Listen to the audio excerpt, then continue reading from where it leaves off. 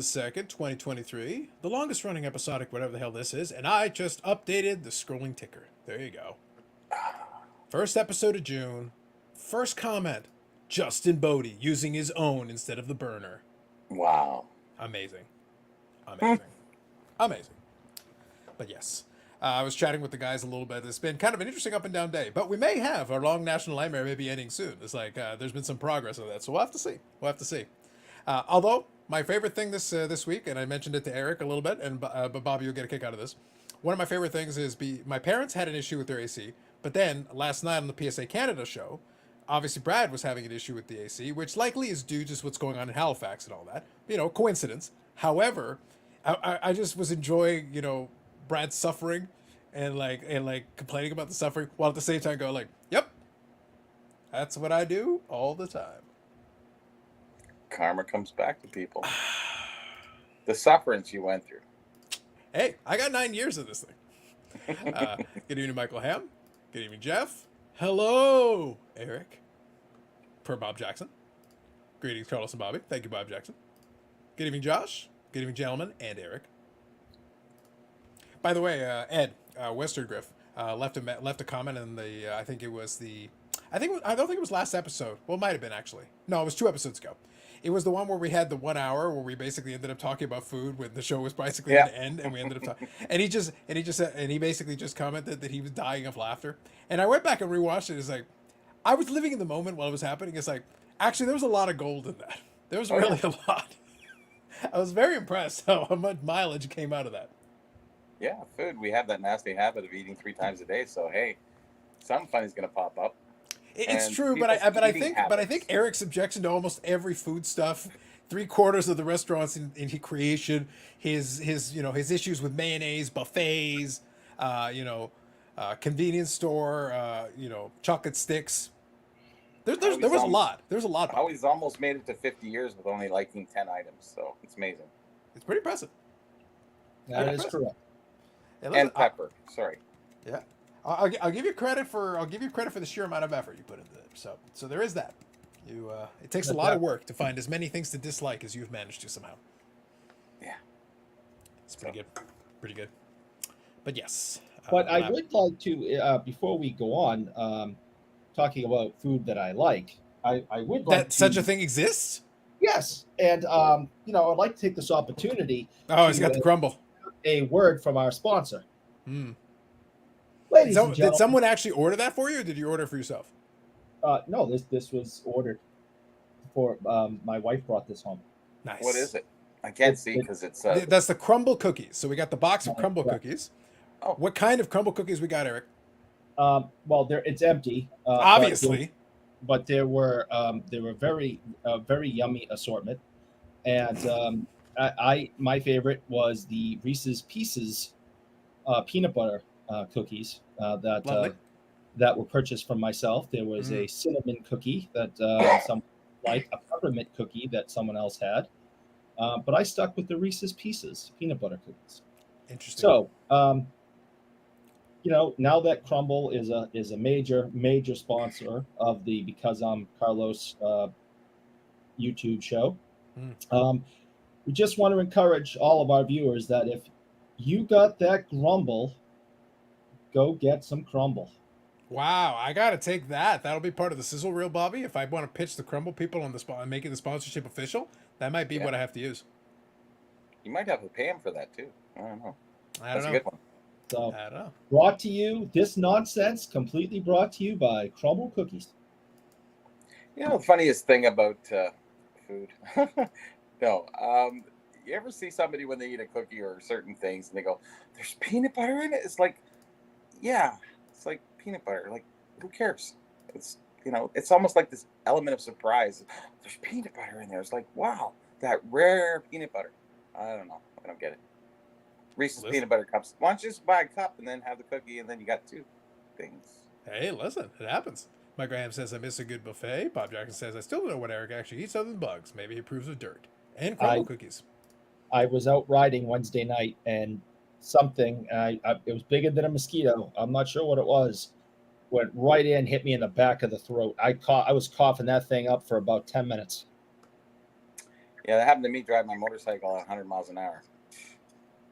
Oh, that's no good. Yeah. Justin says, I miss a good Nutty's buffet. My Graham says, empty Gross. box from 2 months ago. I don't Nope. know. Yesterday. If milk wasn't involved, those cookies don't count. Per Josh, there you go. Eric, how long did it take you to come up with that slogan? That's a valid question. Mm-hmm. It just came to me. And was it written on the back of the box? Be honest. Probably on the bottom. Yeah. No, there's nothing on the back of the box. Wow, there's like, are those like smiley faces or are those supposed to be the cookies?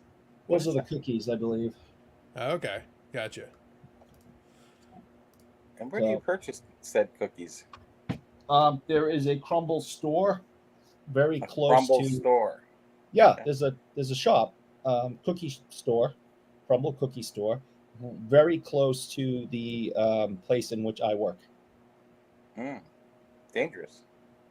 It's up the highway a little. It would take actually a great amount of effort for me to. I could walk there faster than I could drive, because you have to go up on the other side of the highway and go down, and it's just so it. Cookies, man. You can walk 20 miles for cookies, you know.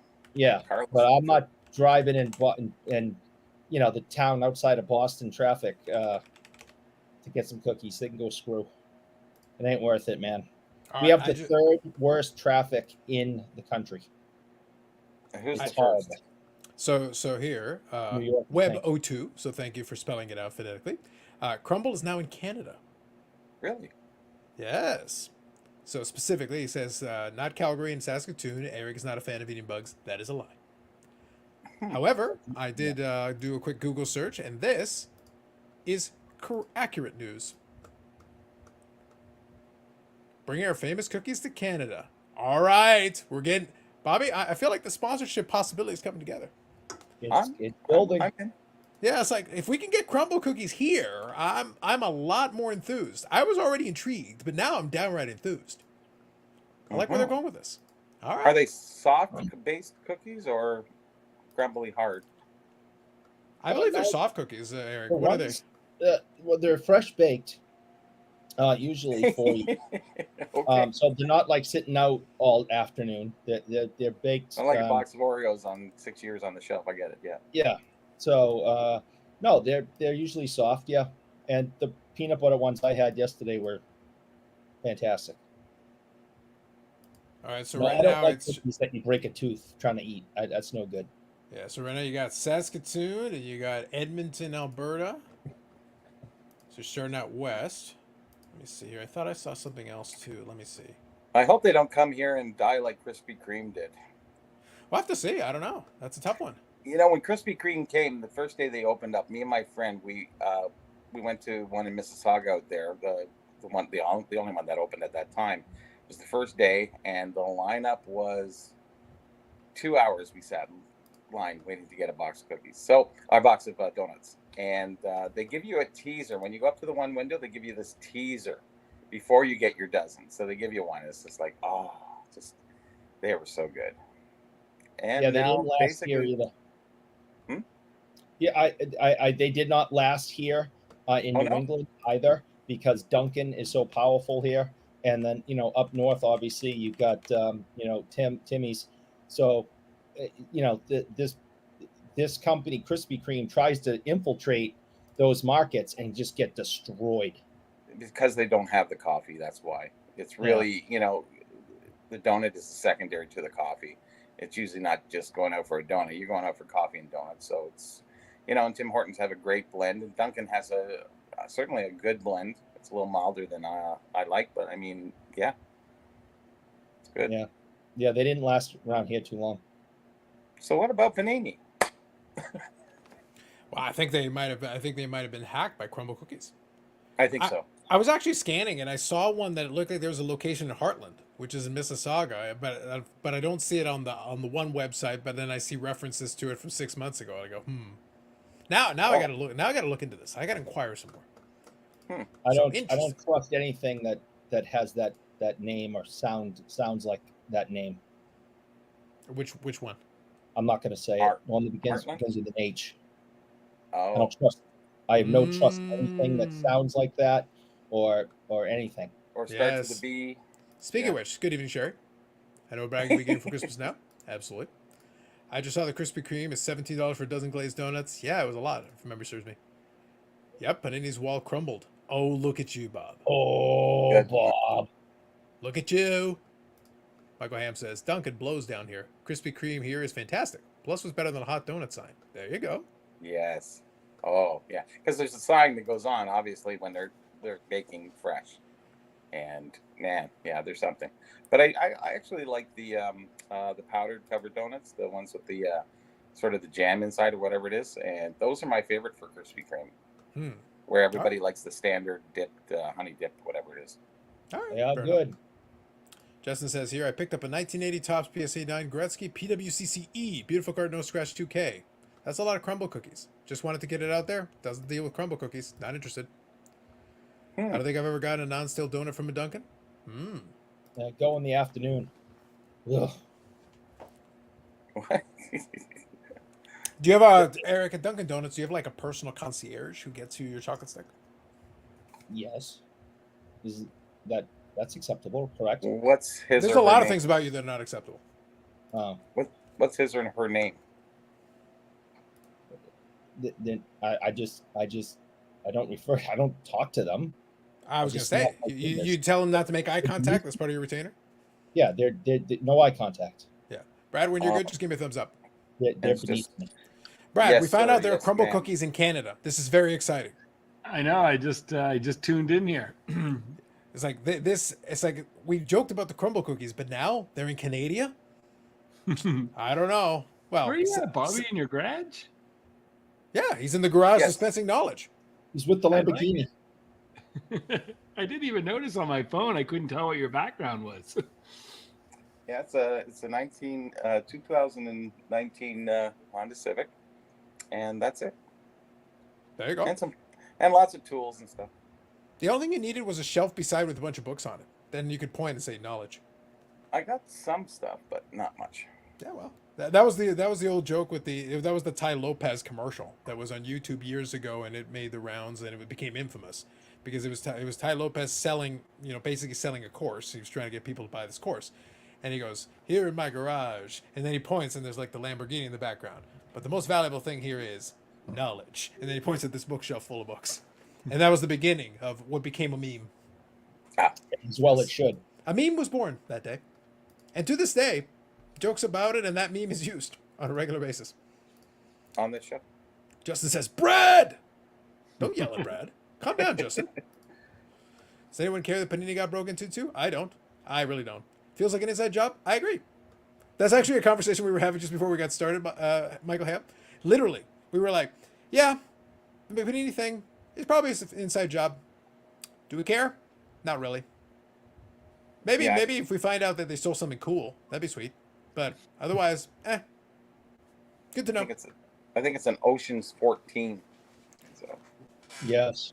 We're gonna find out that it turns out all they did was, and from what I understand, they like took some servers, and if it turns out all they were doing is because they just wanted the cookie recipe. Again, it comes back to cookies. yeah, One maybe somebody person had it on the something- server. Somebody who got cut loose might have had something on file that they didn't want them to find. How about that? Mm-hmm. The conspiracy theories are flying. Oh, hey. Yeah, but the That's problem is the most of the world. conspiracy theories, Brad, are real lame. Oh, like just say, honestly, if it's a data breach from the perspective of like stolen credit card numbers or addresses or whatever, that's one issue, but that's Panini's problem. If it's more along the lines of like proprietary, like super secret designs for future cards, it's like, guys, you have been creative in 8 years. You're just gonna make another. Wait, we're gonna find out which animal print is gonna be in the new select. Oh no! Mm-hmm. It's unicorn. Yep. We all know. Yep. No, he is bougie and parks his car in his office. There you go. Hi all. Nice to see all. Good evening. Some High Valley redemptions seem to have been leaked out as well. Leaked, yes. Nothing. We haven't heard anything about the redemptions themselves being part of that break-in, but there was that separate redemption issue where there was a redemption that somebody had, they had put in for, and they had been waiting for years, and it was actually sold on eBay. It was one of those Logo Man, and the guy had actually redeemed it, and he was waiting for the redemption, and then somebody found it on eBay, and it was purchased for a great deal. The redemption that this guy should have gotten. So it's like, well, so how did you get the redemption that this other person redeemed when they had the redemption? It was an outstanding Inside redemption. job. Yep. There you go. Mhm. Opinions on how artificial intelligence will affect the hobby? We don't even have actual intelligence in the hobby most of the time. I have little hope for artificial. It's been here a long time. It's artificial for sure. Mm-hmm. Mm-hmm. AI, well, I think AI definitely. If you're talking about where cards are going, the NFTs, AI is going to cream that, right? How are you going to compete? For sure. How are you going to compete NFTs when you have the creative nature of the whole world of internet creating your thing? Like I'll say, GPT is going to just wipe Google clean. So yeah, I'll say that. Let me get that potograph. They had some snooty remarks about it, which I actually kind of enjoy. I enjoy when it gets a little bit snooty. However, let me say this: they did make one valid point, which was that why wouldn't, if there was anything of actual value, why wouldn't you put it in the cloud? Why would you actually keep physical servers if somebody could break in and steal? That's a very direct way for somebody to get their hands on it, if that's what you're keeping on there. That kind of information, because you can keep it in a separate data warehouse somewhere that is not on your physical office premises. well, Mama always says, "Stupid is, stupid does." Yeah, and that would go back into like, so you want to keep Panini around for what? Michael Ham says they have so much dirt they kept an individual computer in house and not on the cloud like everyone else does. Yeah, kind of playing in the cloud conversation as well.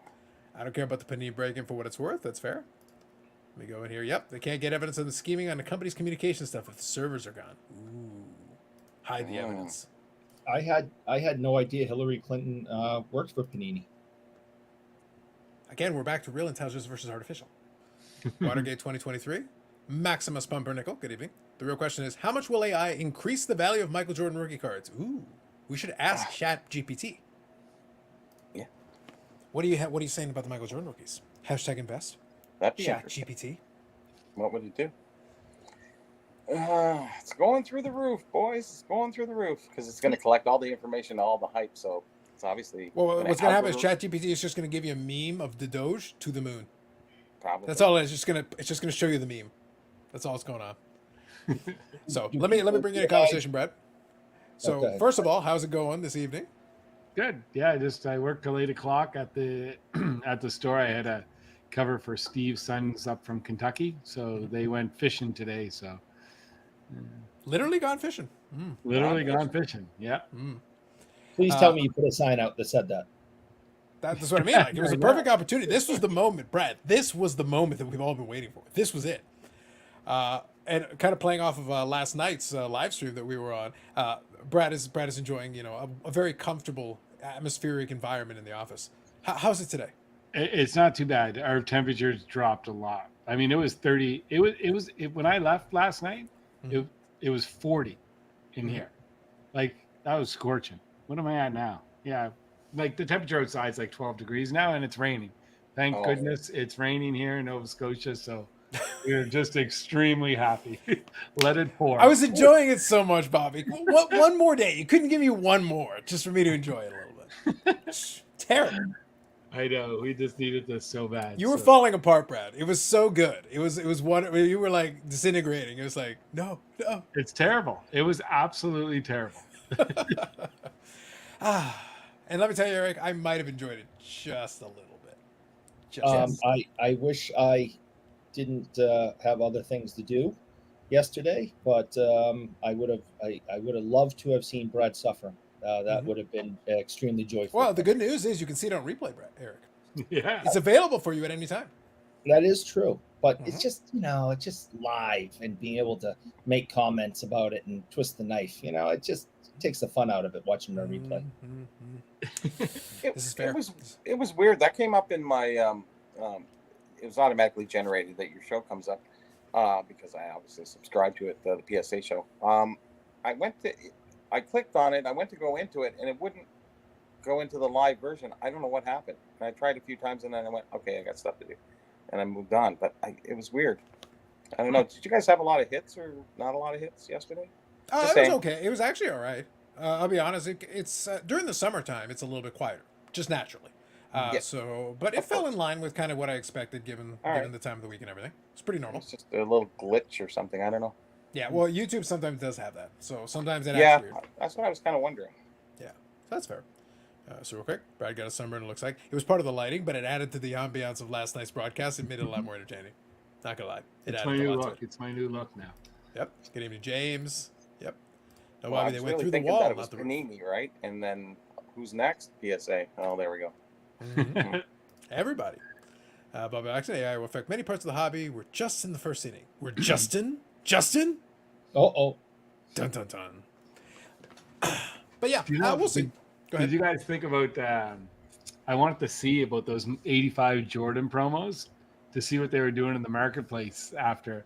Again, like most people that are familiar know that they were reprinted in the '90s, and that's why the whole problem with them was. But Mhm. The star after cards.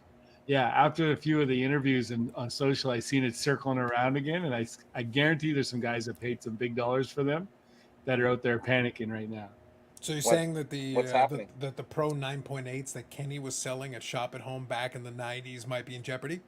There you go. So they, yeah, they produced what I mean. What in '85 was the original ones, I think. Yeah, was it? the Nike was supposed to be at 85. Yeah. '85, and then they made I don't know 100,000 or 200,000 more of them in 1990 or '92, and yeah, there's no way. I mean, they're the same cards. So Yeah, there's they no were way. very basic. It's not like it required a lot of technology to reproduce those cards. There wasn't anything special about them that made them. You didn't need some unique printing technology to make it happen. You could Right. could produce them pretty easily.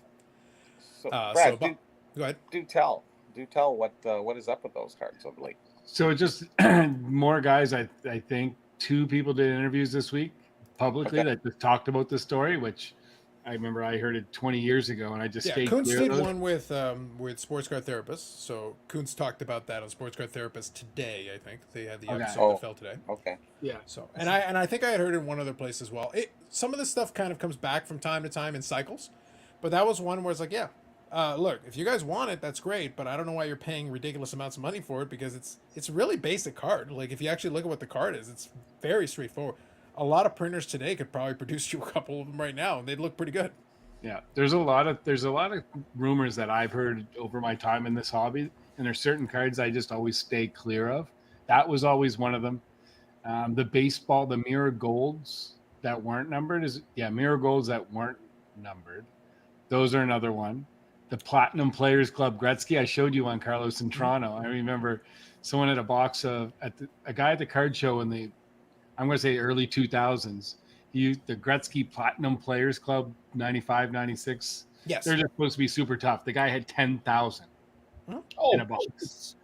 Anyways, I remember I buy them from him for $20. I could sell them on eBay for 60. You know, it was just easy. So every time I'd buy like 10 or 15. I'd sell one every week. And he goes, "How many do you want?" I remember I looked at the box, and that was a real eye opener for me. That was probably at least 20 years ago. Yeah. But I was Well, like, things How aren't many you got? exactly how they seem. not even that long ago, and I've talked about this one before.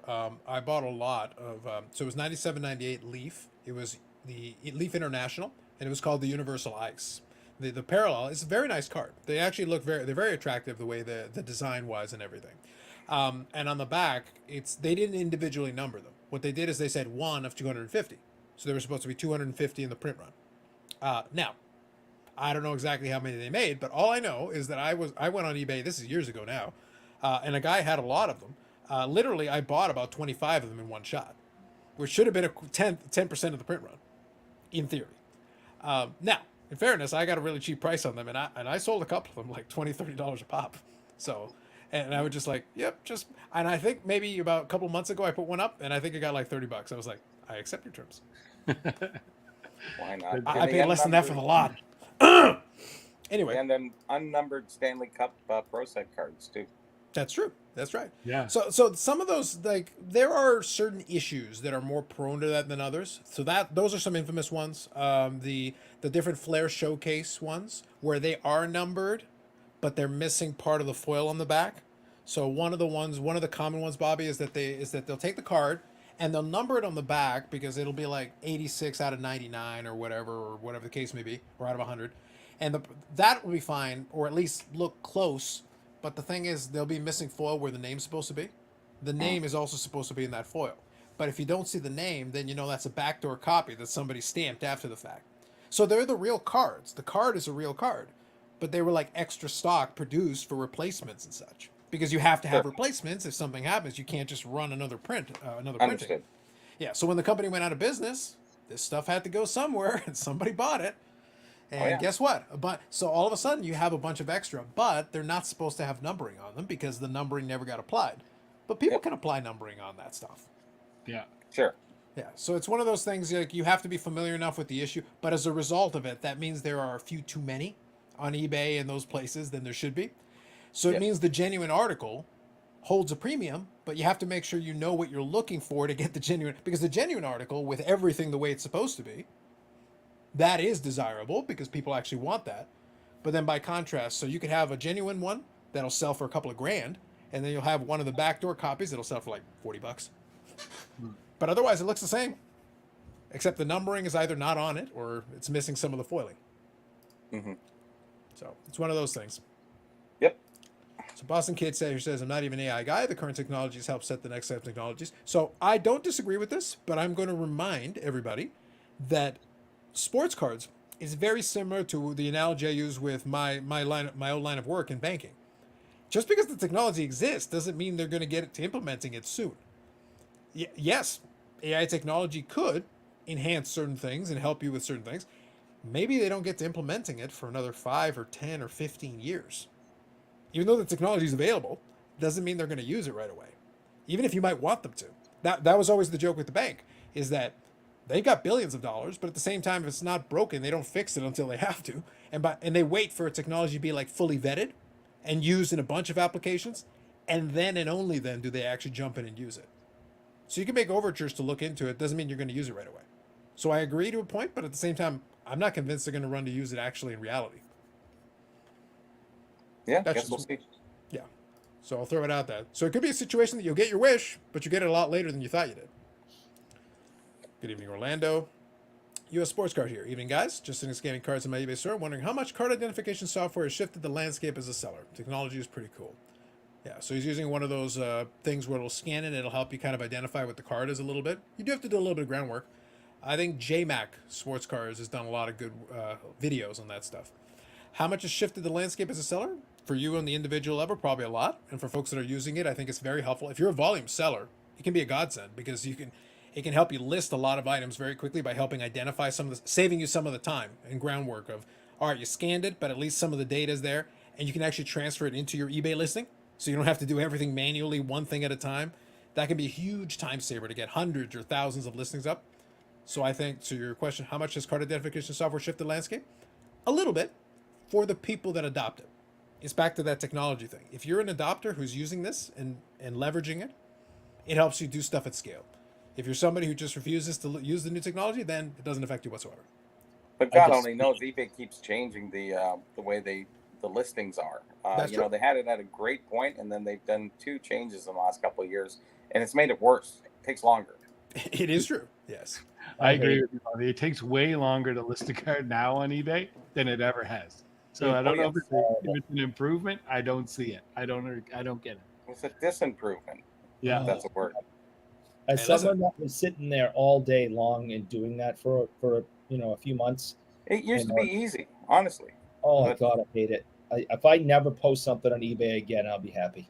There used to also be third-party applications, Bobby, that were really Yeah. good at like you could build a beautiful set template that looked great. You could use some HTML and make it look pretty and everything, and have it look really nice. And then boom, when you're ready, just fill in certain things, update certain pieces, the terminology, the shipping, and all that would already be set up the way you want it to. All right, hit the button, send, boom, listing, done. Well, you can save a template, but that's not even easy to access. It's just, which template, and then you got to scroll through which one. If you're doing cards especially, I guess it's a little bit easier. The things that I do is more, the oddball type of items. There's a lot more explanation needed, where cards are a little bit easier. And, the day will come when, you just scan your card and boom, there's the picture and all the explanations there. Boom, finished. Yeah, well, that's what U.S. Sports Card was talking about, is that there are a couple of applications today that will do some of that for you. And as long as eBay doesn't mess around with it too much, it does fill in some of the gaps and give you, and then you can just make small adjustments to it just to get it, and then boom, hit send and then submit it. So it is improving, but it's you can only keep up. If eBay keeps changing the interface, it's going to keep messing it up. I know. So a little consistency will help these companies make the software better, so that it'll actually work better for them. If you're My doing man an says- arbitrary listing, that's the problem. Is that you go in and it says type in what you want to sell. It's like I want to bypass that. They won't let you bypass it until you type something in and it says, "Did this match?" No. You want to do it on your own? Yes. It's like, Well, for your whatever. stuff, that's going to be problematic. For a lot of the stuff that No, I'll for list, I'll be anybody, like, for I'll anybody. find one that's sold already, sell one like it, and then I just update one or two things. yes, Oh, yeah. exactly. That's a little easier. Yeah, sure. that one's a little bit easier. That helps a lot. But you can change the title completely anyway. Totally. You can Yeah, let yeah, go. for sure. Yeah, That's and I fine. usually will make some adjustments to it just to make it more accurate and use my pictures, of course. But Of course. it helps a lot. But other than that, at least then I can use it straight from my phone. Boom, hit update and upload. Done. Yeah. Never saw the printing plate service on the star cards. Still printing. Eric, are you still printing the star cards? Yeah, you know how much money I'm making? You're gonna need it. Now, who owns the printing plates is the real question. Today. Mm. Were they Okay. destroyed? Oh, absolutely not. No way. Did you guys see that lot on Chasing Cardboard landed for 30,000? Seems like a very sweet deal for them. Yes, I did. I saw that episode. It did seem like a pretty good deal for them. I think it was good though that the seller did have at least a good grasp on what they were selling, and they were comfortable getting the 30K. They pitched the numbers, so I thought that was good. I thought it was a decent deal, but yes, there's definitely room there to make some good, solid profit for them because there were some good cards in there: vintage, modern, shiny, and a little bit of everything. And it was actually a pretty well built collection they had. But I think they were using it to finance some real estate they were doing and some improvements to their house, so they didn't want to take any loans. So they decided to do it with cash from the cards. And apparently the guy bought very well. From the conversation and everything, he bought very well and at good times. He bought Tom Brady when he was cheap, which is what he should be right now. So he did that and took advantage of the increase in the market and was able to at least leverage some of that for profit. So the guy profited on it regardless and made $30,000 cash. That's pretty good. That's awesome. I prefer the Star Chrome reprint. Would love the refractor, but they're expensive. That's fair. Justin says, I got the Platinum whatever. I love the Platinum whatever. Gretzky PSA 9. The Platinum whatever. players. Platinum I whatever love is huge. SSP. Any interest in reading the book that Mike Kramer found? I heard about this. Apparently, Yeah. that Mike Kramer's going to have a memoir. I'm amused. I'm not going to lie. I may have put it on Amazon. All right, save this shit. I'm curious. Mm-hmm. But right now, I think it's listed on Amazon.ca for like $40. I'm like, fuck no. No, not for $40. Absolutely not. You're not that interesting. Shut up. I will take it when you make the price more reasonable. I'll give you like $15. It's a paperback. Get out of here. I'm sorry, cards are not that interesting, buddy. Oh, but I found it Pacific. Good for you. Good evening, Paul. Brad, do you want to fill in anything about it? He's a swell guy, I'm sure. No comment. There you go. No love for Mike Kramer. Damn, Brad. All right, Brad, Maximus you love Bumper. everybody. How you don't? Oh my God! That's a damning statement, Bobby. That's a damning statement of Mike Kramer. And now I want to see more of this memoir. Yeah, Chapter 8. Fuck I'm Brad telling Harlan. you. Wow. Yeah. All right. Wow. Right. It's mutual. Goes both ways. Dang. Okay. I would Jeez. definitely spend $40 for this thing now. This might go on the undercard of the Len Potty Bougie Eric, fight card. Like, dang. All right. I see what's going on. Maximus says, Jared Kalinix back on the card stats is greater than Juan Soto's back on the card stats. I kind of doubt that, but sure. Let me scroll through here. Yep. Went from 6,000 listings in January for 57,000 listings now. Yep. That'll do it. That'll Great do it. job. Where the hell is the new Turbo Lister? I know. I remember the old Turbo Lister. So sick of seeing listings labeled in the wrong player all the time. Yeah, absolutely. Absolutely. That's why I say, like, eBay actually had a useful tool, and then, of course, that's why it went away. Stuke here. Good evening. Absolutely. I miss Turbo Lister Zach. Good evening, Zach. Let's go through here. eBay seems to be catering to the Chinese crap sellers where items are $1.48 with free shipping from China. I wish it was $1.48 free shipping from China. That is semi-true. But it's weird. I'll be honest, I don't think they're catering to anybody. Like, if I'm being 100% honest, I think everybody is, like, almost equally annoyed with them. It's like, guys, the idea here is that people buy stuff and we can sell stuff. Why are you making it hard for everyone? It's literally difficult for everyone. The buyers have an advantage for sure, but, like, it's not like it's the greatest interface and the greatest everything for the buyer either. But for the seller, it's like, if it wasn't for the eyeballs that you have, I literally wouldn't use this platform. Oh God, no. Literally would not use this platform. The eyeballs is literally what's keeping you relevant. Yes, it's complete garbage. Yeah, you're abusing the privilege. It's absolutely terrible. I copy a template for each listing. Makes sense. Makes sense. Today I was able to watch my first PSA review using the app. Pretty cool overall. I heard about this. I haven't had the chance to check it out too, but that's cool. Good to hear. Trish Stratus event worn wardrobe card. PSA 8 is always with the thick cards, but oh well. Hey, that's cool. And relevant. She is right now in the current storyline, so well played on that. Wait a minute. She's back to wrestling, isn't she like 50? Boy, aren't you like 50? Are you judging Yeah, Trish and Stratus? I'm not wrestling. You should be. That'd be great. You should wrestle the raccoon. Oh. I'd buy that pay-per-view. No, Don't be dissing Canada's own Trish Stratus. Eric. Come on. I'm not, who said I'm dissing her? That's what I'm saying. Brad, am I not anyway. sensing some dissing? I am sensing some judgment. Why is this elderly woman getting into the ring? Wow, hold on. She's an elderly woman. And what are you then? I'm just asking. Why is this woman who belongs in a retirement home? Wow. Are you kidding me? Trish Stratus is 47, Eric. She's younger than you are. And she looks great. No, I'm just kidding. No, she's awesome. Listen, she is right now in a feud with Becky Lynch as we speak. We speak. And she won the pay-per-view match she was in Saudi Arabia. Saudi blood money WWE for the win. There you go. And she has 2 real hits. Facts. Her That's hips right. are very nice. All I'm saying, I feel like there was a lot of judgment by you, sir. That was a lot of judgment. So, and by the way, her whole gimmick is now that she's now she's the bad guy. So now the whole thing is like, you should be grateful to me. Thank you, Trish. Is her tagline now. Thank you, Trish. She wants everyone to thank her. It's like there you go. I was like, I like it. I'm not gonna lie, I like it. I'm highly entertained. By the way, the feud is garbage. Like, but to be fair, that's both their faults. It's terrible across the board. But she now has a new protege, which might mean some of the cards I purchased recently might go up in value. So I'm good. I approve of everything. I won't watch it because it's shit, but I approve of what you're doing. Keep going, Trish. You're doing great. Doing great. I support it fully and completely. Approve and profit are aligned. Hey, listen, it works out, Bobby. It works out. Green cardboard here. It Back says, in the 90s when they brought Moolah back, I feel like this is the same thing. Not really, no. We're back to distance your status, eh? There, Bougie Eric. I remind you that she's younger than you. Unbelievable. Brad, this is scandalous, is what this is. I can't pay attention to him anymore. This is one of Eric's roughest takes. It's worse than the bacon take. It's worse than the mayo take. It's worse than the buffet take. It's terrible. All of it's terrible. All right, green cardboard. Saw this $50 sub for $19.90 in Newark. Yes. We'll try to sub some Japanese and Korean cards from my PCA registry through a friend. Fair enough. All right, that sounds good. It's good that you found something there that fit the category. That's good. Just got to my kids' lacrosse game, and what am I doing? Watching you guys. I appreciate it.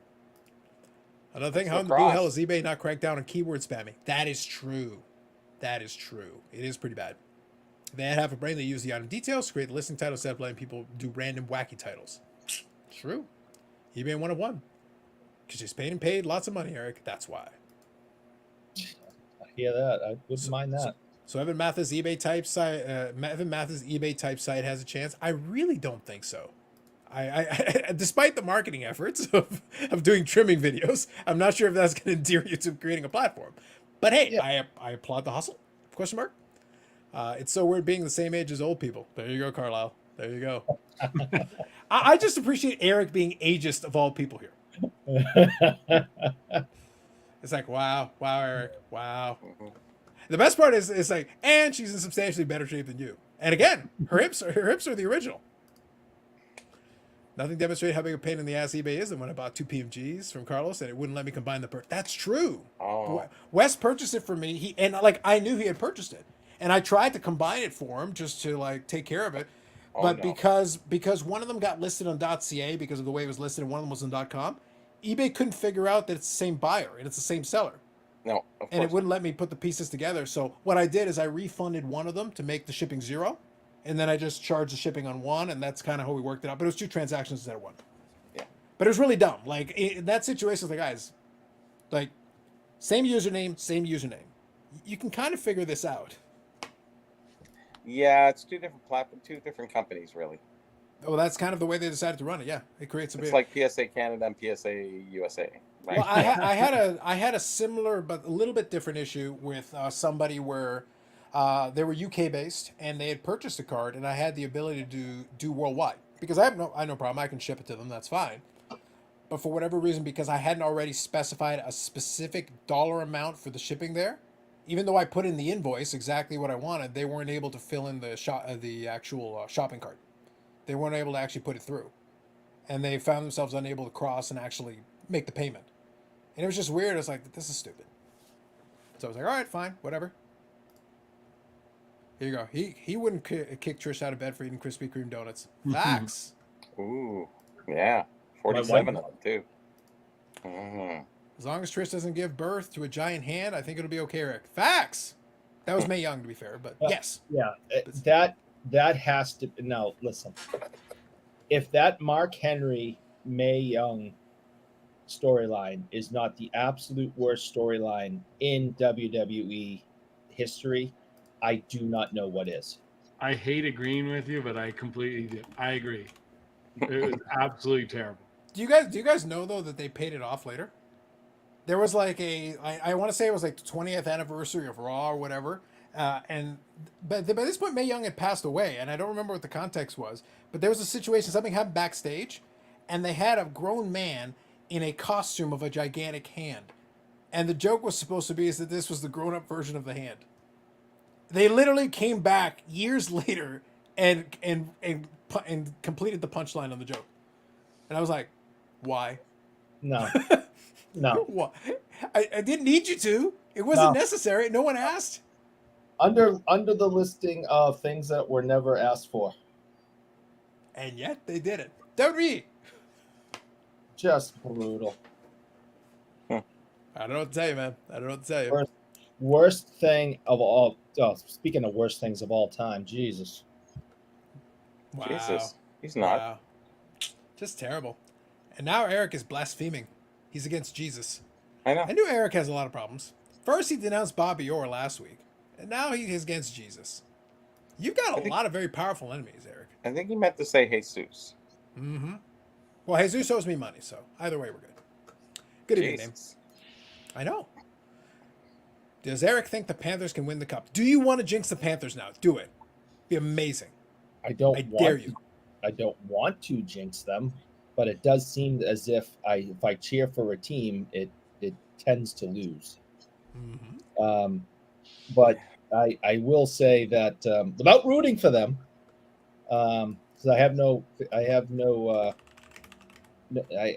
nothing on this game or anything, but I would say the Panthers are going to win this. I think they are tougher. I think every single player and every single shift is just going all out. They're not going to give Vegas the opportunity to skate around. They're going to make that rink very, very small. And, I don't think it's going to be high scoring games. But I think the Panthers are going to make that rink really, really small for Vegas. Okay, we'll see. So that is officially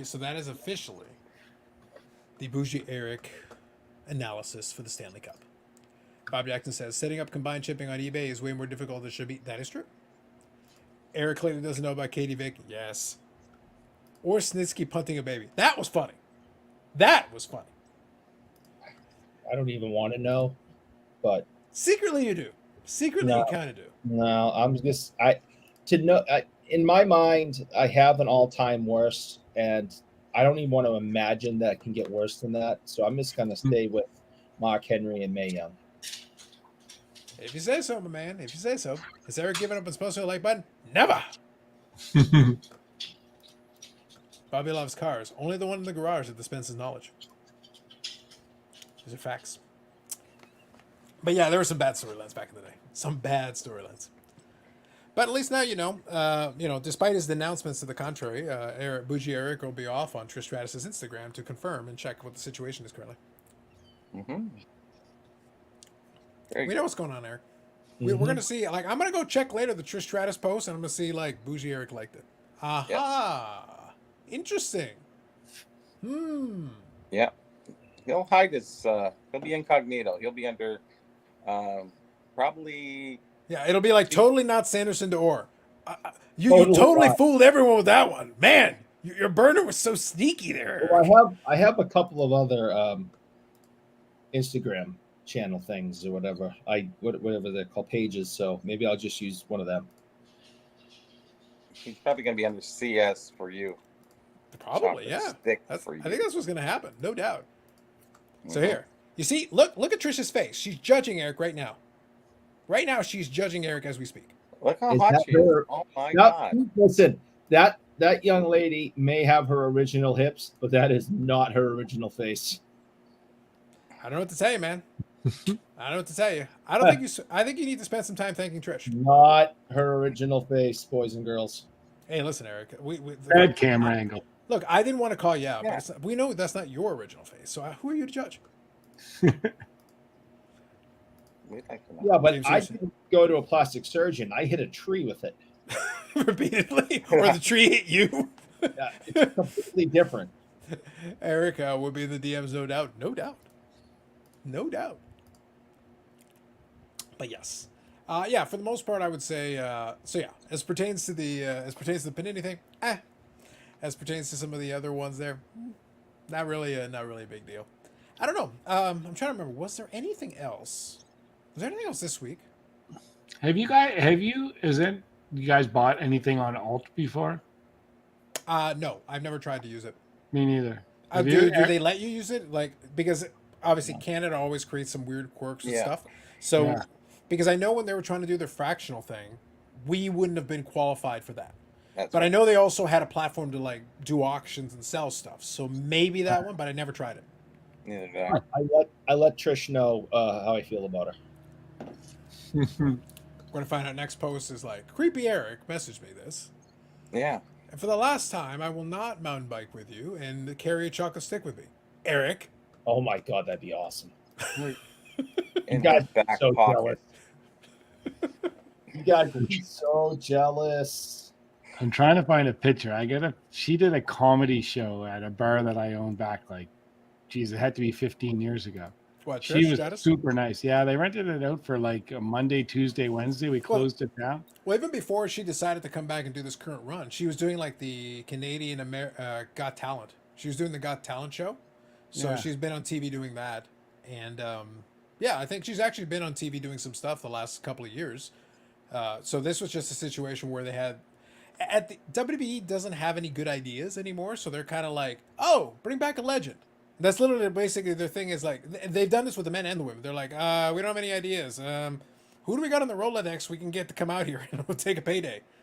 Because basically, like, Becky Lynch is already an established character. She doesn't really need it.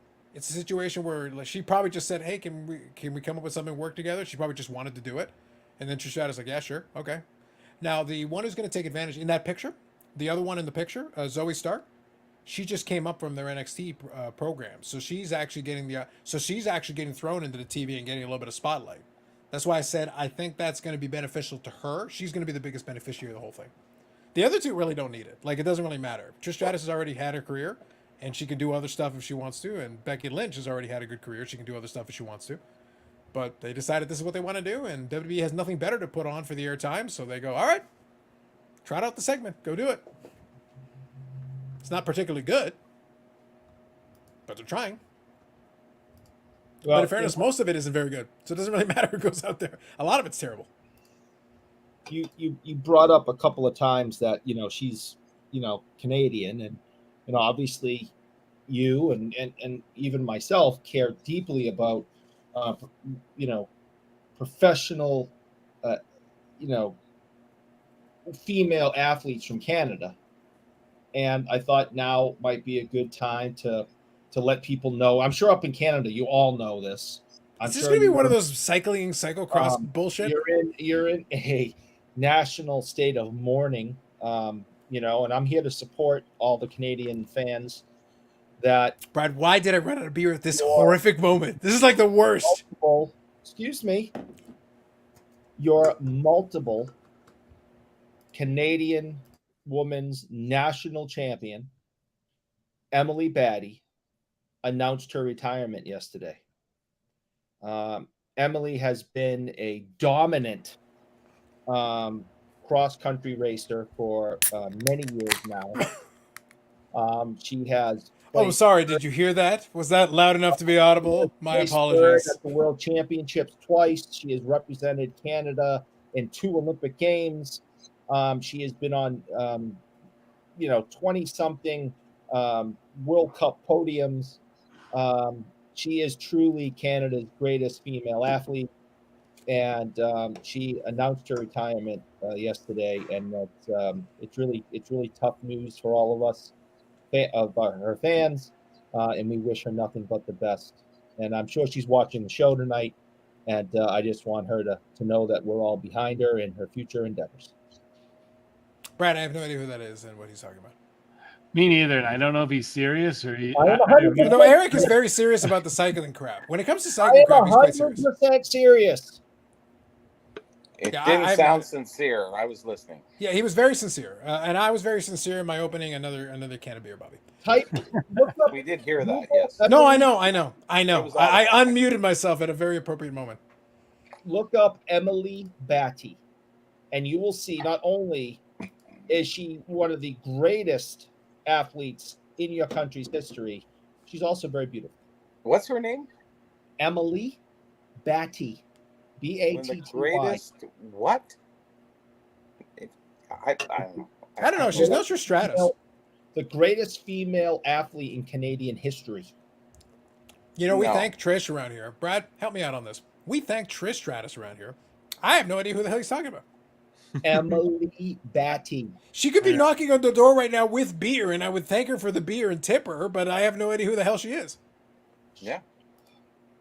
She No idea. represented you in 2 Olympic Games. Oh, the Olympics? That's even worse. I hate the Olympics. Wow. The Olympics are That's trash. even less The known. Olympics Yeah. suck. Yeah. I don't God. understand you The people. Olympic is like international sport for peasants. Moving on. One of your true Canadian heroes has Brad, announced- this makes me so happy.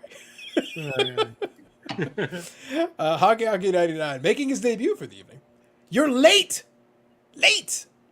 Panel, what do you think of the data Neo display from Gem Rate? PSA submissions are down in May. Is that the rationale behind the June special? Only because you asked for it.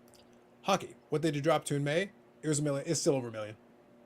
Yeah. So it dropped down from 1.22, which is like the record amount. But yes, no, I don't think it was the impetus behind the June special. But I do think we talked about this before. They're going to cycle specials over time. The question is always, what special? What category? What element? They've done TCG already a couple different times. And the complaint was, hey, what about, the 90s folks? What about, this stuff? Well, this one fits in the 90s thing. The idea is to consistently keep stuff coming in. So yeah, it dropped down, but it dropped down from the record amount of all time. Yeah. So it's like, And I think you can look at it a different way too. Like how many cards that they currently have in house. So 1 month could be 1.2, and all of a sudden they're like, all right, you know what? We just pounded those cards out. Let's do these vintage orders now and focus on this. And we know we're going to dip down a little bit, but then we're going to ramp it back up again, and we're going to do all these TCG cards, which obviously are graded much faster than, vintage cards, for example. Let's do these problem orders. Let's see. So I think you'll see right back next month, 1.2, 1.2, 1.3. yep.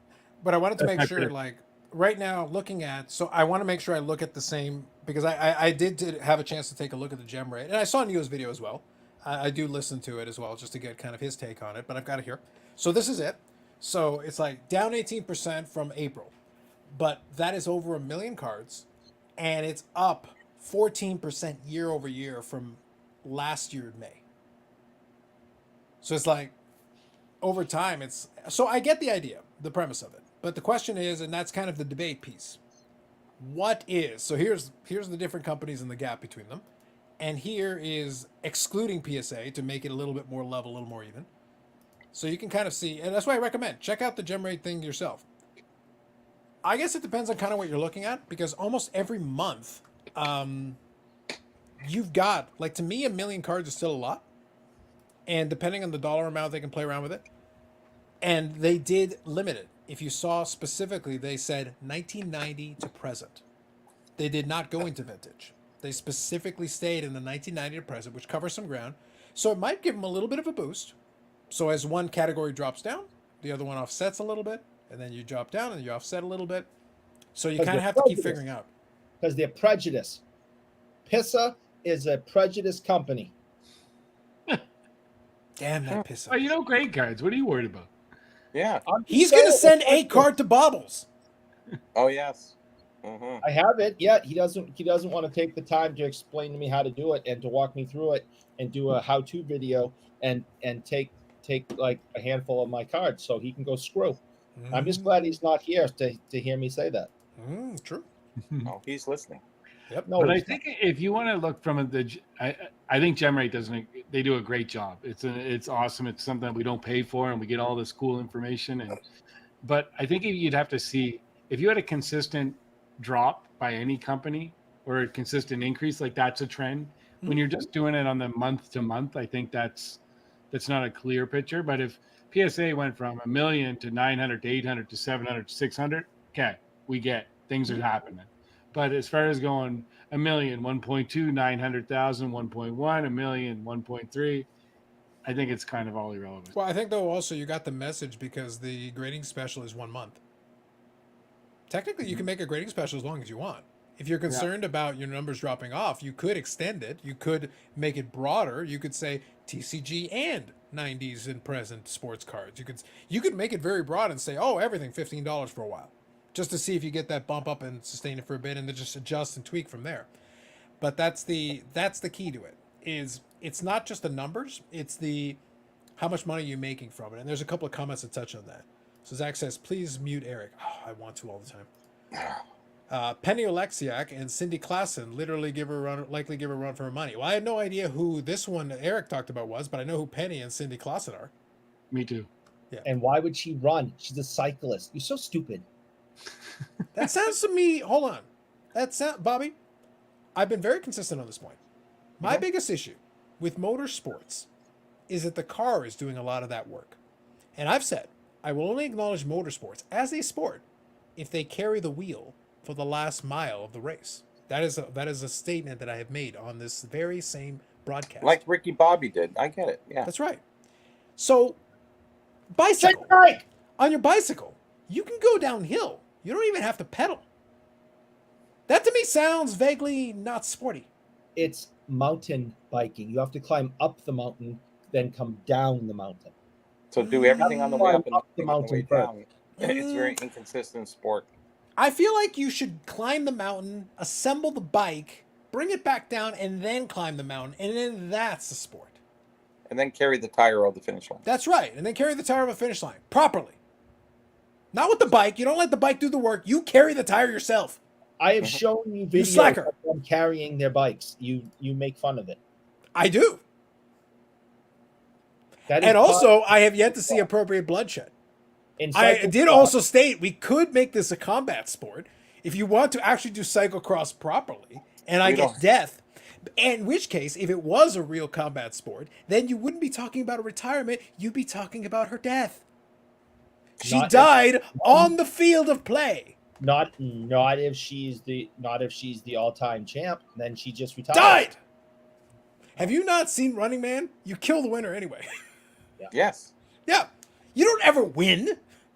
Brad, help me out here. The Running Man clearly tell us you don't actually win. I agree. That's all I'm saying. That's all I'm saying. How many restraining orders does Eric have against it? We can't even keep count. First of all, it's not a him.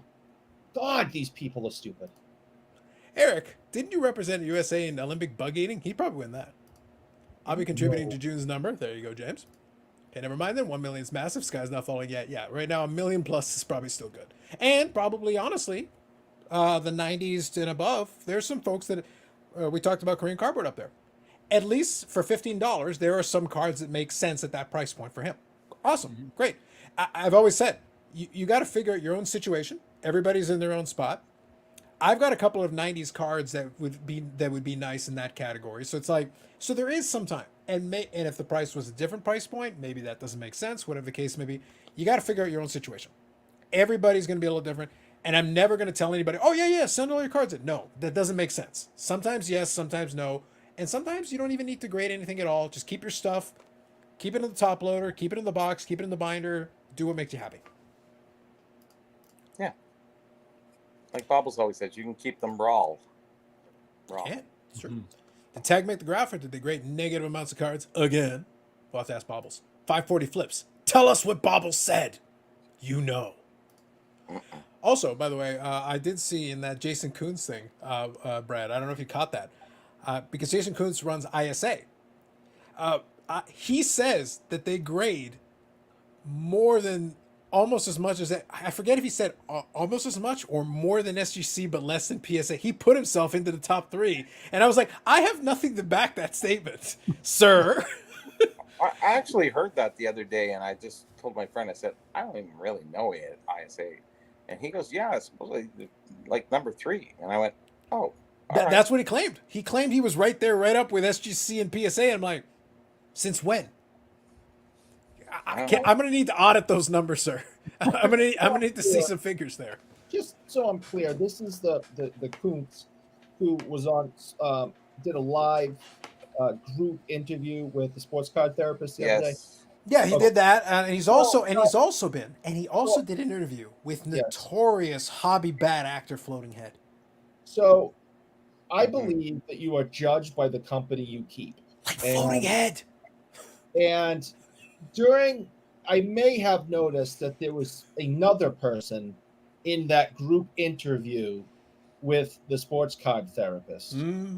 And if that's the type of people that Mr. Kuntz is hanging out with, I wouldn't take his word for anything. So, Brad, now he's denouncing Tim. He's denounced Trish Stratus and Big Hat.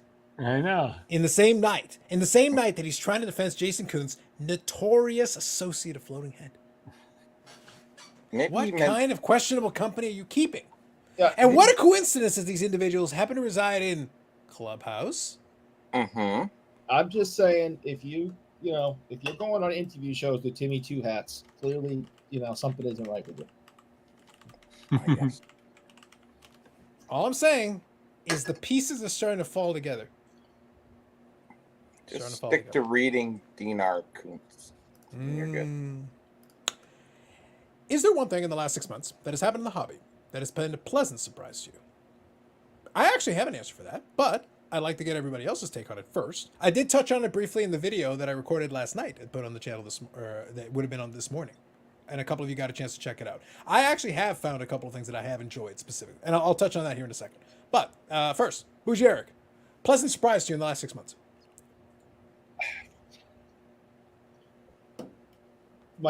All right, so it goes together.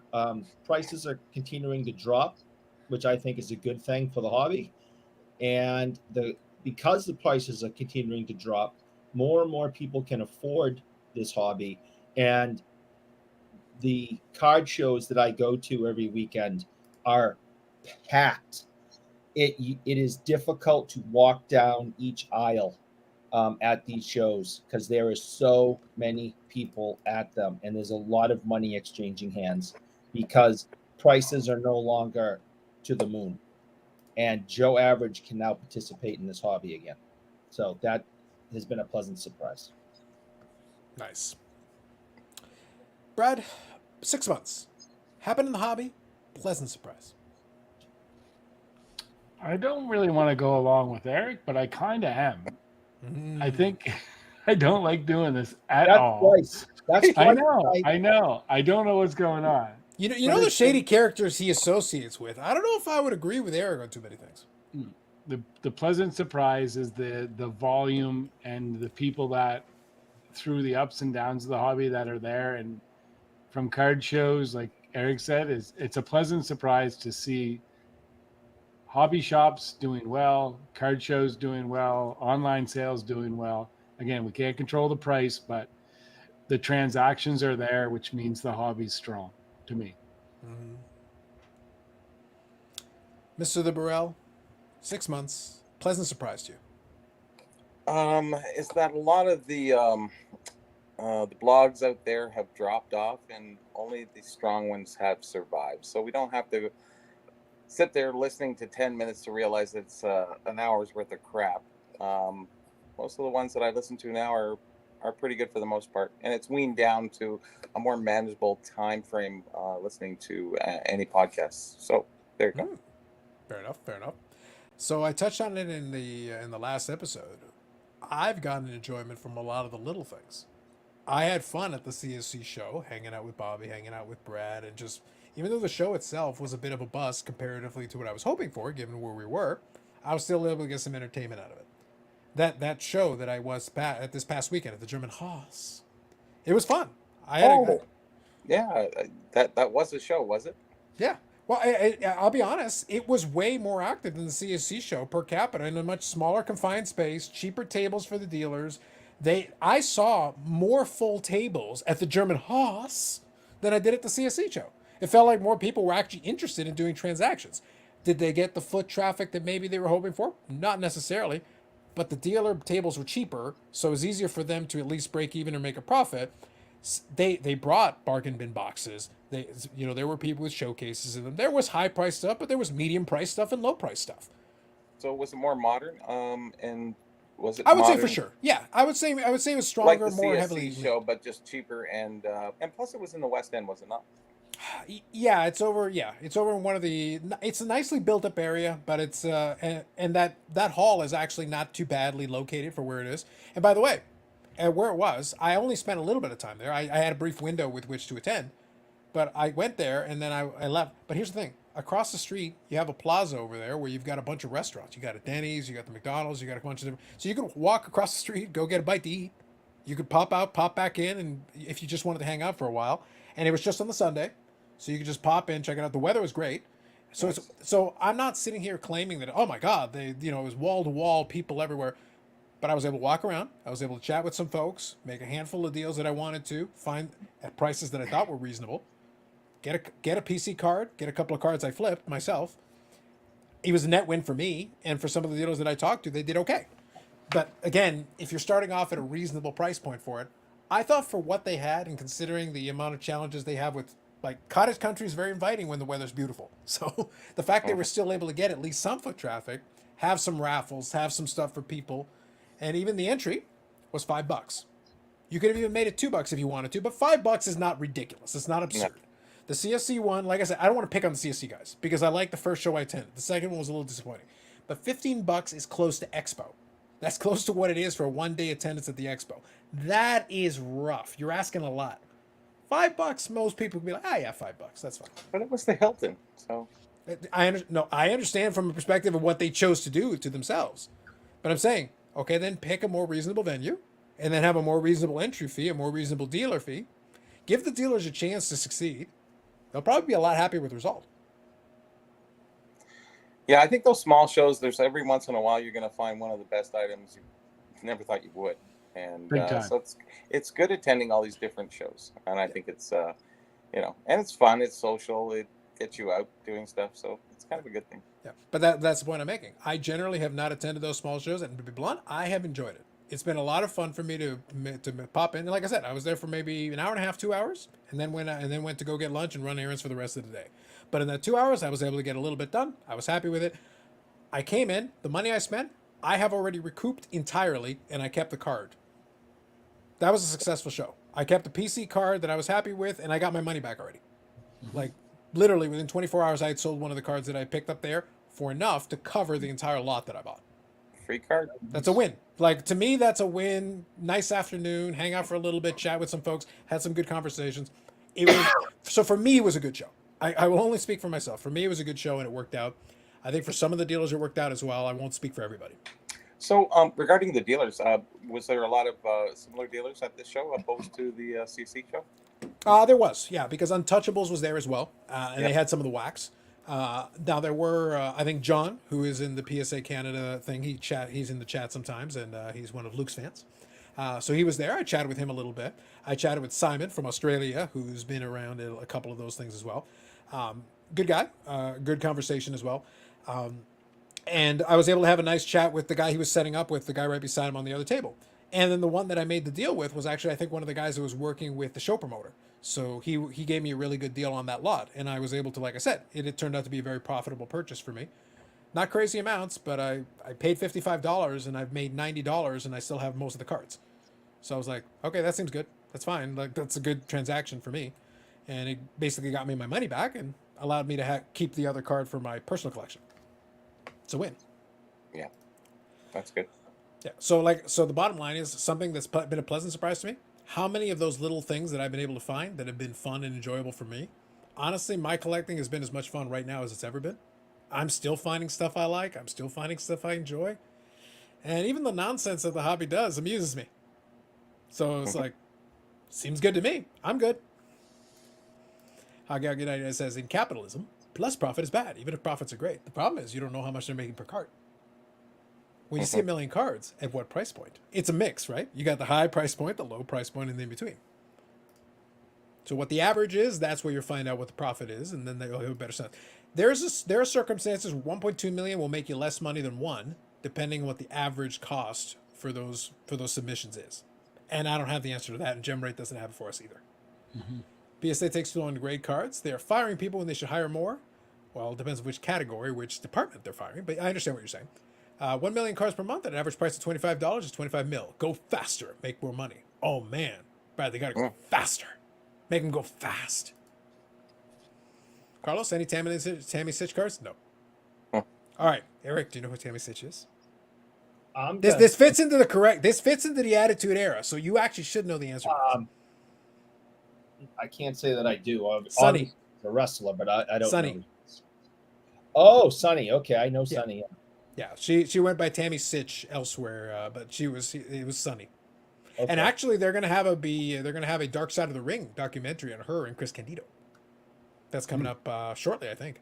I think it came out this week already. Oh, did it already come out? Okay, so I was saying, like, timely. I have it recorded. I haven't watched it yet. Yeah, they usually do a pretty good job. I like the Dark Side of the Ring. They do. I think they're very interesting. Jericho runs that. He does. Yeah, he contributes a lot to that. I think he's like the producer of it. I think for some of those episodes, yeah. I don't think across the board, but I think he definitely like contributes on some of them, and he's a narrator and he helps out with a lot of it for sure. Hey, Brad, do that again. Just do that again for me. Wow, you get this guy a little excitement. Jeez. Hand him a jar of mayonnaise. Calm down. And we hit that point. I know. Boys, I'm taking off. It's been a pleasure. Even you, Eric. It's been a pleasure to see and talk with you guys again tonight. Yeah. Now, Brad, when you're done melting, after you put some ice all over yourself, then remember. So we got a Medano card and we got some packs and we're gonna make some content. It's gonna be good. I got it ready to ship. Yeah, this is gonna be fun. I think so he's got some 2000, 2001. It's O-Pee-Chee, right? Yeah. Yeah, O-Pee-Chee 2000, 2001 O-Pee-Chee packs. Yeah. So I think that'll be interesting. So we're gonna have some packs with that, and he's got a 1-of-1 Medano that he's been teasing me with for weeks. Oh. I know. I love it. I love it. I even got a couple things set aside for all you guys. So, all right, boys, enjoy the night, and we shall chat soon. Sounds good, Brad. Take her easy. Have a good one. See you, fellas. Good seeing you. All right. So Josh here says Bobbles should make a 5-part video special and submit with SGC. Facts. All right. Let me get caught up here. We're almost 20 minutes behind, so let me get caught up. Wow. So I can walk him through it soon. Even though there's a video pin on my YouTube channel, top of the website, it's not a bad idea to walk him through. I think it'll be good content. Just do it. You may need to use a walker to get him through it since you have bad hip and all. Facts, Bob Jackson. Shut up, Bob. Let's start a company called PSA, the PSA of Canada. That's right. Look at you, Michael. It's Pissa. All right. Remember, Carlos, I can spam the chat with the porn bots. South Motorsports slander immediately. Hey, listen, make him carry the wheel and I'll accept it. HGC submissions down, CSG and BGS submissions up. Anything to read into? No.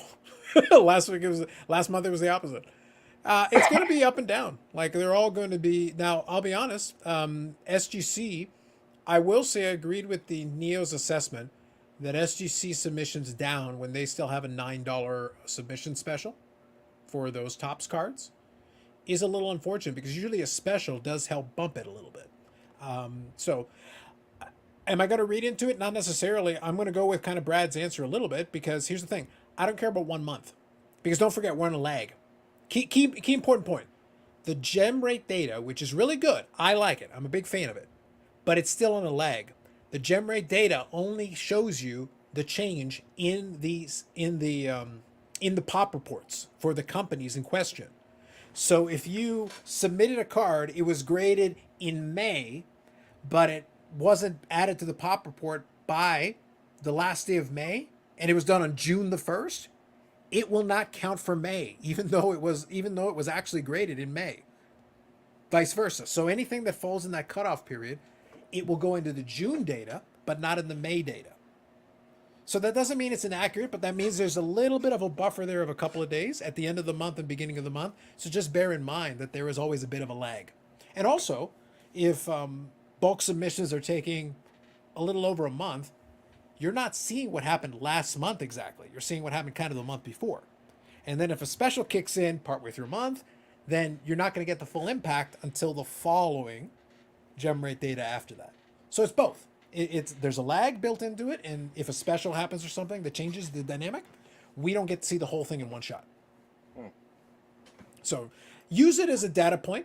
It's a useful piece of information, but it's not the be all and end all. But it's a good piece of information to look at, just so you understand kind of basically what's going on. It'll give you a little bit of an idea. It's better than having no information. I like having a little bit of information, so that's good.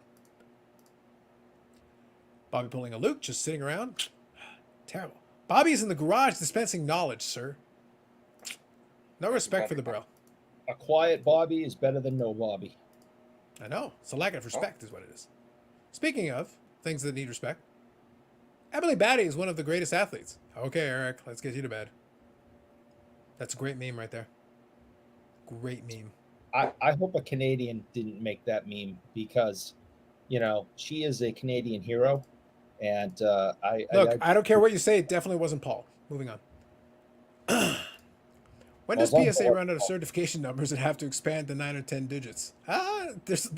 We keep putting in more cards. We'll have to see. Carlos is an honest man. We love him. Debatable. Say who? What? Huh? I sounded great. We spoke. Arena Club to the moon. Brad going to long-term hold your Manoa collection. You just missed him. Damn.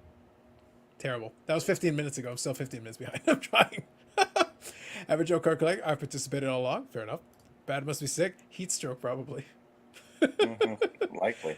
Look, I like I said, I made fun of him because it's kind of fun for me. But look, I had this conversation with my parents. My parents had their AC break, and they're older, so my mom was complaining to me about it, which I understood. I got it. But it's one of those things. But she was complaining to me about it. On my main floor, I don't have AC or heating. That's always been the running joke here. It's on this floor, I've got the AC unit upstairs. It's there. And I actually need to get because I need the ductless system. I might get that resolved soon. I'm actually in progress of looking into that here, and we might actually make some progress on that. But for now, this floor, it's the greenhouse effect. All the sun that goes through any windows, it just heats up all the air in the room. You get all the humidity. It's cooler outside when we get into the proper sun. That's not a joke. I can go outside, and it's way cooler out there than it is in here a lot of time. It becomes an oven. At least there's a breeze, right? That's right. Exactly. You can go outside, and at least there's a breeze. So I understood what she was saying, but I kind of just laughed because I was like, but a lot of what she was saying was factually accurate. But I was like, yeah, the humidity beats you down, and it wears you out because heat, I don't mind, but humidity, it's like that saying. I'm paraphrasing here to borrow from another saying. It's look, humidity makes cowards of us all. At a certain point, it just starts beating you down, and it's you're done. Doesn't matter what you want to do. It's you want to do all this stuff, you just don't have it in you. It just drains you until you got no battery left. Yeah. So if Brad is experiencing that in his place with the AC not working, that's going to run you down. You're not going to be at your best. However you want to put it. Real quick. If there's so many people at card shows, wouldn't that mean increased demand, higher prices? Not necessarily. No. It only means that foot traffic, there are people willing to look. People are looking. Yeah. People are willing to buy if your price point is reflective. And understand one thing about the hobby, and going forward, it's a social thing too. It's looking for your little piece of treasure that you're trying to search for. if you don't go out to these shows, you won't find anything. And as Carlos is seeing now that the smaller shows are actually paying dividends to him in his personal collection. And that's really good. There's a lot of good things about it. It's the social aspect, and having the fun, and talking to dealers, and not being rushed. Like the expo is a big show, and you got to get around because you want to see everything. Yeah. But smaller shows, you can take your time and enjoy a little bit more, I think. You totally can. And that's been my experience. That's why I've been enjoying it for what it is. And I'm also going in with no preconceived notion or expectations. I just walk in and see what's presented in front of me, see what And they got. something to do on a day off. Yeah. Well, And you I'll- have a lot of days off, but I mean, yeah. Yeah, Just saying. well, he does. Yeah. Listen. The Of late. current temporary retirement, it's doing me good. It's doing Temporary me good. retirement. It's doing me good. Look, I'd like to be a permanent retirement, but I don't think I can quite match. I don't think I can quite get there. A Lotto Max is 70 million. That could go a long way. Well, that might help. That might be a different conversation. So anyway, the overall though for this question is just because you got foot traffic, and I'll use a good analogy from the CSC show because Bobby was there for that one. And he saw how empty it was, especially on the second day when he came in and got the chance to see it personally. But here's the thing: the one guy in the corner, I did a couple of purchases with him, and he did two things that were very smart. Number one, he had items that were at reasonable price points. To like even the stuff on the showcase that he had in front of him, it wasn't crazy priced.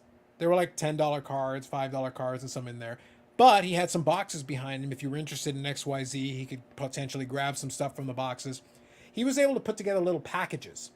So even though the table price was actually very high, and that hurts some of the dealers, and he's not sitting there, he has a couple of more expensive cards, but they're mostly showpieces. If somebody wanted to come and buy, he would have sold it to them.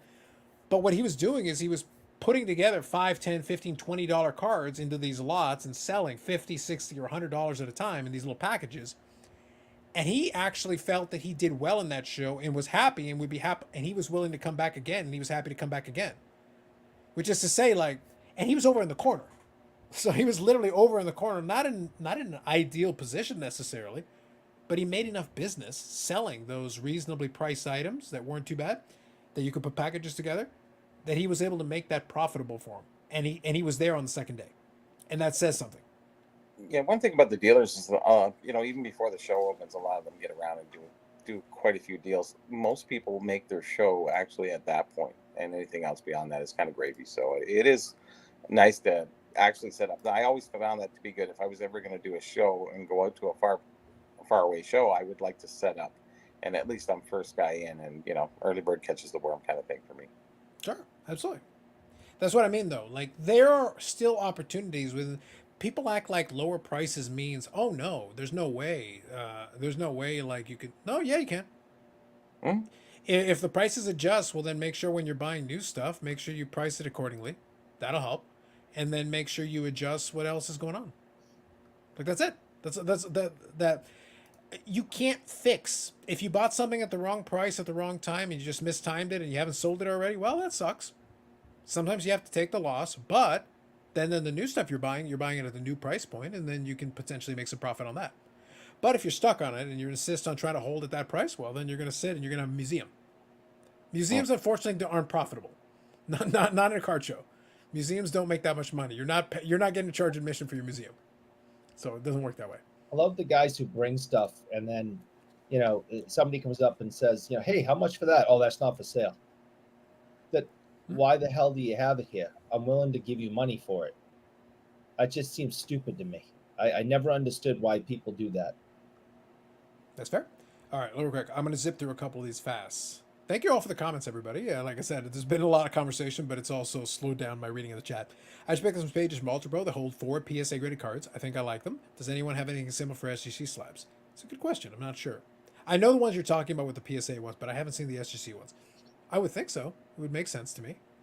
For me, the last 6 months, cards I've never seen showed up for reasonable prices. Nice. Kathy here. Good evening, Kathy. Not to worry, Brad. It's not terminal agree with Eric. I don't know. I feel like if I've ever agreed with Eric, I slowly die on the inside. How would she know? She has never done it once in 49 years. That's why she's still alive. Mm-hmm. So how does she know that it's not terminal? She's never agreed with She's heard rumors. Rumors are out there. Seems like CSG slabs fit the PSA page is true. True. If most people are base averse, will they stop printing base cards? No. They gotta have filler. Otherwise, look, I would lobby hard. Bobby, I would love to have air packs. I would enjoy air packs. It's like literally, oh, there's nothing in it. Yeah, it's an air pack. That's all you got. Oh man, you got to buy another. All they gave is a card inside. Yeah. Put some helium in there for a little entertainment. I know exactly. That's what I'm saying. Yep. How will Fanatics 10x the hobby if AI puts many people out of work? Fanatics was never going to 10x the hobby. They can say it as much as they want. They're not going to 10x the hobby. They can make more profit. That is possible, but they're never going to 10x the hobby. I like that people, to your point from the last week or the previous week, Bobby, I love that people will try to hold them to it. It's like they were never going to 10x the hobby. There is literally nothing they could do that would ever 10x the hobby. Well, talk is cheap, and what they have that generational last introduction that they did. Yeah. And it was a patch. It was a patch. What are you guys doing? But here's the thing. They could be 100% profitable, succeed in what they're trying to do, go public and make a lot of money and sell out, and they still wouldn't necessarily have to 10x the hobby to accomplish that. No. The goal is not to 10x the hobby. The goal is to leave profitably. That's it. That's the only goal. That's all that matters. The 10x is like, that's a lovely marketing buzz term. That's what you tell like investors, but like in practice, you don't ever have to accomplish that to succeed in what you're trying to do. No. And they're just a monopoly. They're trying. They're trying. Well, I think it's more the monopolization. I think, that they'll never get there to be a monopoly anyway. So the only thing they have a monopoly on is really the exclusivity of dealing with player cards. That's right. Specific. That's all. Yeah. And I don't know if you can say that it's even, a monopoly. It's exclusivity. I don't know what you even call it. Well, the thing is, if it was a monopoly, we already had that now. Like Upper Deck has a monopoly on hockey cards. They do. Yeah, and that's what I mean, though. Like, and nobody cried about it, and it's been going on for a while. Like, it's not like it just started. No, I know. It would be nice if they went back to the 90s and let other people, at least 3 or 4 other companies stimulate competition, which actually improves the product. Look at the 90s stuff. How if you didn't have all those companies, it would just be like ProSet doing shit, right? No, look, I don't disagree. I don't disagree with it. It's just that they have been doing that system where each one of the leagues picked somebody and has been running with them. It's not like it started last year. It's been going on now for a while. So it's like, I can't sit there and pretend that like, I know, but I would like to see it more open. Sure. No, that's fair. I think that's reasonable. Because I think, I've written some articles about Battle of the Brands, and this went on actually from the 50s, 60s, 70s, all the way up realistically. Unfortunately, we're at this point right now where you just have one company to deal with. Are they going to 10x the hobby? Not bloody likely. Are they going forward? They're going to be successful? They're a pretty smart business, but who knows what's going to happen in the next few years? We don't know. We'll see. So Lapper here got his Volk Valley back in 18 days. For PSA, that's pretty good. Cornette wasn't a raging douche like he can be in the Candido documentary. But he walked in and walked out. Sorry. All right. So real quick, James said night, Brad. So that's how far behind it is. So I'm still 15 minutes behind. I'm trying to get there. All right. Brad, I sent a bunch of soccer and obscure stuff to PSA, accepted in April, and they were shipped today. Seems fast enough for me. 4 to 6 weeks allows you to plan for upcoming seasons. As long as they meet the time that they offer you, that's all you can ask. Now, if they lie to you and they say 2 weeks and it takes 2 months, that's BS. But if they say 2 months and they take a month and a half, that's valid. Anything past 2 months is just ridiculous. Yeah. I think that's a long time in card life, let's just say, in today's world. That's fair. I mean, for newer cards, my mistake. Yeah. Do you guys think Fanatics employees should be allowed to bid on PWCC auctions? Fanatics employees? Well, the PWCC employees can bid on PWCC auctions, even though they're not supposed to. That'd be their own auctions. So here's the thing. So I understand the question. Just real quick. I'll touch on it real quick. Technically, if they follow the previous PWCC edict, they're not supposed to. But Clubhouse favorite, what's Buddy Boy's name? Eric. What's friggin' name? Guy who worked at PWCC and bought Jordan shit, but then bought it through other people, so it's fine. Eric he can Myers? bid on it. Hayo Hustle, whoever his name. Yeah, he doesn't work there anymore. I understand, but at the time he still worked there. He was buying shit that was in those auctions. Other people bought it and sold it to him, aka he bought it. Eric Myers? That's the one. Thank you. So Eric Myers, he didn't technically bid on PWCC auctions, but he bought from somebody who did immediately after they bought it. Yeah. I'm just leaving it at that. Moving on. Crazy. The no money yet about a PGS essentially stated in a court of law. They don't stand by their grades. Talk about.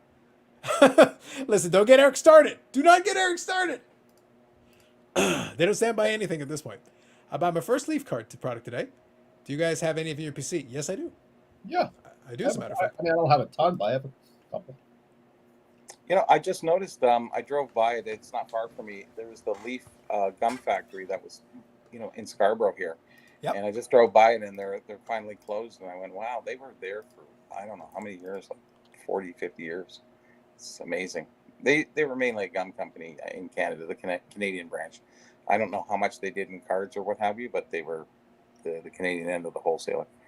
Gotcha. What's that? So that's one of the Leaf cards there. Eric has got one there. It's Bobby Orr, all this sort of game use stuff from Leaf, all Bobby Orr stuff.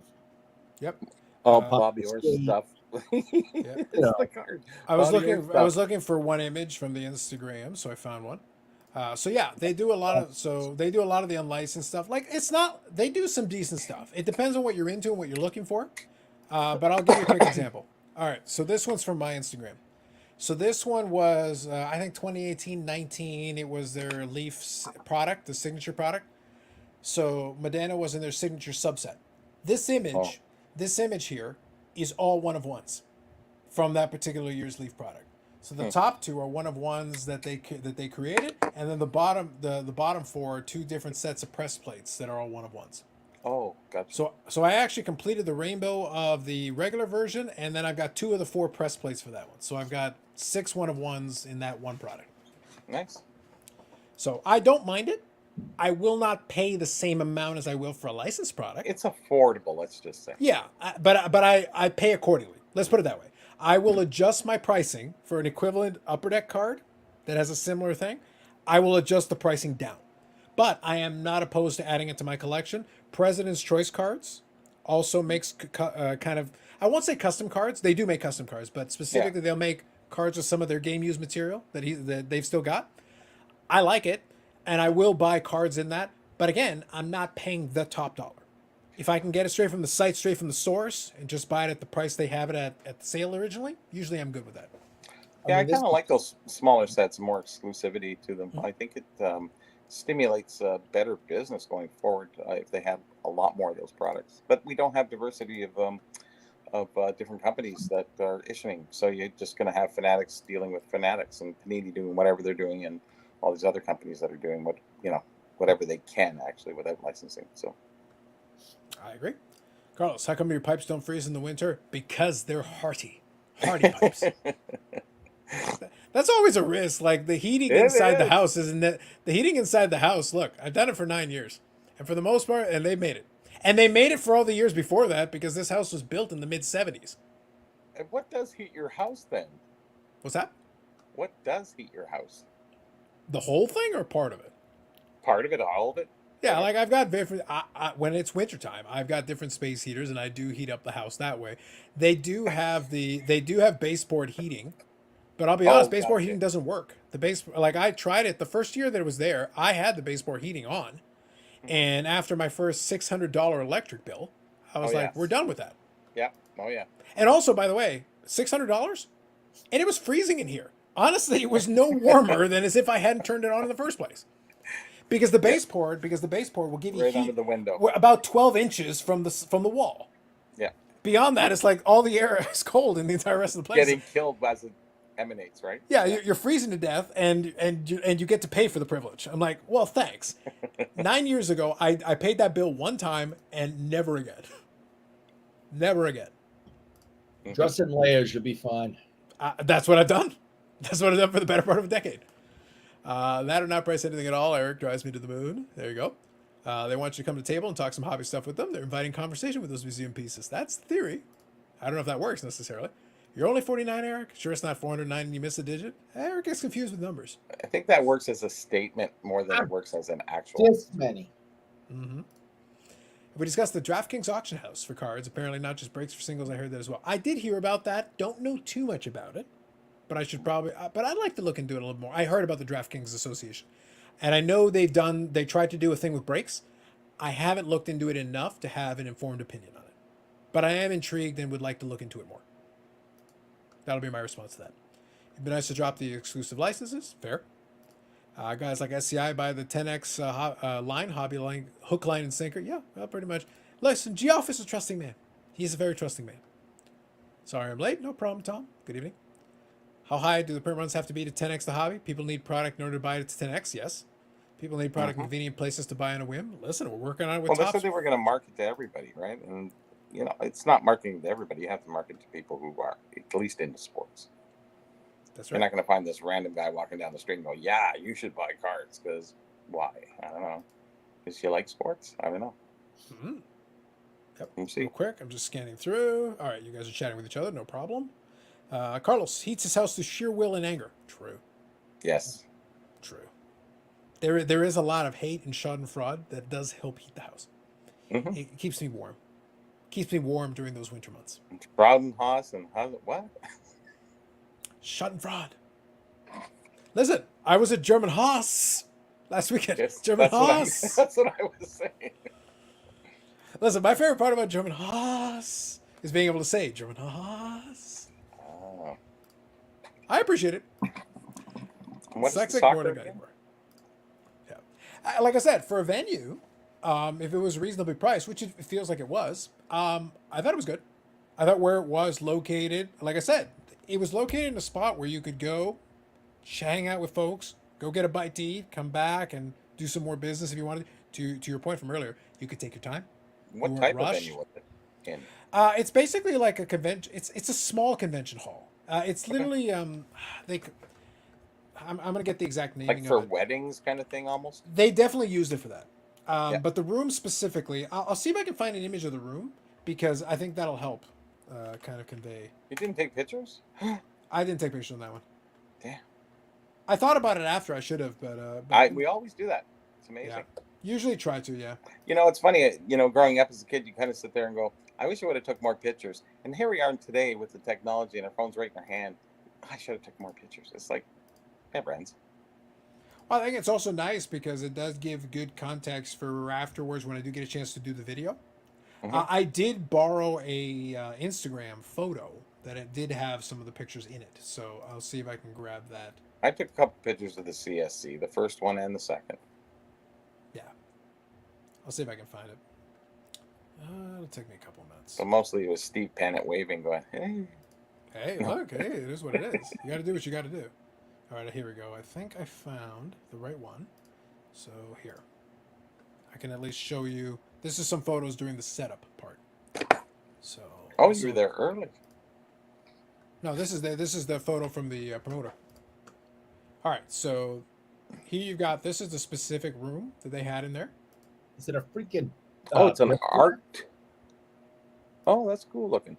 Yeah, no, it's like I thought it was quaint for what it was. It's one of those things Quaint. like it's not trying to be more than what it is. Mm-hmm. It's like the inside of a log cabin. Yeah, this is probably a good angle here. So it's like this one room on the side, but there's another room on the other side. So it's like they've got a couple different rooms that you can do different stuff in. It's like a little convention hall meeting place. It's Nice. basically like a nice version of your like Legion Hall, but they had a nice little space there that you could set it up. So you had the table at the front that took all the tickets, and then you had the room there with the dealer tables. I'm going to say like 30, 40 dealers. It wasn't like this crazy thing, but like look, That's decent. like look at the table there. You see bargain bin boxes. Yeah, there wasn't many bargain bin boxes at the other place. That's what I'm getting at. That Bobby, that's all Yeah. I'm trying to say. My point here is that within this smaller confined space, you've got you've actually got people filling the table space with cards. Yeah. So they're like, heaven forbid, what an idea. You're actually trying to potentially court some business because hey, maybe you got $50 in your pocket. Well, here's some $5, $10 cards. Go nuts. Have fun. Yeah. And there's at least a possibility you might find something of interest to you. That's the big key. Yeah. So when I How'd went you to do the on your other cards from the other one? Did you sell them? I sold them and I made profit on those too. It actually worked out quite nicely. The Thurman Munson sold, even the beat up Thurman Munson O-Pee-Chee sold. For So a nice how little did time. you? Yeah. Well, it's Thurman Munson. Yeah. So how did you do in general? For what, the CSC show? overall, I'm just saying, as you did very well, quite well. To be honest, with this show, I did better. The CSG Oh. show, I did okay. Between the two, I did very well. Well, you bought more volume on the other one, so yeah, I guess it would be. Well, Yeah. I don't know. You got some really good deals there at Yeah. 60 whatever bucks, right? Yeah, but some of them are still on eBay right now because I'm not trying to like bargain basement price. Oh, so you okay? So until those sell, you'll probably Correct. do better from the other show. That's I get right. it. Yeah, Okay. and it's the same thing for the and to be honest, it's the same thing for this one. I've already broken even and made a little bit of money on this one, but I've still got 3 cards on eBay to sell for this one if they go. Even if they go for within reason of the price, I'll probably make about 50-60%. Yeah, that's good. So like that's fine. That's You why I need say to like go to- I think people's expectations need to be readjusted. And like 50-60% profit margin is good. So You were do able 30 to or keep a card for your PC, keep it, like hang on to it, free. and make a profit on the money you brought. You leave with more money than what you came with, and you got a card. Yeah, Does- that temporary retirement will work out if there's about another 30 shows you can go to this this year. Yeah, so that was the one I grabbed for myself. So that's a Oh. Juan Soto on-card autograph there. So I was able to pick that up, found a good price on it. What And grade in is the- that? Yep, so that's from the Gypsy Queen. Sign of the Gypsy Queen? Well, in this case it is. So it's signed. Eric will know that song. So the thing is that with this one, so basically I've already broken even, made a little bit. This card is free, so great. And then there was a card, there was a toss-in with this one, and that card is right now has bids on eBay. So even the toss-in free card with this one already has a couple bids. So it hasn't officially sold yet, but it's in progress of being sold. You should I say I wonder- bought something online. It was $30 in Utah, $30 US. Right. So shipping and the premium, little tax, whatever it was. So I finally get it. It's like $150. It's costing me to get it here. It's like, you know. She goes, oh yeah, unfortunately, our shipping went up, and you have the buyer's premium and all this other stuff. And I went, and the exchange rate, it's just like, holy freak. And then whatever, it's just ridiculous sometimes. Thank God that it was a box, and they spread out some, I don't know, media guides and what have you, but they were all WHA, so it was really kind of cool. And I'm noticing the box is still half full because it says and memorabilia, and I'm going, well, these are program things. Where's the memorabilia inside? Now I'm kind of looking. They get 2 pictures, and I'm saying, I got to chance it. Actually, everything that's laying out, it's least there's probably $300 worth of stuff anyway. So the 150 I didn't really mind. What's hidden is the ultimate surprise. And For sure. For sure. looking forward to whatever's. There might be a couple of WHA pucks, and some of those are $200 to $500. So Nice. you never know. Nice. We'll Real see. quick, I'll read CC. Good evening, gents. Eric, whether that bad in Boston, they had to postpone the Red Sox game. They did it because Eric was outside yelling at them. Well, I do that sometimes, Great back. but I only do that when the weather's nice. And right now we are having torrential downpours and thunderstorms. And as the crow flies, I'm less than 10 miles away from Boston. Mm. So Good evening, Dave. It's a polka hall. There should have been more polka. That probably would have increased foot traffic. President Sure is having a sale starting Monday. I'm interested. Thank you, Josh. I'll look into it. They do have some nice stuff occasionally. I look at the parquet flooring. It's the Boston Garden of Card Shows. True. looks like a military bivouac is what it looks like. Well, I think somebody in that hall Yeah. yelled out in German and made the first 3-pointer in NBA history. It was very exciting. It was not Detlef Schrempf. Whatever you say. Duflex of Life says, too bad SGC doesn't actually authenticate autographs, just sign a grade the signature. The particular card in question is already a certified auto. Getting a certified auto authenticated is redundant. But I understand your point. Like, I get your general point, but it's like, do I really care if you authenticate an autograph that has already been certified when it came out of the pack? No, that's not necessary. It's redundant. Like, it's at that point, I don't care. Does PSA authenticated autographs? They can if you want them to. It's That's- silly to do it. Like, silly. it's not necessary. No, that's Yeah, ridiculous. PSA will, like, they've got a dual graded service. Like, you can do that if you wish. But like I said, it's literally redundant. This card on the back of the card, here, it might be a little bit small, but let me see if this will work. So on the back of the card, it'll say the signing. Yeah, it's too blurry. So it says the signing of the Topps autograph card was witnessed by a Topps representative. So in this case, the wording on this one is specifically this one was witnessed by a Topps representative, which actually is better than a lot of the normal ones where it's like it's authenticated by the company. This is Yeah. witnessed by a Topps representative to guarantee authenticity. That is the Yeah. wording on the back of this card. So Yeah, that that's to me is a great. better than normal authentication. I'm good with that. That's good enough. Yeah. And it looks like, and it's a nice clean auto, and it's an on card, which is great. I like that. So to me, this was a card, and that's why I said when I did that video last night that is in this morning, I was talking about this because I said I want to start grabbing a couple of these and replacing some of my sticker autos with some stuff like this because I like the on card autos more, obviously.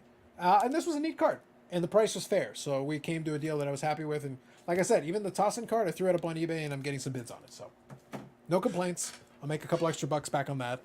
Which, look, if I can get my money back, get to keep the card for free, and make a couple extra bucks in the bargain, that's a good Sunday at the office.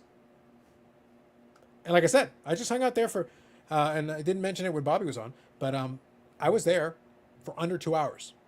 When I was at the bargain bin, I spent legit 10 minutes at the bargain bin, which is to say, if someone was more entrepreneurial and really wanted to like try to do something cool, okay, go through the whole box. Take your sweet time. Go through everything. Find every opportunity. Buy a whole stack of cards. And you could do...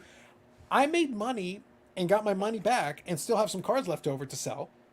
Not trying. Not going out of my way. I was sitting there just chatting with some folks for the majority of that time. We were having some nice conversations. But then I went over to the box just to see what the hell they had. Found a couple of cards that made total sense to me. And you'll appreciate this, Eric. That was the one on the Instagram. The Marc-Andre Fleury and Jocelyn Thibault dual auto, that's the one that sold and paid for the lot.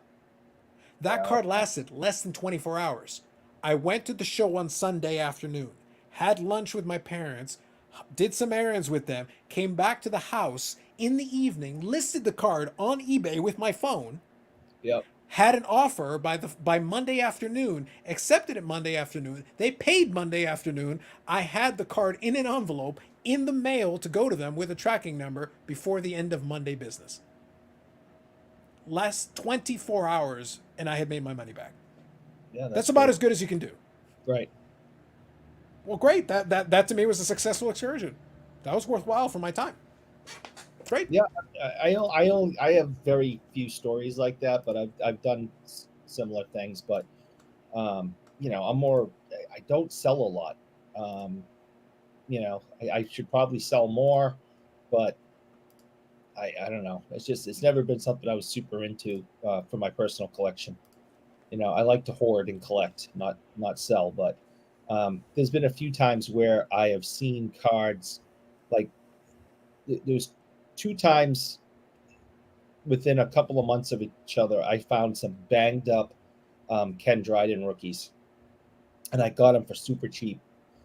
And even talked the guy down and all just haggled and the whole thing. Came home, put them on, eBay for like $60-$70, and made my money back and then some. I was buying these things for like $20 and selling them for 70.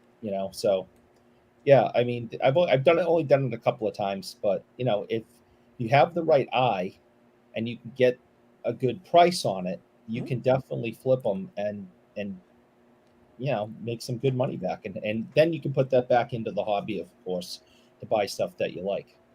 Yeah, but it's one of those things. Like for years, I would just prior to my retirement, I would just buy, and just add stuff. But after a while, I accumulated a pile of stuff that was like, hey, this is neat stuff, but does it fit what I want the collection to be today? That's the point. That was the key. It's not that I didn't like the stuff. It's that I said, okay, but there's specific. When I put everything in a pile, I said, what's the stuff I like the most? Or do I want to keep it all? I asked myself that question. If the answer is I want to keep it all, then great, I keep it all. But if I go through it and I say, okay, these are the ones that I think are the coolest ones. These are the ones I like the most. These are keepers. These are staying. These other ones, I'm all right with them. I could take it or leave it. If the answer is take it or leave it, then maybe I leave it. Because then I can just convert that over and pick it. Like when I went to the show, I went with no preconceived notion. I had no idea what I was going to find there. No clue. None. So I just said, let me just go and see what's happening. I knew that I knew some people that would be there.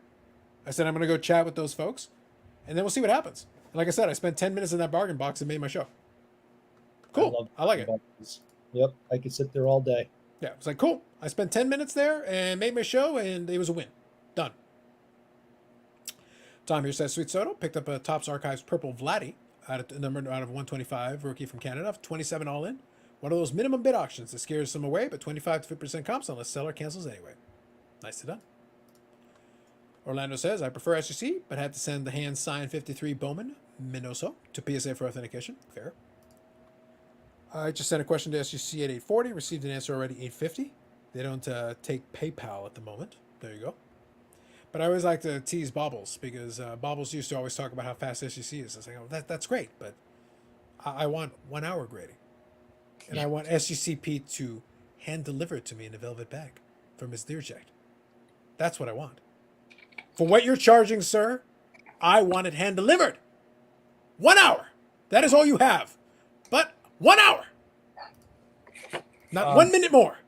Back in the 90s, during the first boom and the explosion of grading companies, these grading companies that were popping up just overnight, very much like this current, this past boom, they did the same thing and disappeared just as quick, just like in the 90s.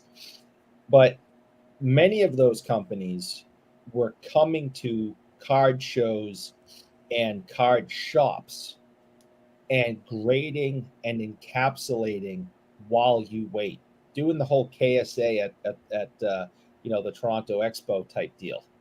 But they would travel around all over the place, and I remember getting a bunch of things graded back in the 90s while I just sat there. They were in a back room of the shop. You sat, walked around, came back, handed it to you. That was kind of a cool thing. And it would be nice if the larger companies had mobile units that would come and visit shops or shows and be able to do that. That'd be kind of cool. But there are some fly-by-night, like, weird operations that would do that kind of thing. Ones that are like, a little bit of shady, a little bit of shadiness. Oh, questionable companies. I don't. They'd have to bring the machine. They'd have to bring their goalie. That's what they have to bring, their goalie and their robots. Computer. Just saying, questionable.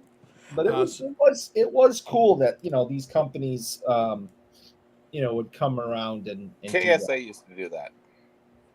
We had a company called Classic. I think I still have one kicking around here. So here it is. So he's got it all set up ready. Here it is. I was going to say. Here it is. No, my cards are all right there. But yeah, you got 5 cards or something. This is a Yaga rookie. Yeah, I had this done, almost like right in front of me, in 5 minutes, at a card shop back in the 90s, when this card was worth a lot of money. Now it's not. So Champs, that's what it's called, not Classic, Champs. It was cool, and now it's Chumps. We just got to get him a little machine and he'll be happy. But imagine if one of the major companies had a mobile, van or tractor trailer or something like that would like a white van that says free candy and grading. Mm-hmm. Awesome, Eric. Sean here says there's nothing wrong with curating a collection from time to time. I agree. That was basically the point that I made with that video. That's all I was saying, is that there you can go through and all it is, honestly, is just just look through and see if it makes sense. If you're happy with everything that's there, great. Then stay the course as you were. But if you find that there's some stuff that maybe doesn't fit what you're trying to do or what you're interested in, then maybe you can consider what your options are from there and then figure it out. And that was it. That's all I did on my end. Dave says, I vote keep it all. That's why God made basements. Don't have a basement. I like Dave's theory, though. Well, that's a different thing. Lapper here says, you hear anything about the Panini break-in and some of the weird circumstances around it? I.e. some of the originals being sold at a big card show part of the break-in? # conspiracy? No. Mm-hmm. The only thing we heard was the same thing that was just floated out there. A lot of theories, but that's it. Yeah. Do you know if Hobby News Daily, Web, and YouTube Show are affiliated? Hobby News Isn't Daily. that that new one, that new show? The thing is, there's a lot of ones that have a very similar name, so I want to make sure that Well, I double Sports check. Collectors Daily's been around for a long time. Yeah, because of all but the there's also sports. a Hobby News Daily, which is the one that was That's started by the brand Baltimore new. guys. Yeah, I think Victor's writing some stuff there, and a few other people. I haven't really checked it out, to be honest with you. 'Cause I'm not really into the hobby, so to speak. I'm more into the hockey, so I'm very specific about what I look for. And Yeah. look So here's the for. thing. If Josh is look the website, I know the one he's talking about. But right now, the only Hobby News Daily that I get is Ziggy's thing, which is not affiliated. Now I know that they've got the they've got the website and they've got I think some podcasts and stuff. But yeah, Hobby News Daily is Ziggy's current version of the same YouTube channel he's renamed 47 times, approximately. So that is the current version. Gotcha. What about the scanner one? That was the scanner grading thing. Did we ever hear what happened with them? The ones that were in the shops, the They scanner or went, whatever. no, you heard, and then nothing. Yeah, I saw All the money one. that they spent into that. Can you imagine? Yeah, I actually saw one. I remember you said you did. Yep, it was. I believe it was unplugged when I saw it. You should have plugged it back in to see if it reset it. Wasn't worth the electricity.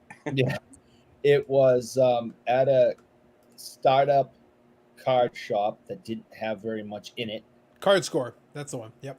Yeah, and nobody that was there that night because it was like a trade night, so the place was filled with people, and nobody had went anywhere near that machine or even asked about it.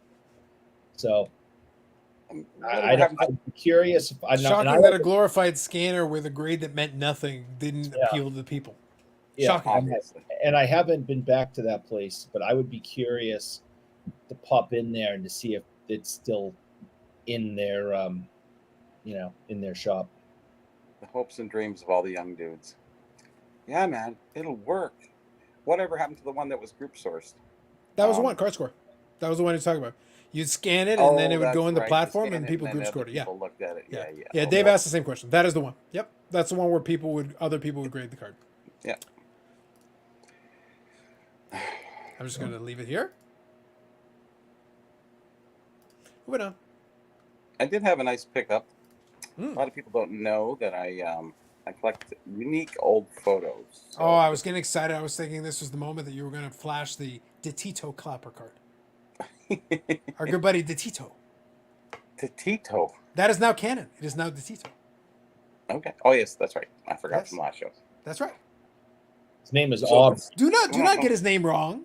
Aubrey. DeTito. Go ahead. Yep. You got it. So this is 1937, 38. Yeah, I think I see Eric over in the corner. Yeah, he's crouching, but I see him. He's there. And it's Atlantic City, a place that you wouldn't mind going to back then, but today, no.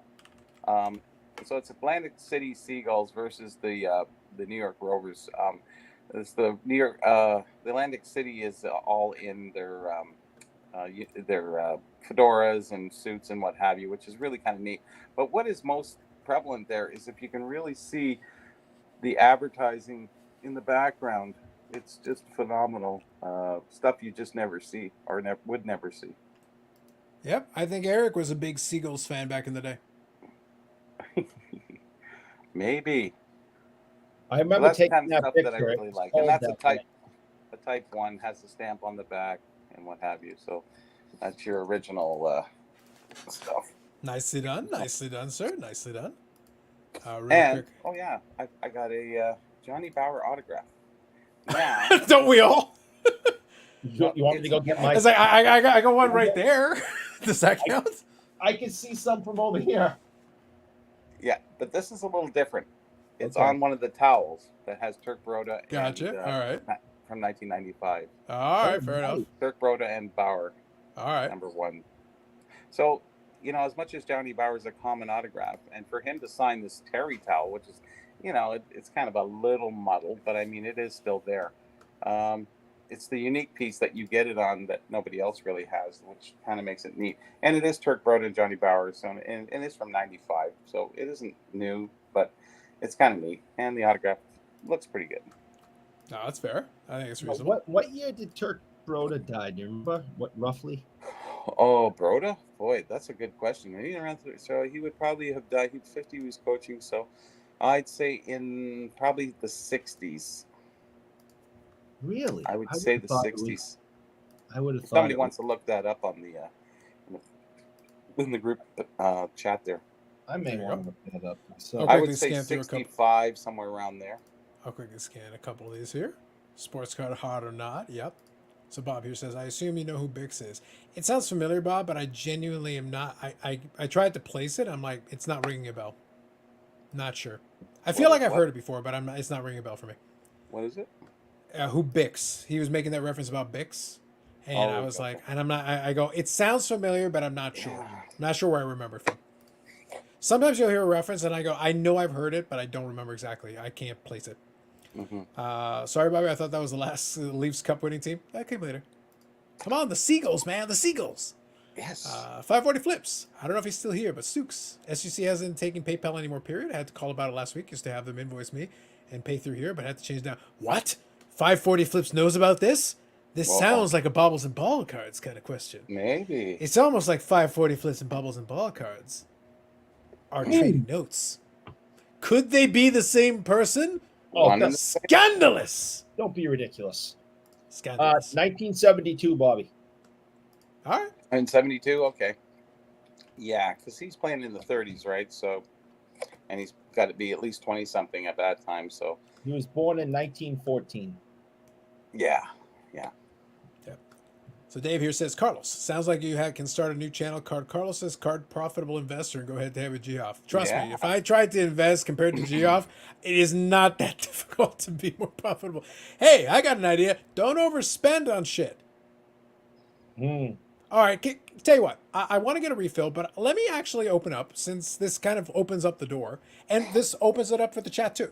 I want to open it up for the chat. I'm going to come back to Dave's comment here, but it gives me a thought of a good topic that opens it up. It's an open-ended topic. Gives you a chance to take whatever angle you want. Give me a second here. I'll read through these. Picked up a few D-Hop numbered rookies cheap. My favorite pickup last week was a Fire Marshal Bill. Yes. Jim Carrey in Living Color single. I need to definitely need to pick up more set. Almost 30 years old. Yeah. The Living Color is a little while ago now. Listen, Jennifer Lopez is in her 50s. She was a fly girl in that. She was in her 20s when that show came out. And she still looks good. Like, what's going on? Listen, there's some, look, I bet someone, Bougie Eric, would have something bad to say about Jennifer Lopez because Jennifer Lopez is actually older than Trish Stratus. Yes.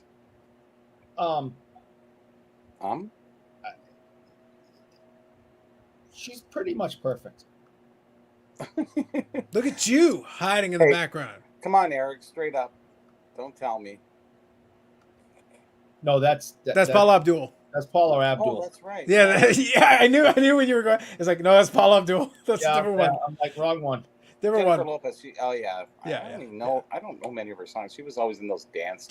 Look, Jennifer Lopez's music wasn't her best work. She had a lot of work as an actor. She did all right with her music. And those two look the same, honestly. Like, man. There was a moment in time actually where they really did. There was a moment in time. The Basement Dweller Wrestling Reporter. Yep.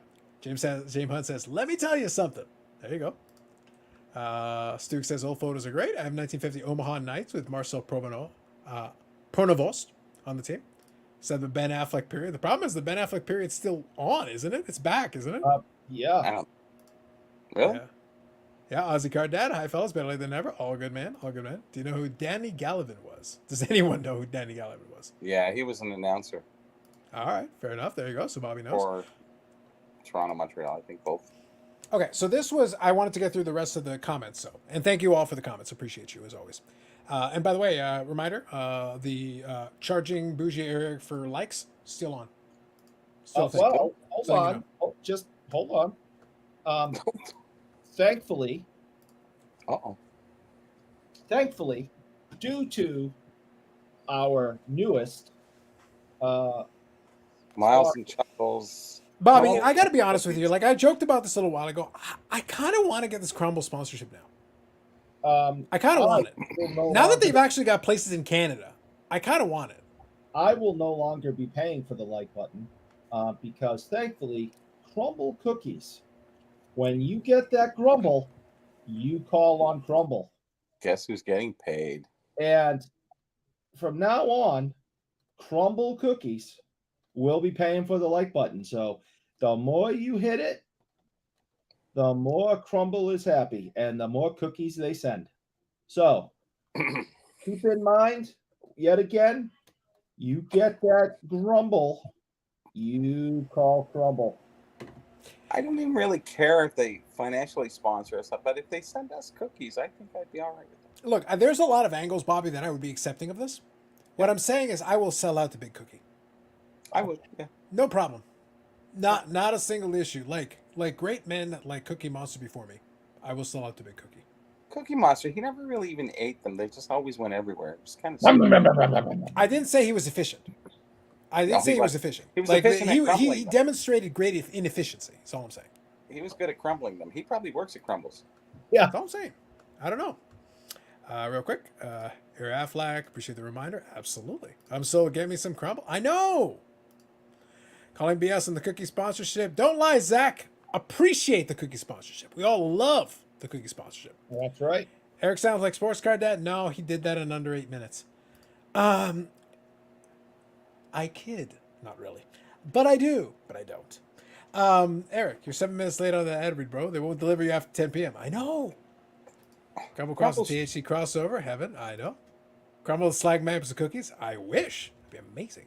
Okay. They would sponsor us because we are kind of a food show, right? I would be. I'm completely okay. An hour. A lot of people complain about Bobby. I've said this a million times. A lot of people complain. Oh, you sell out. Look, man, I don't think care. they really complain, or they just like. There's always somebody who's like, oh, no, I don't care what you think. No one cares what you think. Deal with it and buy a fucking crumble cookie. Shut up. Mm-hmm. That's all I'm saying. All right, real quick. So what I was going to get at, the topic that I wanted to leave open, and I caught up on the comments, so thank you all. I wanted to quickly say what I wanted to throw in here is so we got a good old Geoff, and is all as ridiculous. Again, the sports card investor branding is really what's doomed him to forever being mocked for this stuff. Because every time he does a stupid deal, and he does a lot of them, it's always this same conversation. The one that got a couple of people into the conversation recently was that he went and picked up a Steph Curry RPA patch autograph. And it was like a $130,000 deal, value-wise. And he traded a Mickey Mantle rookie, the actual one, 51 Bowman, not 52 Tops, because 52 Tops is not the Mantle rookie for the upteenth time. 51 Bowman. Yeah. You'll never stop saying it because it has to be said. It has to be repeated constantly because it's like they say 52 Bowman is the 52 Tops card. 52 Tops, 52 Bowman. They're the second year, both of them. You just said Mickey Mantle rookie. Everyone's got that 52 in their head. Yeah, 51 Bowman is the Mantle rookie. That's it. Period. End of story. Good day. If we're just going to go second, I have a whole bunch of Gretzky rookies from 1980 then. Yeah, so did Justin, and I ignored his too. Mm-hmm. But the key is that he traded a Mantle rookie, an actual Mantle rookie, and one of the 33 Gaudy Roots, because obviously there's 4 of them. So one of them, as part of an overall package deal, and like the controversy, argument, whatever, it's like, oh, you're trading these vintage cards, which vintage traditionally does very well and steadily increases over time. Mm-hmm. For this kind of speculative, even though Seth Curry is later in his career, even though still speculative, kind of a modern piece. And there was this whole argument about it, this value proposition, kind of vintage versus modern. Orlando saying 2 Roots. I knew it was a couple of vintage cards. The point is, it's some vintage cards, and what was freaking out the vintage folks was, how dare you trade these vintage cards for this modern card and whatever. My thing, real quick, and I want to open it up and leave it to folks. I really don't care about the vintage modern thing. It makes no difference to me. What I will say, though, in general terms, is that Jeff has shown a propensity, because in the same show, to me, the more egregious move in that show was when he paid Roth cards $23,000 for that one-of-one Atlanta quarterback, miscellaneous Atlanta quarterback guy. Mm-hmm. That's the thing. That's the one that I thought was egregious. The other one, I really don't care. Again, I collect vintage cards, but look, the 51 Bowman Mantle, if you've got enough money, it's a dime a dozen. I can get you one. We'll make a phone call, we'll get you one. If you got enough cash to pay for it, we'll get you a Mantle rookie. The Ruth Gowdy, we can get you one. Which one do you want? Within reason, we can probably get you one, and you can choose the copy you want to purchase if you have the cash to play. Yeah. But like I said, the Seth Curry card is a little tougher to come by because it was more limited by the way they printed it. But I don't care about that. The vintage modern. But Jeff, though, in general, overpays. This has been his MO for a long time. And that Ritter card is a much bigger risk. That was $23,000 cash for a quarterback who's done nothing, who's the Atlanta quarterback. That to me is the more egregious play. So just as a general topic, like the sports card investor sucks at investing. That's been known for a long time, but it's like, it's a bit of a running joke. And it's almost like why would anyone at this point? So let me pose two questions. One is there any point at this stage for anybody to brand themselves as an investment guru in a space that has so much fluctuation, so much nuance, and so much? Can you be profitable? Of course. That is plausible. Like I've seen people who do content that are like flippers, and they'll say, I go to this card show, I buy this group lot, and I buy it for a reasonable price, and then I break it up and sell the pieces, and I'm profitable. That totally is a thing. That's a repeatable model that can be done. It's not as sexy as, all right, I'm going to take a gamble. And if it works out, then great. But it's like, no, just spending a lot of money on a single card or two cards or three cards, that's nothing special to me. But it's also like you leave yourself open to the criticism, I guess, is the way I would present that. So take it in whatever direction you want, but I just want to open it up. I'm going to quickly get a refill, but go ahead, guys.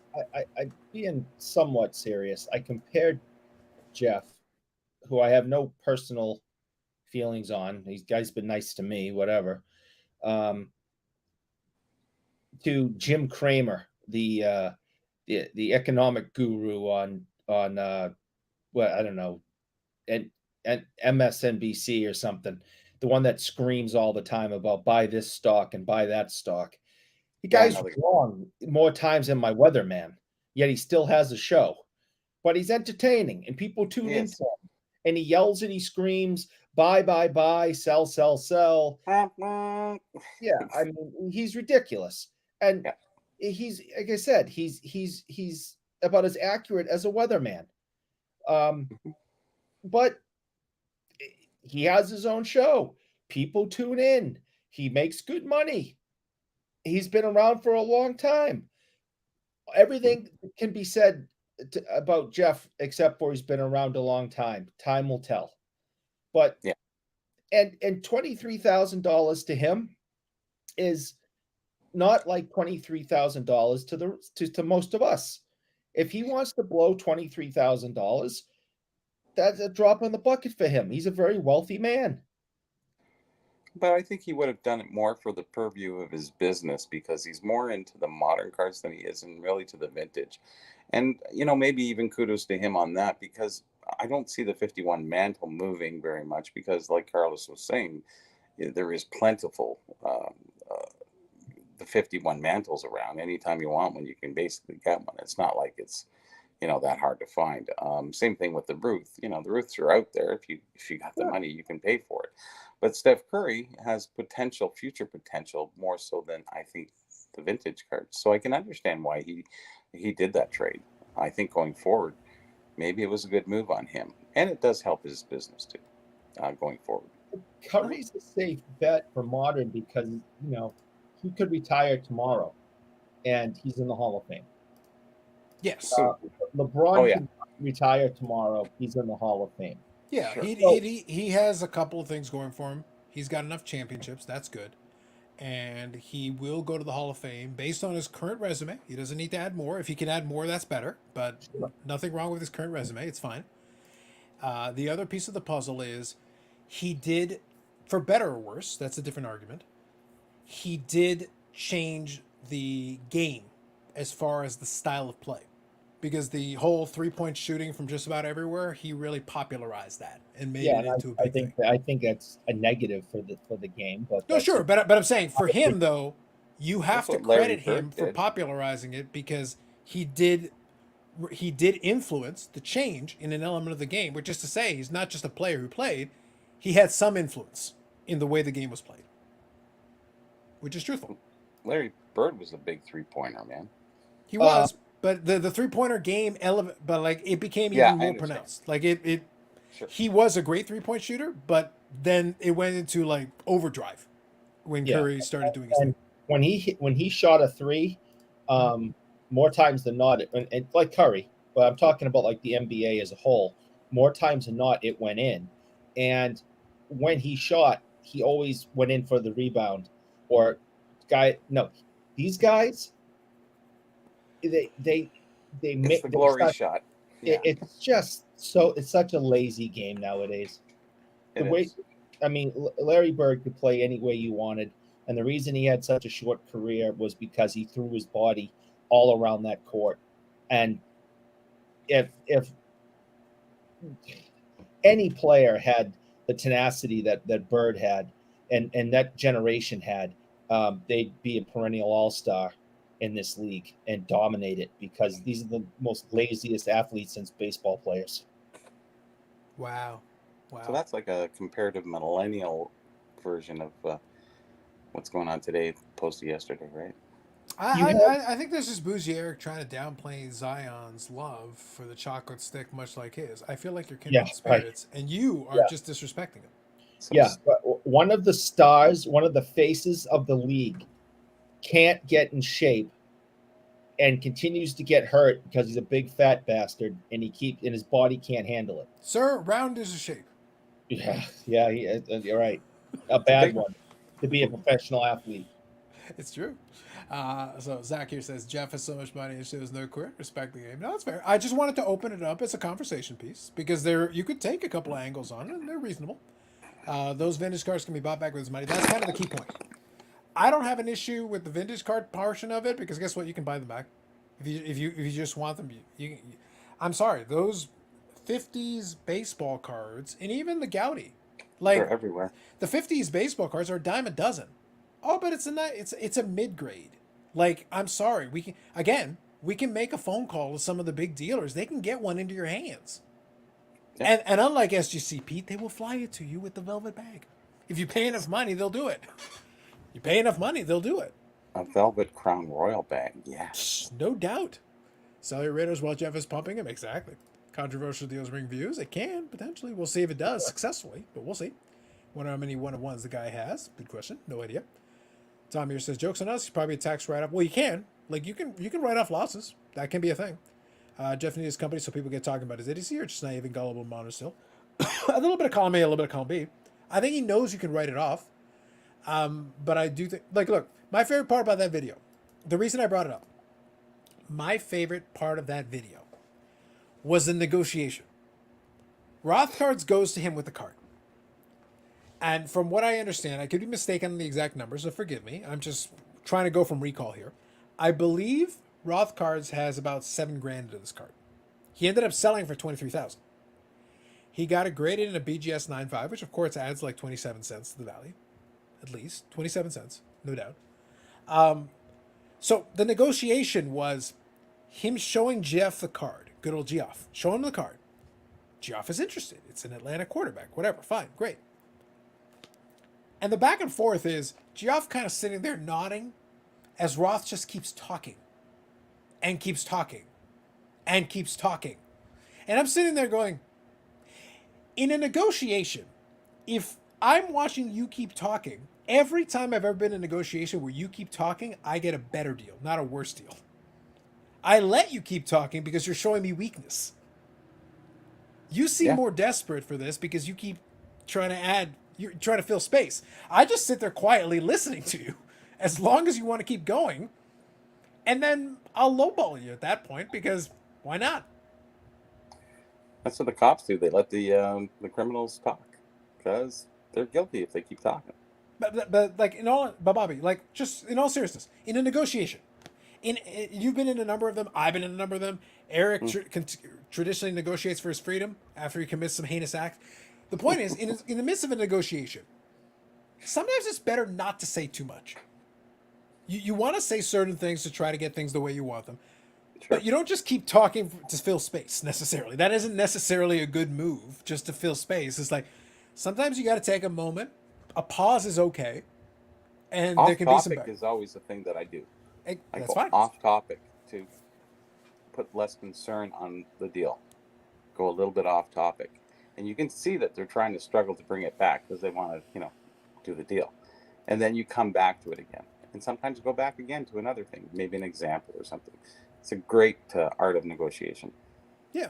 I just think when somebody consistently keeps trying to talk up the thing, and you're just sitting there kind of just nodding, I'm like, when he comes up with his number finally, I would just offer him less.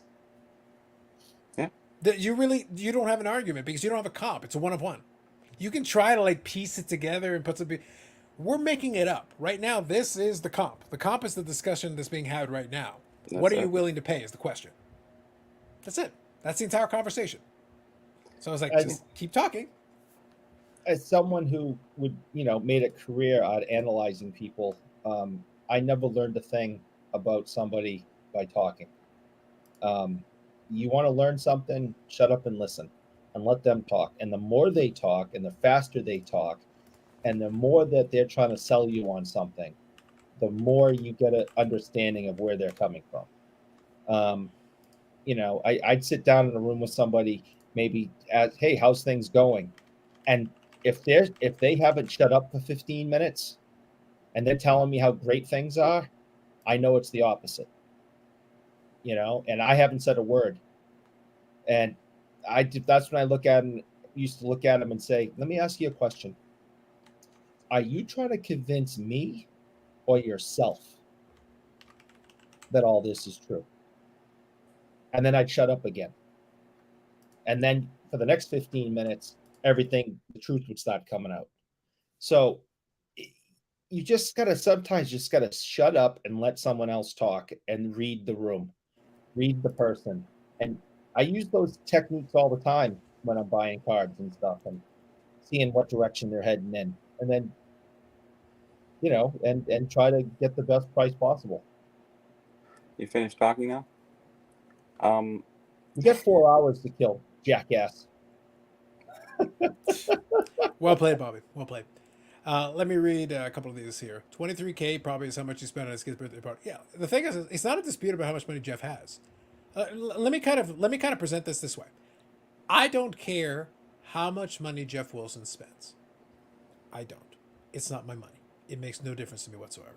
However, I can still debate and have a conversation about it. If I had all the money in the world, and this is a discussion topic we had last night on the PSA Canada thing where we were talking about it. As a player collector of Medano, if I did win the mega lottery tomorrow, that doesn't mean I would buy all the Medanos on eBay because some of them are priced in a manner that's stupid. However, if I won the mega lottery, I could afford it. I could literally just hit buy it now. Stupid money at that point. Yeah, but I could. I could literally just hit buy it now, buy it now, buy it now, buy it now. Whatever's there that isn't nailed down that I want, I could just hit buy it now and afford it, and it would be a drop in the bucket for me. I still wouldn't do it because to me it's not worth that. Even though I have the means in this scenario to pay whatever, I still want to feel like I paid the appropriate price. I don't care how much money I have. It's the point that I don't want to pay what I don't think is the correct price for this item. For most people who do have a lot of money, it's the art of the deal, right? They want to have fun. They want to have that negotiation. They enjoy the banter. It's really all about that. It's not even about getting a cheaper price. It's just about, the communication. Yeah. But the key, though, is that I'm not going to just accept whatever price they ask for. Like, you can come up with a number. That doesn't mean I agree with you. And I'm going to work towards, I want to get the number that I want to get it at. It's not about whether I have the means to pay for it or not. It's about, this is not an appropriate, because guess what? If you put it in open market and I'm allowed to bid like everybody else, I'm going to outbid them, but it's going to be a lot lower than the number just came up with. Because reality is reality. It is what it is. I want to see what the open market number is. That's the real number. But real quick, I want to touch on this one. Two things. So first, Brendan Ryan here. Good evening. Bobby, when are you and Ryan McClanahan going to do another collab? Is there anything down the pipeline? Yeah, I haven't talked to Ryan in a couple months now. I've been busy doing what I'm doing, and he's always involved in stuff too. So he's kind of contacts me randomly. I was sending him a lot of information, so when I'm in communication with him, then he sparks up something else. But otherwise, we look forward to doing something soon, supposedly. Last time we talked a couple of months ago, so we'll see. That's fair. No, that's it's got to be a good one, though. It's got to be on something specific that we both kind of know a little bit about, and maybe that's new information opposed to just chatting. Well, that's fair.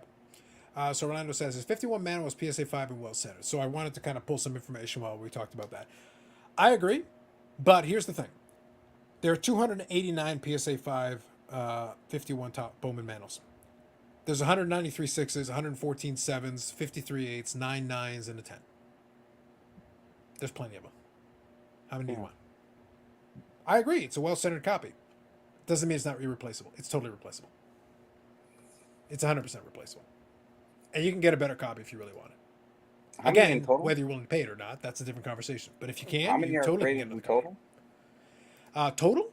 Almost 2,000? Wow. Again, it's not rare. That's just PSA graded. I'm not talking about SGC graded. Or any other company, yeah. There's Or ungraded. there's only a small handful of cards that in the hobby that are truly rare, and it doesn't matter if you're the crown prince of wherever. Then you can't just snap your fingers and get one. Everything else is extremely available. You want Babe Ruth cards? They're there. You can get them bent in half and the corners torn off, or you can get them in mint condition. They are available. You could get one tomorrow if you have the finances. You know, a mint condition T06, T206 Wagner. You those aren't as easy to come by. But you want a Mickey Mantle card in good shape? How fast do you need it? So seriously, you can get anything if you have the finances. There's only a small amount of cards out there that you cannot snap your fingers and get a hold of in your collection in 24 hours. Yeah. Now, by contrast, I don't remember which one of the 4 routes, because I think there's 4 routes in 33. Goudy, if memory serves me. I don't remember which one it was. So I'll just go generically. Card number 53, the Babe Ruth, in 33 Goudy, there's 950 graded. Card number 144, there's 1,252 graded. Yeah. Card number 149, there's 942 graded. And card number 181, there's 1,025 graded. Isn't there a color? So there are. So that's where the different card Green, numbers come. yellow. Yeah, they're different card numbers. They're actually distinct cards. Yep. So in the same set. The point is, there's 4 routes, and each one of them come close to 1,000 graded cards. There are plenty out there. Again, I'm not wading in those waters. What I'm saying is, if you are, however, someone who would be able to do a deal for $130,000 card, you probably have enough cash to be able to get your hands on one. Again, we can make a phone call to a lot of half decent dealers who have some contacts. They can get one into your hands within a day or two. They're available. There are some collectors who will sell you one. Again, if you're willing to pay. That's the key. In all seriousness, as you would be as corny as you want, but go on Google, figure out where the Golden Auctions telephone number. Call Golden. Say, listen, I'm a serious buyer. Don't forget to start with Kenny. Kenny. Find me this.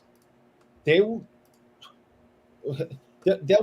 be back in touch with you within 30 minutes and say, I got a guy in Kansas who's got one. He's willing to sell it to you for $2.4 million. Okay, great. Done. You can have whatever you want if you have the money. There's just a minuscule amount of things that you can't get that quickly. Yeah, Let me scroll through here. Do you think he loses a lot of future negotiating power by releases what he pays for a one-of-one? I don't think he's thinking about future negotiating power, but yes. Yes. If anybody watches the video, look, I've said this before. I am on record repeatedly as saying this. I am perplexed. I am flummoxed. I am vexed by the vexed. I am sorry to hear that. I had no idea. Indeed. By the just reveal your innermost thoughts on camera negotiation tactic.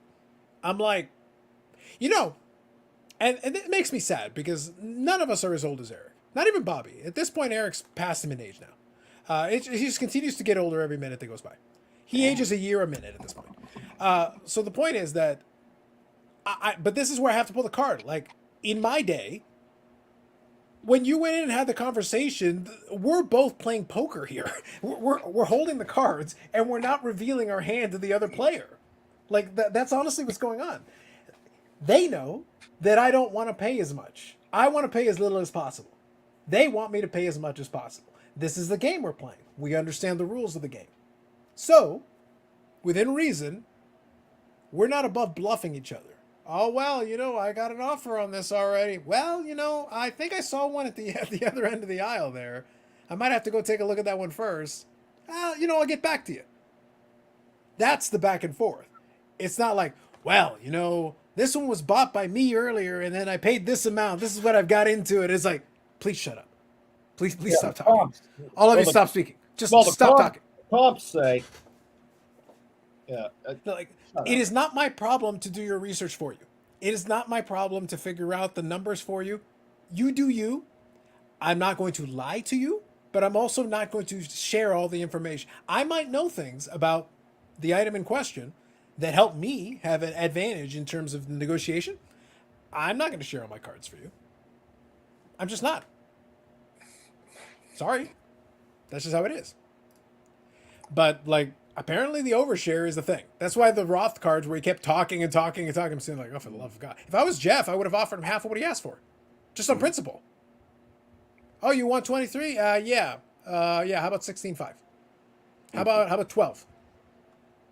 How about 8.5? You're going down. Oh, every time we talk, it number goes down. It doesn't go up, it goes down. That is correct. Yeah, like cash money. 10 grand, my boy. You're making money on it, so shut up. You can use the money for a haircut. Enjoy. Like, just stop. Just stop. Ozzy Card Dad says, on a serious note, that is Curry's best rookie, but I think he overpaid. Yeah, I agree, he overpaid. But again, at the end of the day, like I said, the vintage cars and stuff that he traded, like, you can get them back. That's not an issue for me. I do think he overpaid. I agree that he overpaid, but the fact that there were vintage cars involved in it does not sway me in any way, shape, or form. Considering his history, he overpays for a lot. That's the point. He overpaid for that. He overpaid for that 101 Atlanta one that was a speculation play that I was talking about just a second ago. It's all overpays. So, like, at a certain point, it's like, again, he does this to himself. You dub yourself the sports card investor. You suck at investing. You're terrible. Well, maybe he makes it back on his 100,000 subscribers, right? From a business perspective, yes. But remember, it's not sports card business selling you subscriptions, it's sports card investor. So then, I'll tell you what, you should buy no cards and then you'd make even more money. Because you really suck at buying cards, so just don't buy cards and you'll make even more money. Well, I think it makes them popular online anyways, right? I think it needs to go to the dollar bill. I think Geoff needs to stay in the dollar bill. It's safer. Oh, there's no exciting stories. Yeah, there isn't, though. Not so much. I would not buy many cards that Jeff buys, but the Curry pickup is completely decent and grail card of all time. For a lot of folks, yes. In that space, yes. Curry's a generational player. In 2009 was really short printed. Relatively speaking, sure. Jokic, Giannis, and Embiid would say differently, but I understood what Krabby Pants is saying. Love you, Eric. Eric with a K. I'll tell you this. Jokic, the Joker is a phenomenal player. He's averaging triple doubles. In the playoffs. I mean, he's great. He'd get his ass handed to him by the bad boys. Are you suggesting that paying somewhere, I think, in the neighborhood of $250,000 for a 1-of-1 Prism would be questionable? I don't buy cards like that, but spend that kind of money. But to each their own. It's your money, and if that makes you happy to buy something, go ahead. But I also don't understand why their center is their point guard. That makes no sense to me. It's just not the type of basketball I find entertaining. This guy is obviously very good, yet this 7 freaking footer is who's the center is bringing the ball up the court, and I just don't get it. It's like he could be running around making plays and doing other things. I don't know. If News taught us anything, they let you buy them back. True, Josh. Rothgard used a good old Don West squeeze tactic and claimed the kill. He did. It worked out for him. Great point on Roth cards. I'm not a big conspiracy theorist on pumping cards, but do you think they're just trying to pump Ritter? Seems like everyone is all of a sudden talking about like he's the next great. I don't know. I'm not going to worry about it. I have no idea. But at the same time, like I said, I just look at that one deal in isolation, and I cannot come up with the argument for it. If it's your PC card and you just want to spend the money, you don't care if you set it on fire, then whatever. I don't care. Then fine. Great. Sounds good. But if you're thinking in the back of your mind, well, someday it could be worth more. No, you overpaid to start with, and you're hoping for a miracle to get you where you need to be. That's asking a lot. You're starting too high in order to get you the result you're looking for. Maybe he knows that there's another pandemic coming, probably monkeypox or something. He's got to start. He might have to start one in order to make that work. That's the next logical step. Never know. Used to be a whale. Jim Copeland was the original baseball card whale. Yes. True, Eric. Lots of people lack self-awareness and unable to read the room. Thank you, Sean. Aussie Card says, and I don't like every card, Carlos, even if it's a PC player and money is no obstacle. Fair enough. I was in Dallas and saw Geoff's booth, but he didn't have anything I was looking for. Shameful. Bob Lewis, good evening. There are a bunch of channels out there that are constantly mentioning their buy and sell strategies. Seems counterproductive to me, but to each their own. That's kind of what I'm saying. If you legitimately have a good buy, when I explained the thing with the show, there's nothing proprietary. I said I went to a bargain bin box, looked through it, found something that I thought was undervalued, bought it, and then sold it for more than I bought it for. That's not really it's a strategy, I suppose, but it's not. It's the most basic strategy in the land. Find an underpriced value item that you know something about, and then sell it in a different market to somebody who will pay the appropriate price for it. That's arbitrage. That's it. It's buy low, sell high. It's arbitrage. It's the most basic strategy there is. Yeah. It can't be more 101 than that. I can't make it more 101. The card that I purchased in that thing was a Marc-Andre Fleury, Jocelyn Thibault, dual on-card autograph, number 200. The guy charged me $55 for a 4-card lot, which included that card. I would have paid $55 for the 1 card, and I got 4 cards for that. I sold the 1 card, and after fees, after shipping, after all my expenses, I netted $90 out of the 1 card. Paid $55 for 4 cards, sold 1 card, got $90. We're done. That's it. The rest of the cards, if and when they sell, they're bonus. That's it. There's nothing else. Like that was the end of my strategy. Class dismissed. Good day. Like that's it. Yeah. I just looked at it and I go, this seems undervalued. I'm okay with this price. I handed the guy the cards. He gave me a price, and I didn't even negotiate back at him. When he said the price, I go, okay, here's the money. See you later. I did that this past weekend, Carlos. I had a stack of things. They all had prices on them. I did the math real quick. The price was going to come out to be, almost $80, which were fair prices on this stack of cards. And he's somebody I've done business with before, so I knew I was going to get a little bit of a deal. $20. I was like, what? If I went by, the Beckett, price guide, I mean, this stuff's, $120 for the whole stack, and 20. I mean, I couldn't believe it. I was just like, here you go. I couldn't get the $20 bill over to this guy quick enough. Yeah. Well, like Bobby, my old thing is that I like to haggle. It's kind of fun. I enjoy it. But sometimes you hear a number where you're like, I don't even want to risk it. I'm just going, you set a number and I'm going to accept your terms, and I'm just going to slide the money to the other end of the table. Have a good day. Yeah, those are the nice ones. For sure. But it should also be like, spoiler. If I'm ever at a table and you literally throw me a number and I don't even bother to haggle, that is foreshadowing. That is literally foreshadowing. That is all. Because almost every time I like to haggle at least a little bit. Oh, yeah, can you throw in this card or, knock it down a little bit? If I don't even bother, foreshadowing. That's all. Much like other business segments, the easy way to make a small fortune is to start off with a big fortune. Facts, Paul. Yeah. Do you think the Panini break-in, they stole the email service so they can out trace the employees who left emails? Only yours. course. Maybe. Jokic is more entertaining and interesting than every other team. Not much Yes. individuality in basketball anymore. Most strategies nowadays is threes and layups. That's Yeah, fair. I don't watch enough basketball, so I'm not going to comment on the individual players. No idea. But I know he's won 2 MVPs, so that's good. Probably, and he should have won a third. It's okay. If someone randomly, hypothetically, was to Mhm. post a 1-of-1 Prism Jokic, I think you Mhm. should repost the story and like applaud them on their purchase and how they're a real collector because they bought this card. I think you should do that. That's really good. I Just will saying. let people know that that's what they should do. That's what I'm saying. I think you should do that. I think it's the right thing to do. All right. Sean says, Carlos, your strategy requires knowledge of the card and effort to look through boxes. Only a little bit. I literally spent 10 minutes. That wasn't a joke. I spent 10 minutes just, I scanned it like, you got this in here? All right. Put it aside. Yeah. Okay. How much you want for these? Okay. Sure. Here's your money. Have a good day. Hey, Carlos, everyone late to the party. Did you give a Stanley Cup final prediction? I say Florida in 6. All right. You got how many games? Eric, curse them officially. Do it. How many games? No more than 5.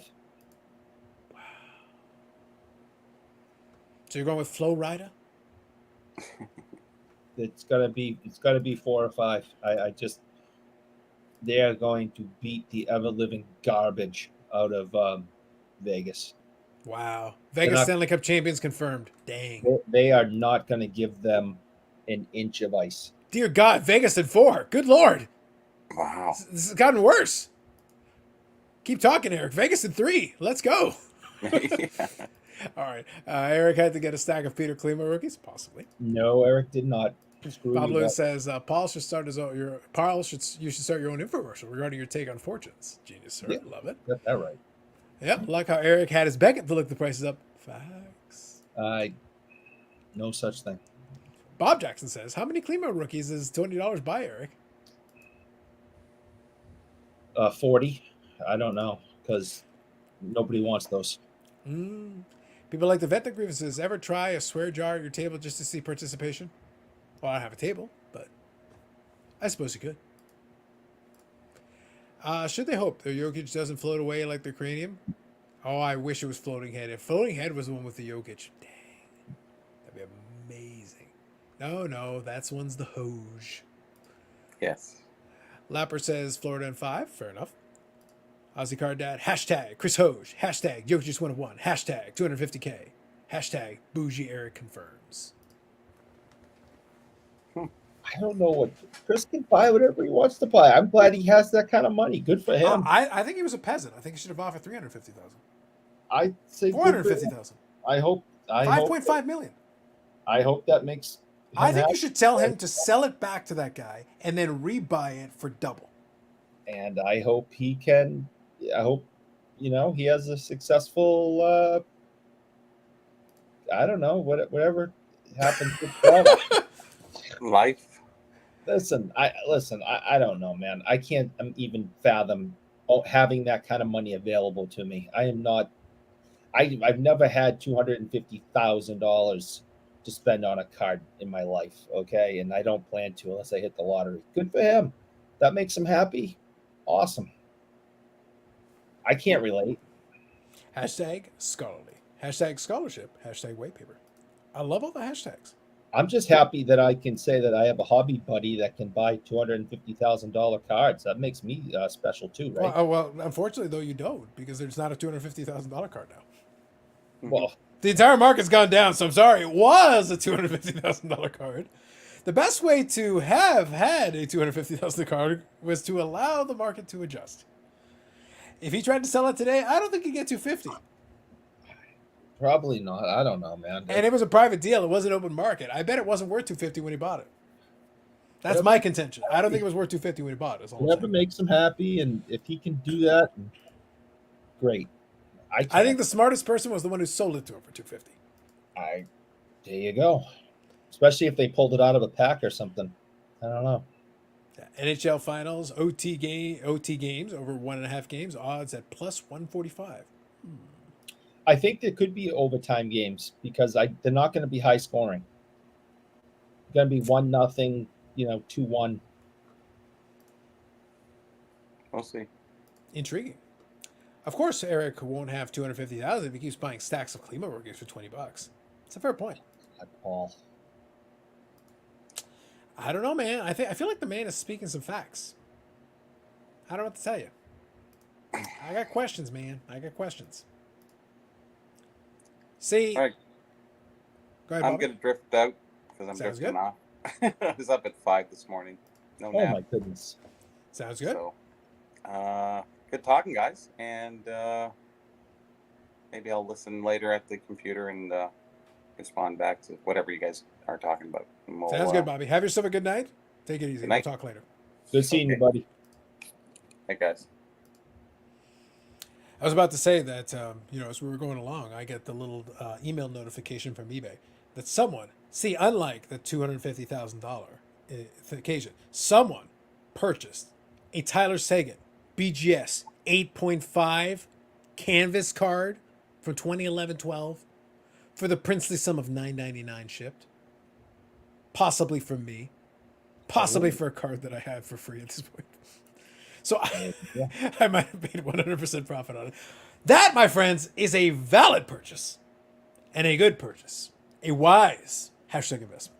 Now, is that one autographed? God no. Agree, they'll be tight. Would bet against any 1-0 games. Fair. Did you already discuss alt and the PSA layoffs? Very briefly. Like the reality is, I find the layoffs. So kind of just touching on this quickly, Dave. The layoffs don't mean anything to me. I really don't care. Sucks for the people who got laid off, obviously. I've been on the end of layoffs in the past. So, like, I'm never going to be like, but I have to be, like, honest. It's like, It depends on why they did it. It depends on what they're trying to do. And it depends on what's going on. Alt has its own challenges. PSA/collectors has a lot of stuff going on. This is what I keep trying to say. The economy, obviously, is a challenge for a lot of companies. And they're doing a lot of things. But just to be clear, there's a lot of companies that will lay people off preemptively to avoid a problem. They won't wait until they have a problem to lay somebody off. They'll be like, do we need you? Are you redundant? If you're redundant and we feel like we need to tighten the belt, then our answer is lay them off now. And the more important piece is like, who are you laying off? Because here's kind of the follow-up. I wonder if DSA thinks the numbers are heading downwards. Maybe, maybe not. Because here's the thing. They graded 1 million cards last month, 1 million the month before, 1 million the month. They've graded 1 million cards a month for like 6 straight months. And then they put in this grading special. We'll see what happens with that. But here's the question. What happens if next month they grade over 1 million again? Then the numbers didn't head downwards. But they did it because a grading special helped pump up the numbers. So it means that you can pull that lever when you need to and grade 1 million cards again. I have no inside information on this whatsoever. So this is just my opinion.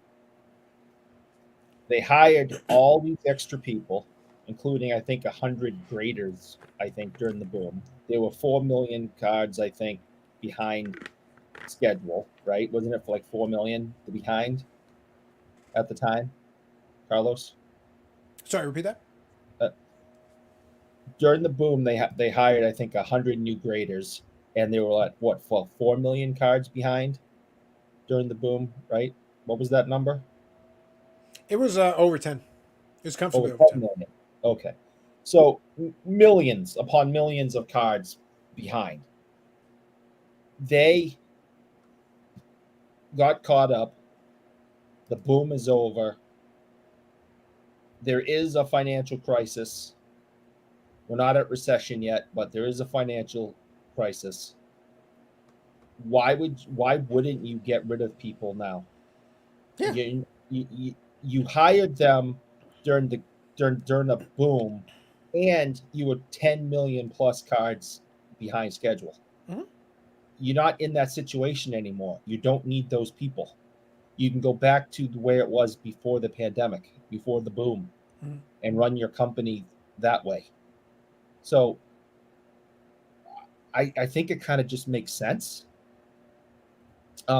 Google has laid off people. Amazon has laid off people. Major financial institutions have laid off people. Layoffs are happening all over this all over the free world. Mhm. Um, that's what's happening right now. Yeah. Well, look, I've given this analogy before, but let me kind of elaborate on it a little bit more. I talked about when I was working at the bank. So one of the times, because I've worked at a couple of different ones over those years. So when I was at the one that I was at for 5 years, one of the longer tenures I had, um, towards the latter part, I want to say it was 20, I want to say it was sometime late 2018, 2019. So this is before COVID. So we're all in the office, we're running operations like normal. They did a reorg. Now, if you think back to 2018, 2019, was there anything particular crazy going on? COVID hadn't happened yet. Everybody was in the office. Things were running, operating like normal. They looked at it. Now, this is a bank. This is a bank that consistently makes money every quarter, hand over fist. The dividends had gone up every year consistently. So this is, like I said, sometime 2018, 2019, if memory serves me. And they decided to do a reorg of the department. And they gave some people their packages and stuff, some of the folks that had been there a while, and they said to themselves, oh yeah, you know what, we've got some redundancies in some of these. So they handed some folks some packages where some of the folks that were going to retire soon got like 2 years severance. They said, here you go, 2 year severance, and then we'll kick in your retirement, and then boom, enjoy your retirement, have a good one. They left the office with a smile on their face. They were thrilled. Some of them got to wind it down, some of them left that day, it was whatever the case was. The rest of us just kind of kept chugging along. There was nothing wrong, except they decided there was an opportunity. And they were making money. They laid people off when nothing was going on. And they were making money just fine. But when COVID came along, here's the funny thing. When COVID did come along, and there was a bit of a crunch temporarily, guess which department didn't have to do any layoffs or anything? They'd already done it. They were already running lean. So they didn't need to do anything. So they did it at a time where things were running pretty all right. The economy wasn't any issue. And they did it just because. They just looked at it and go, we're not happy with kind of the way this is structured. We feel like we've got some redundancies. We got a few too many people doing the stuff that we feel like we need to. Grab some names, throw them in there, reorg. That's for no reason. Again, for no reason. Yeah. And guess what? They had a record quarter. It wasn't because they needed to. It was because they felt like, we can make a little more money if we do it. And a lot of these companies think, listen, things have kind of been the status quo for a while. Let's shake the cage. Let's get people, worried about their jobs, and they're going to work a little harder and put in a little extra because they don't want to be next. Yeah. So the only point that I'm making is that companies will do that. Companies with great, vast resources will do that just because they feel like it sometimes. And if you have a legitimate market environment where you're looking around and saying like, are there some redundancies here? Do we need to have all these people here? Then they will call the herd a little bit. So there you go. Just adjust accordingly. That's basically all they did. Quickly, I'll scan through. What's amazing, I think PSA 6 or 8 years to grade 1 million cars. Now they do it in a month. Very true. I heard they only laid off 1 million people. Yeah, it was a very small number. The Bruins lay off people, only the players. Likely efficiencies gained from opening the New Jersey facility. Yeah. Like, in all honesty, they also bought new real estate. They hired people for that. They might have had some redundancies and didn't need everybody. Discretionary income for 90% of families has been obliterated by inflation. Not good for expensive, shiny pieces of cardboard. It is true. But when I go to those card shows, reasonably priced pieces of cardboard, people still buy it. Yep. Fed reported adding 339 jobs in May, smashing expectations. Economy is strong overall. People just don't like the prices that come along with it. But that's what I mean. Like, look, all I'm going to say is your perspective is going to depend on where you're sitting. During the 2008 financial crisis, I was in the banking sector. There were a lot of challenges in it. Some people just chugged along like nothing happened the whole time. That's just the way it was. Other people, mass layoffs, a lot of big issues. It depends. Like, it's not none of it is ever an across the board thing. Again, if I go, I'll put a history major hat back on. During the Great Depression, one of the biggest, well, obviously the biggest thing, guess what? Some people made money. It depends on who you are. It depends on the situation. It depends on the circumstance. It depends on what you were doing at the time. Some people did fine. They didn't care. And it was like, yeah, okay. Other people are like, oh my God, this is the worst thing that's ever happened. My life is ruined. I understand. But it depends on where you're sitting. Where you're sitting at that moment and what you're doing at that time is going to determine the rest of the story. It depends. Maybe people should be buying gold instead of cardboard. Nah. Shiny rocks? It's for peasants. Alt hiring PWCC folks and then laying off tells me they aren't doing so well. Well, you're talking about companies that aren't necessarily doing well. And by the way, the alt paid those PWCC people some pretty good. Again, there is nothing wrong. Now, if we bring it back, go from the big economy, shrink it down to the card economy, card businesses. If you're telling me that I should care that some card companies that ran an inefficient model in this space had to lay some people off, I'm like, why? What's going to happen is we just had a big run up. We had a big boom. When the big boom happened, you had equity, you had all these investors, you had all this money coming in. Cool. Sounds good. Question. When that money goes away and it's not, and you can't just fund it that way, and you actually have to have a profitable business model, what if you don't? What if you're one of those companies that does not have a profitable business model? Well, then you go out of business. That's what's supposed to happen. It sucks. I'm not saying it's good, but it's reality. By the way, real quick, and I know you got your sign, Eric, before you say it though, before you show the sign, real quick, I just want to make a point. During that late 90s period, where a lot of people loved the competition, including me, by the way, it was a golden era for creativity in the sports card landscape. All those amazing companies competing with each other and great ideas. Pinnacle went out of business right off the heels of probably one of its most creative periods. It was amazing. It was banger product after banger product after banger product. And guess what? They still went out of business. Donruss Playoff went out of business anyway. The guys that were left are the guys that are left. But these ones went out of business. And they came up with great sets, great ideas, great everything. Guess what? It didn't matter. Pacific, the Jim Cramer manifesto autobiography, that's going to be interesting. I'm curious. Again, when the price drops on that thing, I'm not paying $40. But I want to get his take on why, in the end, Pacific had to go away. I've heard a little bit of that story, but I want to get it from his side of the story. I'm interested. But here's the thing. Pacific came up with some amazing ideas. Guess what? They're out of business today, too. It didn't matter they came up with amazing ideas. Didn't matter. They're still out of business. Sometimes you have some good ideas, and it doesn't work out. Sometimes somebody else comes up with a really mediocre idea, but they figure out how to hang in, they have a good survival instinct, and they still exist today. It's not always fair. It's not always who did the best job. It's whoever knows how to operate the business better. That's it. That's all. Go ahead, Eric. So not this past July, but not this past January, but the January of 22. We did our predictions, and I said, July 1st, everything was going to crumble, and we played that out, right? And that was a lot of fun last year. And it was probably the first time in my life I was right. So, I like to remember that. So I jotted down back then what my predictions were, and I still have that piece of paper right here. Okay. Mm-hmm. Sure. So January of 22, I predicted the downfall of the card market by July 1st, and it all came true. I predicted 1, prices will come down. Did that. Still happening. 2. Except for the cards that I'm buying, because that shit goes up. Right, because you're the best.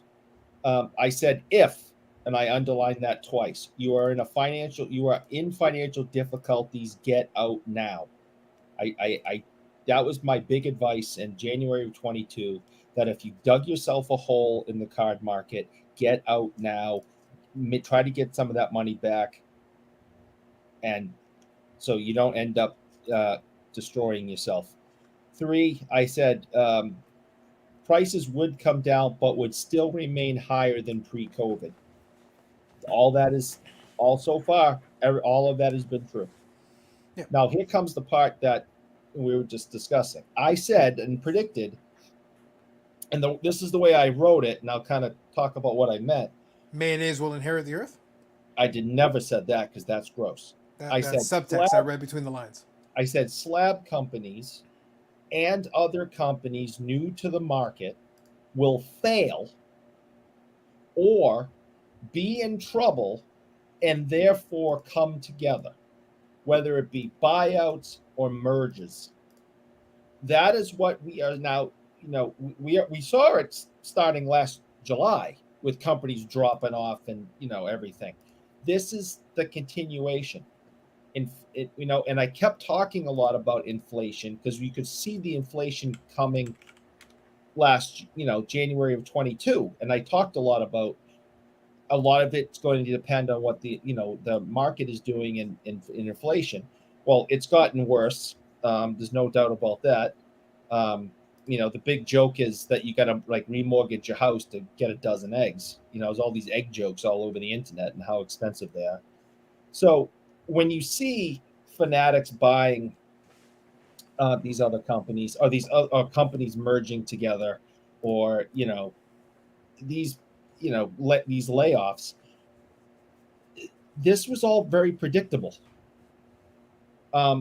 You cannot have had this boom, hire all these people, expand all these companies, like we were talking earlier about the stupid slab grading, not slab grading, but the card grading machine. Yeah. People Can I ask a question, kind of playing to what you're saying though? Like, can I ask a question here? Like, I struggle sometimes to figure out the best way to kind of convey a lot of this, because a lot of times it comes off like, oh, you're just being a know-it-all. It's like, no, I'm not. I'm trying to like be reasonable about this. A lot of the business models were bad. Yeah. And that's okay. By the way, that's okay. The whole point of entrepreneurship here is that people are allowed to try dumb ideas, and then the market will decide if it's a good or a bad idea. And if it's a bad idea and the money runs out, the game ends. Then they move on and something else. Or you've got a half decent idea, but maybe, and this is a theory, maybe you suck at managing. Maybe you actually don't know how to run these businesses in a professional, like straight. Maybe you just kind of go by the seat of your pants and kind of guess and be like, all right, I guess we need some more people. Cool. Do you know how to hire people? Read some resumes. I'm being serious. I'm actually being completely serious. What if you hire people because you need people to do certain things, and maybe you're not good at hiring, and you don't want to immediately fire them because it is. I'm only presenting because there's a multitude of scenarios that could play into this conversation. Because let's say you figure out and realize that your business is going to struggle a little bit, and you go, okay, we can weather the storm, but not with our current staffing levels. What do we actually need? You go and you say to yourself, you go in your ready room, your conference room, and you say to yourself, okay, guys, look, we can weather the storm. We have enough finances to be able to do this, this, and this, and we've got these options, and we can do that. But do we need everybody here that's doing all of this stuff? Do we need to spend money on this? Is this the most efficient way to get our money's worth out of whatever we're doing? I'll give you a real example. I love to make fun of floating head, and Lord knows I do. Lord knows I do. But PWCC, he was part of the advertising budget for PWCC. When he does those auction recap shows, that's part of the marketing budget. If they even give him a dime, that's a dime out of the marketing budget. That's part of the deal. And who helped broker that deal, by his own admission and thing? Real 27 guy, who was laid off in the layoffs. And then he's retained on a contract basis, but no longer on a full-time basis. Well, Real 27 guy is on that show with Jeremy and some of these other folks and their buddies and everything. That's cool. But here's the question. If I'm sitting at PWCC headquarters, okay, cool. You got this auction watch. You got Poker Chloe over here. You got Sports Card Therapist over here. I think Slab Stocks had one, if memory serves me. There were a bunch. The point is there were a whole bunch of these auction watch-along parties for all these PWCC auctions, right? A whole bunch. What are we getting back for our money? You should be asking that question. The question is like, okay, cool. Yeah, some people are watching it. Is that generating revenue for us? Is that generating eyeballs on the items? Like, is it converting into actual revenue for us as a business? That's the question you need to be asking. If the answer is no, something has to change. That doesn't necessarily mean but it could just be a matter of, okay, we'll let the contract expire. Oh, but we got these other people that were doing business to that. Well, the thing is, the marketing obviously isn't working for us. We're not getting what we want out of it. So some of the marketing people got to go. It's nothing personal. It's a situation where it's like, look, if everything was great and we were making money hand over fist, I guess we could just keep you and try to figure it out and do what we need to do. But if we're not making money hand over fist, then we got to think about this. And PWCC was in a position where they needed to get bought out, right? So they had to streamline the operations before they bought that buyout. Well, they got it, but they streamlined the operations first, made it more palatable. So the Fanatics didn't have to be the one to being like, yeah, we don't need all of you. You're gone, you're gone, you're gone, you're gone, you're gone. No, they said, PWCC, if you want us to buy it, trim some of the fat. You figure it out, you come back to us with what you got left. And they said, okay, this is what we got. Okay, fine, deal done. I don't have any inside information, but I don't think that's a ridiculous scenario I'm presenting to you. I think that's probably like the business scenario. They sat there and like, we don't need all these people. This doesn't help us. So streamline it. Make it so it makes sense for us. And then we'll bail you out. We'll pay the debt. We'll keep it so the ship doesn't sink. Cool? Okay. And that's business. There's probably more coming now that, Fanatics owns them. And it can really, take a look at the company and see how it's been run. They're going to make even more changes. Yeah. We don't need a vice president of so-and-so because Fanatics already has a vice president of so-and-so. So that vice president is going to be in charge of this too. That means that vice president's out. We don't need you. Yeah. And it's not, and by the way, that doesn't necessarily mean they did a bad job. No. That doesn't mean they're bad at what they do. That just means they were redundant. That's literally what it means. They were redundant. We have somebody to do that already. We don't need two of you. Right. Thank you for your service. You got the company to us. It's ours now. We have someone that does that. Here's your severance package. Goodbye. Yeah. That happens all the time with mergers and buyouts. Yeah. But then bring it back over to the collectors thing. They hired literally thousands of people. And they got a new facility. And they hired people for that. And they did all this. Guess what? At some point, somebody's going to go. And guess what? We could be in the best economy of all time, and there would still be layoffs at some point. You just wouldn't hear about it. Because you'd be too busy checking out all the other stuff that's going on. Layoffs happen during good times too. That was the point of my original story that I gave earlier. When there's nothing in particular going on, companies still do reorgs, restructures, and layoffs. Why? Because they're like, well, we can make more money if we have less of you, and we just get you to do more. Companies like that. They're thrilled by that. Oh, we can pay the person the same amount and get them to do more work? Hey! And then we get bonuses? Awesome. Yeah, that's the other thing. Yeah. Yeah. I'm being honest. Like, that's business. I don't take it personally. Like I said, I've been on the other end of a layoff. I've done that. I've been there. It sucks. But it happens. Like, it's one of those things. Like, it's reality. And for the individuals, it's horrific. It's terrible. But it can be both. Why can't it be both? Why can't it be like, yeah, economic conditions are tricky on those ones, but they also saw, actually, we got 3 of you and we only need 2 of you. So 1 of you's got to go. Sorry, you do the short straw, my man. Yeah. And it's nothing, and it's not even a personal thing. It's not that you did a bad job, whatever. There's 3 of you and we only need 2. So and they did that math across the department and figured that out. Who gets paid the most? You're out. That happens all the time. Yeah. That is a very normal outcome. And I'm not arguing with you. It's fair. But that's capitalism. Yeah. I just watch to see the cards. Fair. But that's the reason why I use that auction watch thing. That's part of the marketing budget. I don't care if they paid him $10 to do it. The point is that's $10 out of the marketing budget. Whatever it is. I don't think it was $10. But the point is, like, it's something. Whatever. Polka Chloe got something to do it. Sports Card Therapist got something to do it. Floating Head got something to do it. Slab Stocks got something to do it. And I think there's one more. Those are the 4 that I remember. But for sure because there's different categories. Each one touches a different category. So the point is they're doing it at that point for a fee, whatever it is, whatever they agreed to. That's coming out of the marketing budget. So at some point, something's got to give if it's not accomplishing what they want out of it. What that's going to look like under Fanatics? No idea. No clue. Don't know. For now, some of those have continued. Great. Will that continue indefinitely? No idea. But that's how business is done today. I'm waiting for the whole PWCC title to disappear and it just turned to Fanatics Auctions or something. Why do they need to have PWCC as a moniker anymore? That's going to be gone soon. It will be, yeah. Yeah. like that's the thing. They don't need it. No. It's just a matter, but they're also not going to flip the switch and do it overnight, like No. immediately. They want some stability. They're gonna have an announcement at some point down the road and be like, hey, it is now going to be called this. It's still going to run this way. Blah blah blah. You know, just to let you know, transition as of this date, it's going to be called this. You know, Yeah. whatever it's going to be. So thank you all for the comments, but like, yeah, I wanted to make sure we had that discussion because I understood Dave's question, but it's like, yeah, when speaking of Alt, I don't know what their future holds.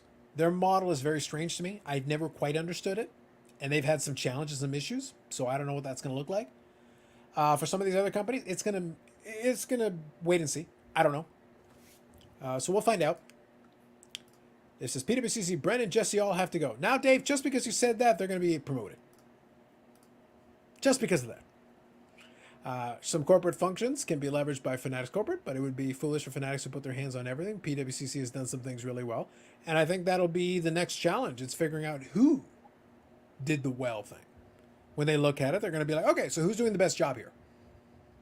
Because they were in a position where they needed the buyout. So it's not to say they didn't make some mistakes. So the question is going to be like, okay, so who decided what? Who made the decisions that put you in this position? Who said we should loan out money? Yeah. Who's Which who's one of gonna you? run Which one of that? you? Larry? Was it you, Larry? Larry? You say, was it your idea to give out money? Okay, why don't you go pack your stuff? Long walk off a short pier. So like we'll find out. We'll find out in the long run what that's going to look like. But yes. But at the same time, you don't want to throw the baby out with the bathwater. There are going to be some folks in there who are actually quite competent in what they do, and those folks you're going to want to retain, maybe even promote. Like depends on what they're doing and how good they are at it. But that's going to be for the Fanatics overlords to evaluate. We'll find it out.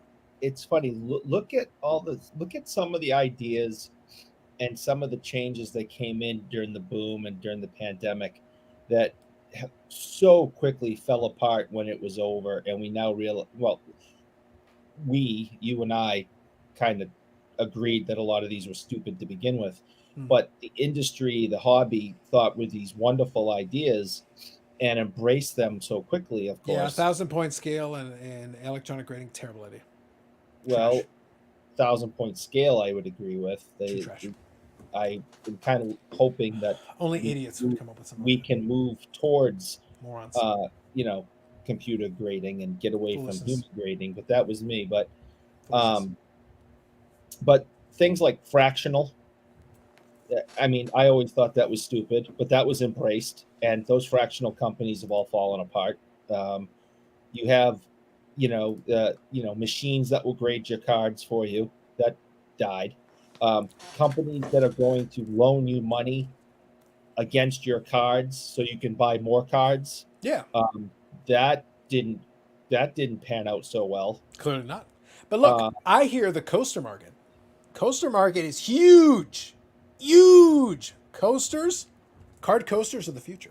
I don't understand how that some of the business decisions that company has made, but there are a couple of things about that company that I do like, and I hope will grow into something good someday, or get bought out by somebody else, and they can make some better decisions and not have robots and hockey goalies and stuff.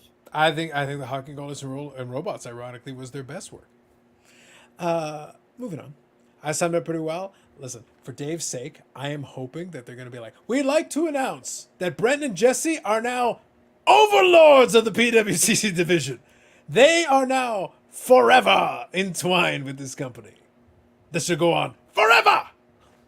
Mm-hmm. HGA was stupid. It's like, no, HGA wasn't my issue. Although HGA was stupid. Let's be fair. HGA was stupid. Hold on. How quickly it was embraced by the hobby was stupid, number one. The owner-operator just was a freaking train wreck. And I get some inside personal information on that. Complete train wreck. Mm-hmm.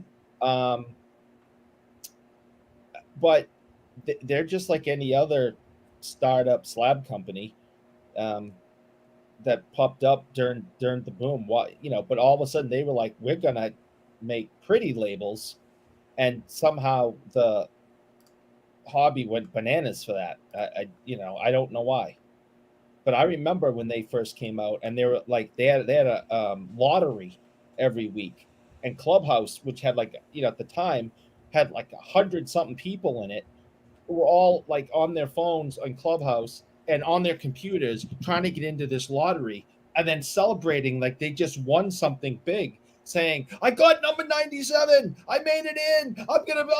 And it's like I'm just sitting there going, "Yeah, I didn't even bother, because why do I want to send my cards to this company? Because they have blue labels." My favorite part was that we were talking about on the Discord the other day, and the discussion went to like, could you imagine if HGA is the next one that ends up eventually going out of business? Because at the end of the day, they still exist. Like they basically, a deal was made where somebody, I think somebody else bought them out, and they're basically running them, but they're just kind of there. They just kind of Yeah. exist. They've got nothing at this point. They're just kind of there. Right. But if they went away, but then the jokes were that, imagine the retrospectives. And I went back and I needed to find it. I found the live stream where Bobby and I watched the second of the two videos where HJ was explaining his technology with the big buzzwords and all that. Oh yeah. And I was like, oh, I got that in my back pocket. If anything ever happens to HJ, y'all, if anything ever happens to HJ, I'm ready for that video. I know exactly what clips I need to pull. I got it. CC says PWCC finance actually reviewed, loaning 60% of cards. Crazy, and some would say stupid and irresponsible. I'd agree. All right, so Lapper here is asking a question. In all honesty, do you guys not think it is totally obvious and inevitable software will grade cards and not people? No, I actually don't think it's obvious and inevitable. I think it could happen, but obvious and inevitable, no, because I think that the people that are trying to do it are more than capable of fucking it up to the point that it ruins it forever, so that it never gets fully implemented. And it becomes just a part of the process, but a human is still involved in it, to the point that it doesn't actually accomplish what you're trying to accomplish. So, your question is, do I think it's totally obvious and inevitable? No. Is it possible? Sure. Two different things. Possible? Yes. Inevitable? I've watched this hobby. I don't think anything is inevitable as pertains to technology in this hobby. I hope so. I think it is inevitable. I think there'll be a bunch of screw ups on the way, and because this hobby can be so stupid. And we just talked about some stupid things that happened just in the last couple of years that have just gone right down the toilet, and how the hobby, which is the consumers, jumped on these bandwagons thinking these are the greatest things ever, and then it all went down like the Titanic, and some of us were screaming, get off that boat, and no one listened. But you know what my favorite part is? When I went back and watched. So two things. I'll read Aussie Card Dance here. Love the 1,000-point scale see-through coasters. Facts. The HGA owner was comical? Absolutely. Is HGA ones with the goofy labels? The custom labels. So here's the thing. You know what the funniest part is? When I went back and watched that live that Bobby and I did, I went back and listened to the whole thing just because I wanted to refresh myself on what I said. You know what the funniest thing is? I could literally dub that live and just say tag wherever I said HGA, and you wouldn't know the difference, because a lot of my concerns and critiques of HGA were exactly what I have placed on the Coaster Maker du jour. The exact same. And neither one of them have ever escaped my point that I made with it. Neither one of them improved themselves at all to me in any way, shape, or form. HGA and its tag, as far as I'm concerned, are still in the same boat. They exist in it. yeah, The problem is that at least HGA had the custom labels. Their problem wasn't the custom labels. Their problem wasn't the shady owner. Their problem wasn't like, look, Old Man Tag has got his own issues. Floating Head is absurd. They've got their own issues. However, do you know what sunk HGA? Really sunk HGA? They couldn't authenticate. They were authenticating fake cards. yeah, They actually couldn't do the job that they were supposed to. Forget everything else. You didn't do the job. It didn't matter that you came up with a grade for a reprint. It's still a reprint. It's fake. So you gave a grade to it, and you gave a custom label, and that part wasn't the problem. The problem was it was fake. yeah. They lost all credibility when these cards kept popping up. Correct. That's the point. The point is you said all this bullshit, and I'm like, and like I said, I'm going to make fun of the Coaster Maker till the cows come home, because frankly it's fun for me. But here's the thing. As it stands today, all their efforts, they have done nothing to differentiate themselves from HGA. Nothing. Because in reality, there is no evidence that you can authenticate shit. I don't care if your software can figure out the corners, the centering. That's awesome. Good for you. I'm very happy for you. Can you tell if it's real? Because if you can't, you're worthless. I don't care. Like, I really don't. Congratulations. Oh, the holder's fancy. Great. Oh, you have the loveliest plastic. Congratulations. HGA had really nice labels once upon a time. I don't care about your fucking holder if you can't do the job you're purporting to do. That is the end of the conversation. It is. And I understand, you know, you got an axe to grind, and that's cool. I didn't have an extra grant with HGA, and I said the exact same thing. No, but you're 100% correct. So my point is that even though you have an axe to grind, that doesn't mean that you can't be correct in your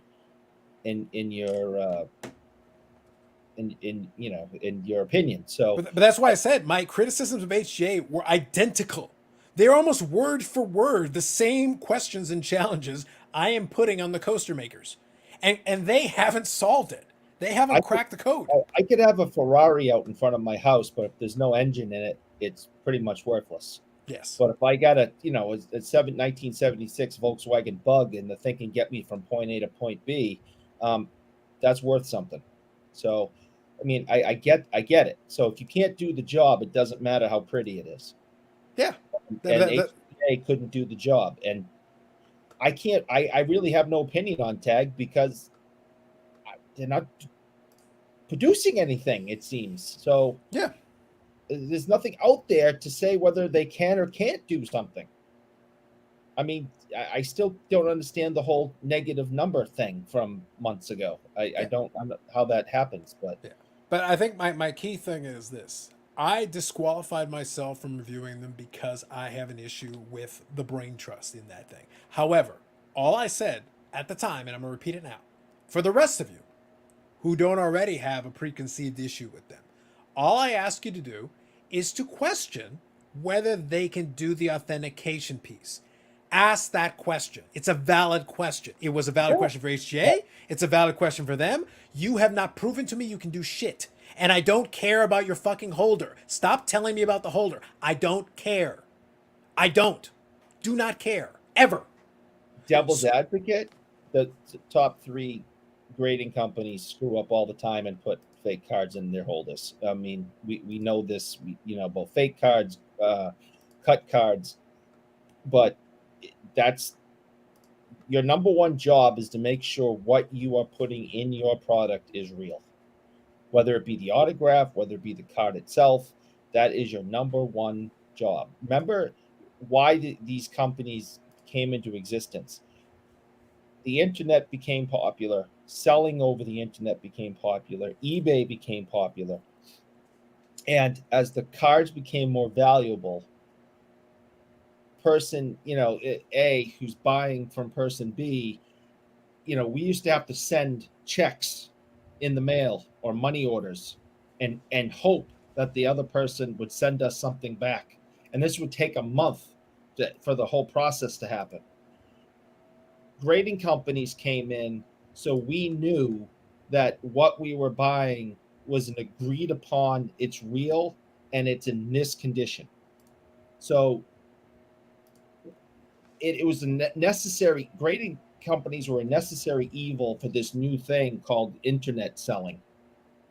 And it made things easier for both parties. It's an 8, that's what it is. It's in this, it says it's in mint condition.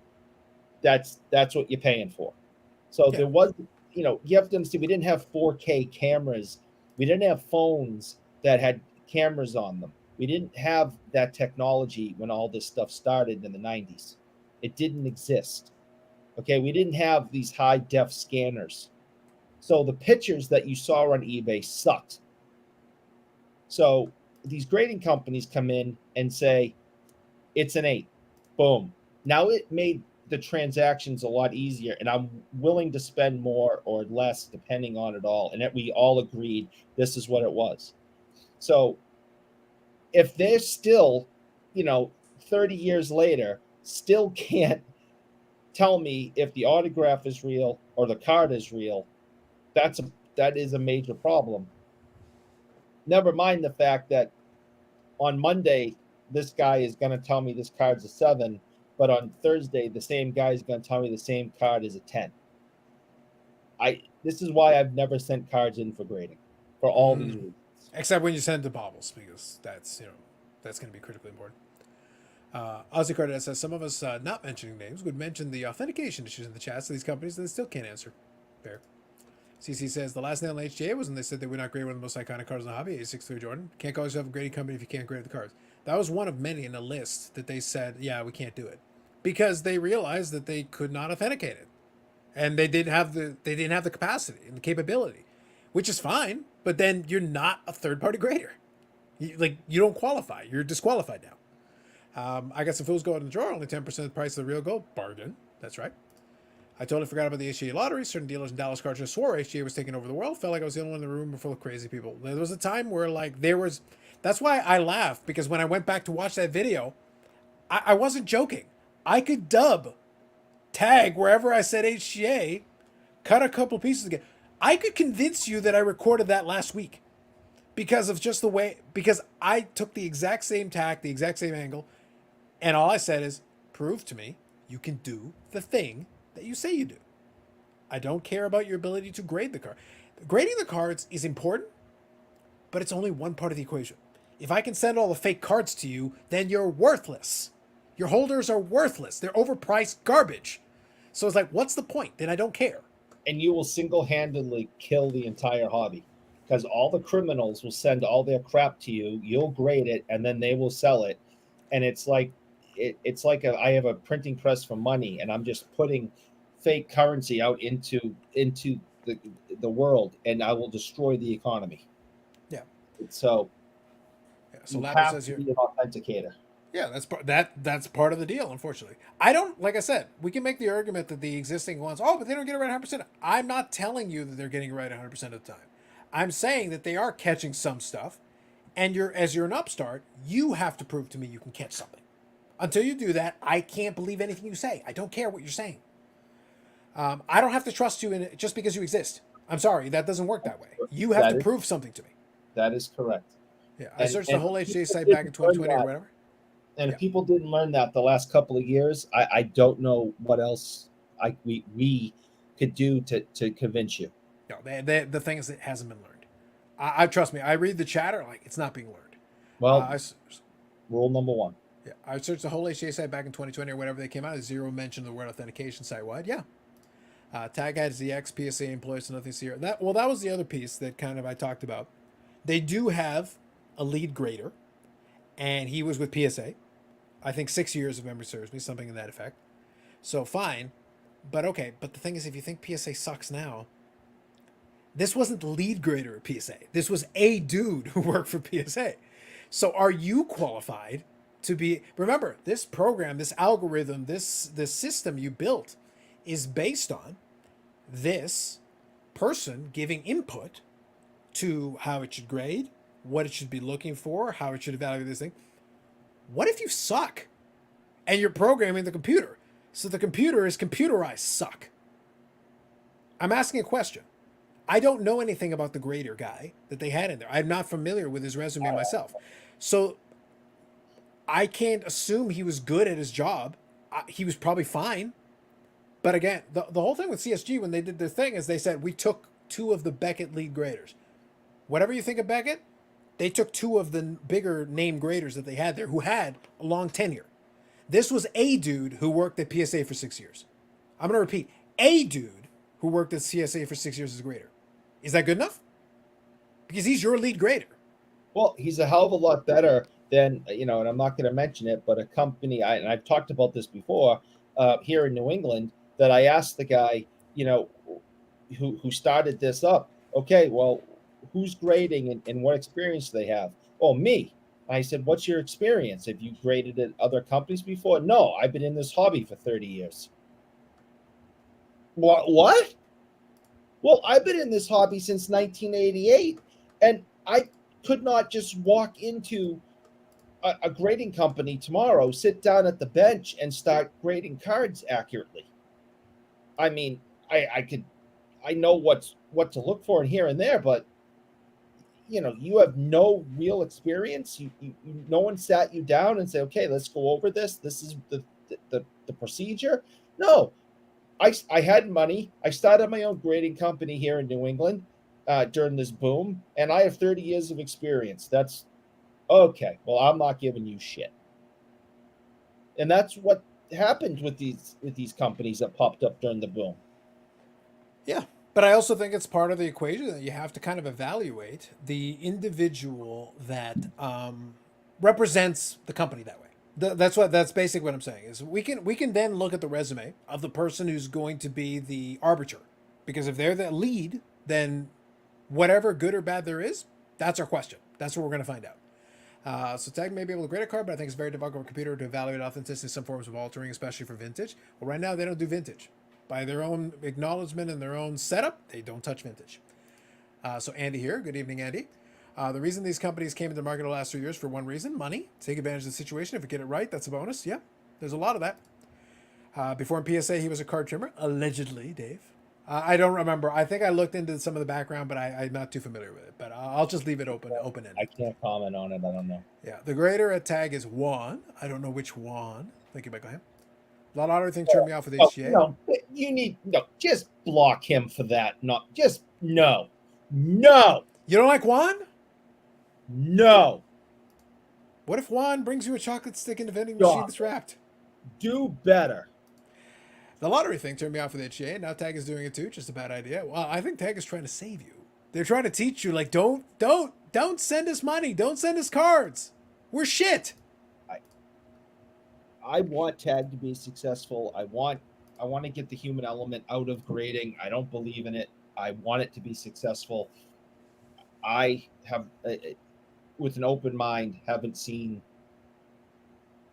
anything that's showing me success yet. I hope to see something. What, the goaltenders didn't do it for you? Well, the robots? The robots definitely didn't. Was bad. At a certain point, we just have to cut our losses, Eric. At a certain point, we just have to cut our losses and move on. I want Tag to be successful. I want them to burn like a Hindenburg disaster. I want them to be successful. I want to get the human element out of grading. Yeah, it happens. Paul says, at least the CSG old BGS guys authenticate first, at least for most. Lots of vintage stock on the BGS labels are fake. Fair enough. Thank you, Paul. Other Paul. We got multiple Pauls here. Former PSA grader. Maybe he specialized in 91 Donruss. Maybe he didn't. That's the problem. I don't know. I don't know what to tell you. CSG actually had an ex-lead grader, authenticator from BGS, hence why they had more of the benefit of that when they started grading sports card. Yeah, that's the point, though. Like, they led with, we have some folks that have some background in this. Whether you agree, you don't agree, you don't think that's enough, that's fine. But at least they've been here doing this for a while, and then we can figure it out from there. We can evaluate it. Hey, I'm greater than Eric. Paul V says. Jeff here says, I'm looking for financing for my startup grading company. Forensic universal knowledge into investigative. Fuck it. Look at you coming up with an acronym that works for you. We stick with so many 3-letter ones, though, man. I don't think that's a lot of words. We're scared of the words. I still like it, though. Fair enough. Would you agree with fuck it? Don't lie. Would you invest in fuck it? Oh, I am totally investing in fuck it. Yes. Jeff, you are getting a check from me shortly. Hashtag invest. Tag still has human element. Yeah, well, that's the thing. So you got to program it, but then also you got the evaluation at the end. So you got humans in 2 spots. No, of course. Yes. But you have someone that's working on this, one person, a couple, or whatever. But you don't have that person who's having a good day or a bad day, or a good morning and a bad afternoon, and is making his eyes are getting tired by hour 6, whatever. You're up drinking late last night with the boys, and today I'm in the mood to put 7s on things, and tomorrow I'm gonna be in a better mood and I'm putting 9s on things. I'd rather have a programmer spend a large chunk of time programming this thing, months, a year, whatever, get it right, and then let it go. I have a question, and I've asked this question before, but I'll repeat it. So you program the machine, to do the job. And then you got individualized units. They're not necessarily using the same piece of software. Why can't I have 2 versions of the software? Or 3, or 4, or 17? Why would you? Because that would allow me to put it in the good grade machine versus the bad grade machine. Why couldn't I? I could do it. It'd be even easier. I just send it in this machine and it gives you just 9s. This one will give you the 10s. If you're the special customer, you get the machine that gives you a break. All right, well, that's all silly. You just No, it's not. The whole idea is that the human element is that humans can have certain biases and certain issues, but machines can be programmed to do whatever you want. The algorithm is based on the machine. No one said we have to put the same piece of software in each one of the machines. We can tweak the machine. We can have the machine for the VIPs that gives you a better grade. if you want to run a corrupt company, But there's no audit. How would I know? Remember, when I read the report, I can't figure out what it says anyway. How would I know if it's corrupt? I'm not. Just keep in mind that I'm not specifically talking about tag. I'm talking about the future of using. I'm just talking about any piece of software. The point is, relying on software is fine. In any capacity, it's fine.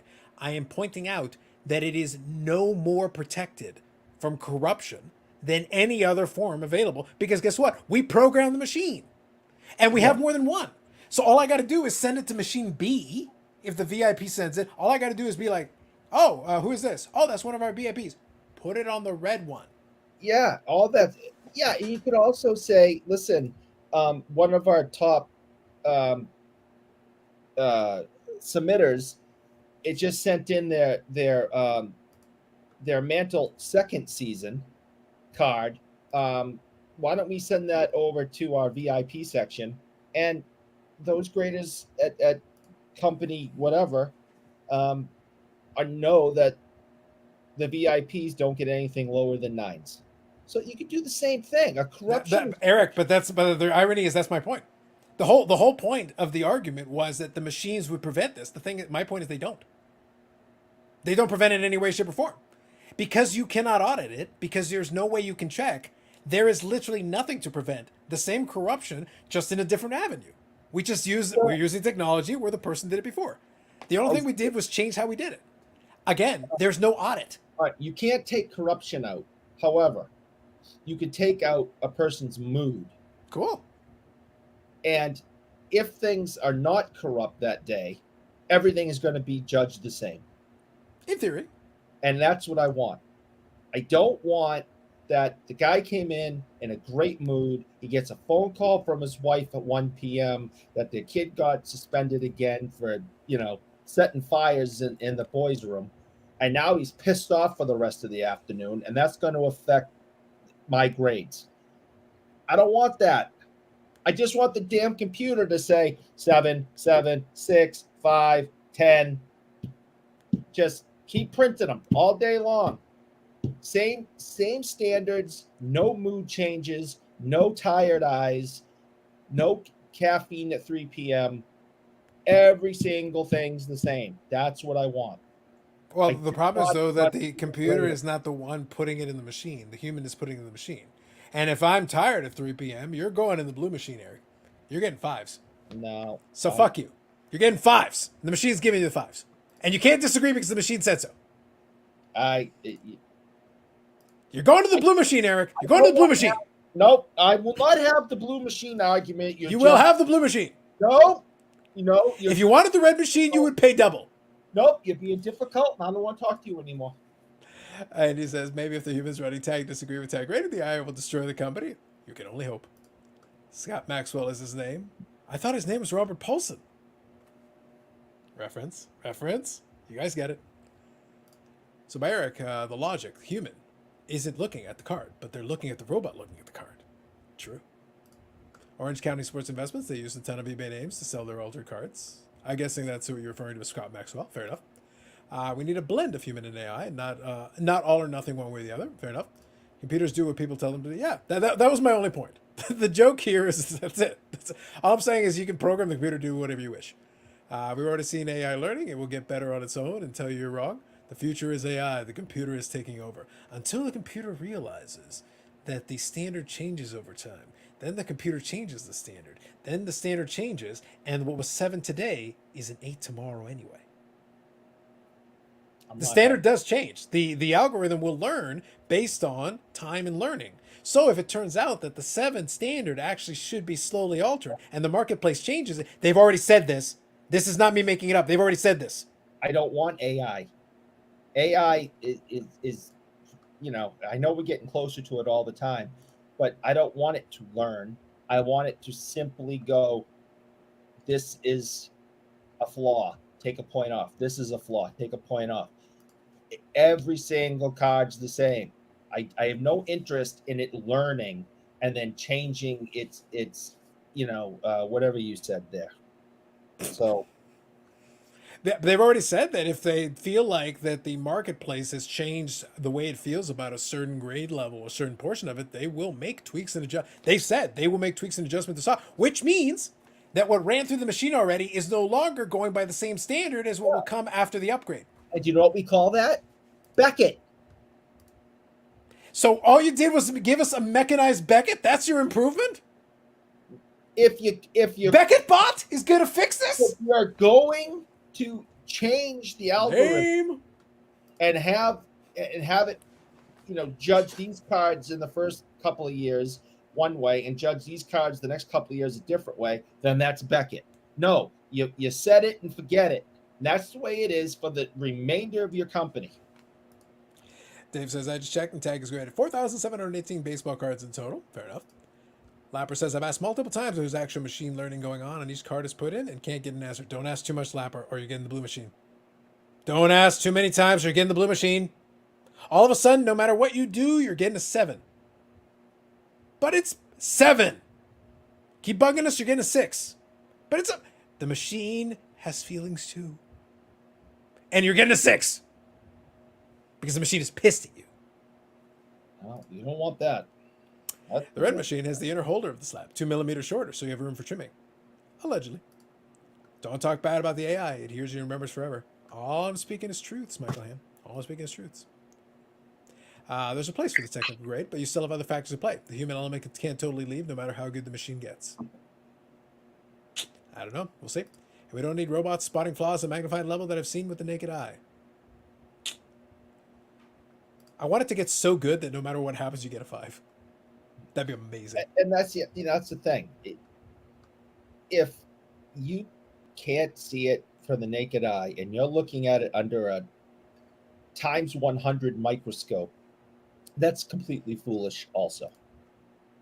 It's completely foolish. Did you not see the report card? I understand. What kind of magnification we got in there? I don't agree with all of that nonsense.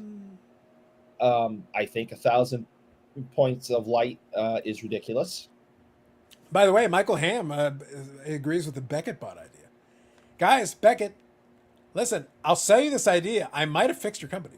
When Fanatics buys Beckett and turns it to Beckett by Fanatics and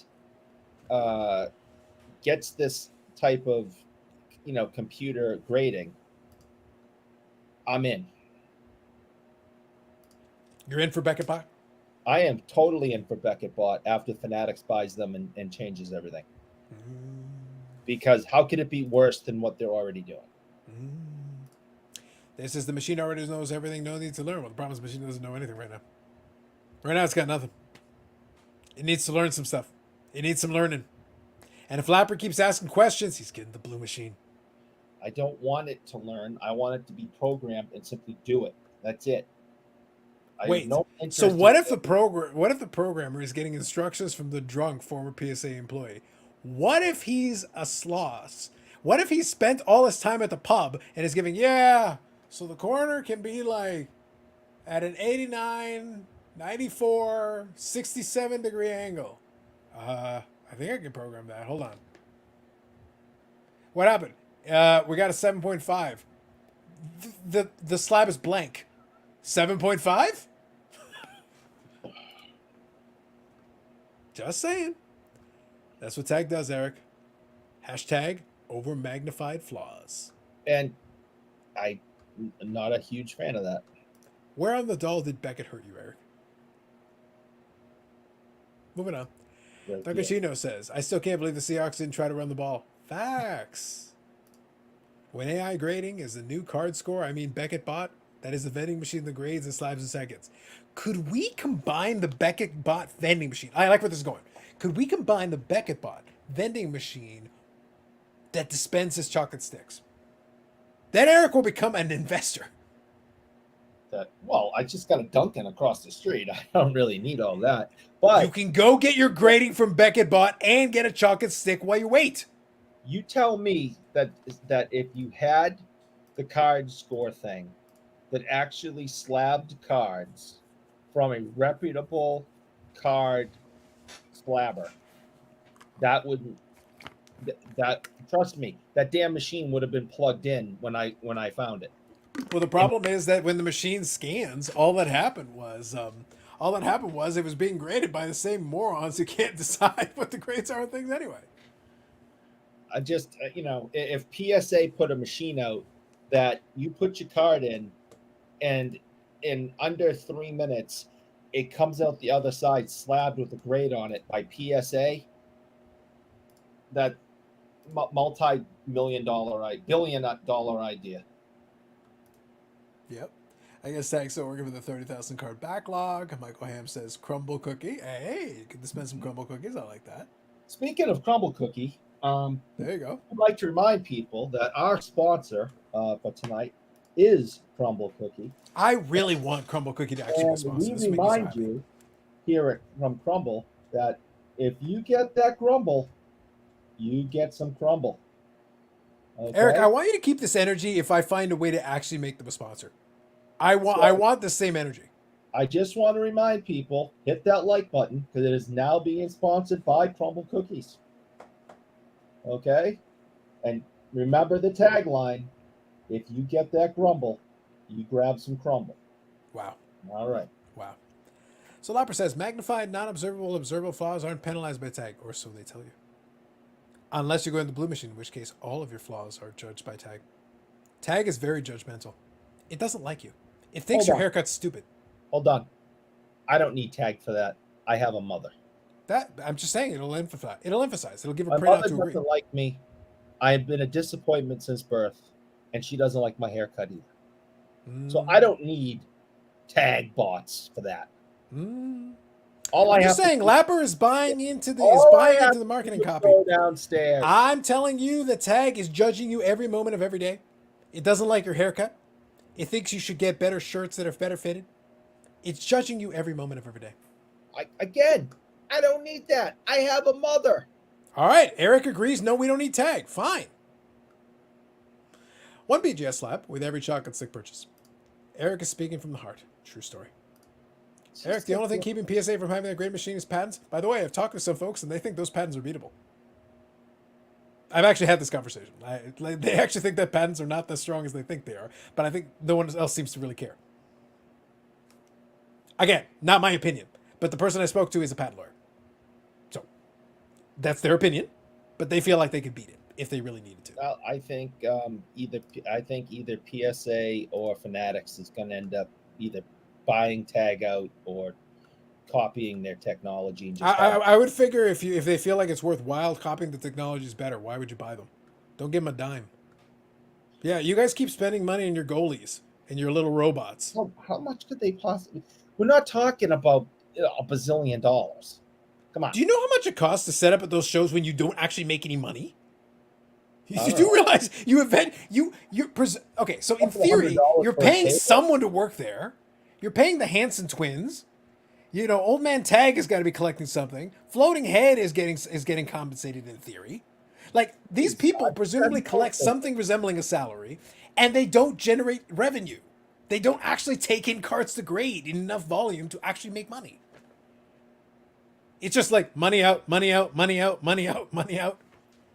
If it, like we said earlier, if you got the money, if you're Jeff Wilson, and $25,000 isn't a big deal, go ahead, do your thing. Old Man Tag got the money, and it makes him happy to. Somebody does anyway. Have a good time. Yep. Looks like they're at about 15,000 total cards graded in sports. Fair enough, Dave.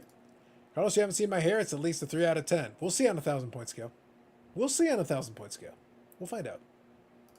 Can you believe that a tech guy like Nat thinks it's smart business to have a 6 billion square foot grading floor? If they find out the technology that they're trying to do actually isn't doing the job that you want it to. Unless you just want to do smoke and mirrors and just tell people that it's working, and they'll just believe you. You could try that. Not that anyone has.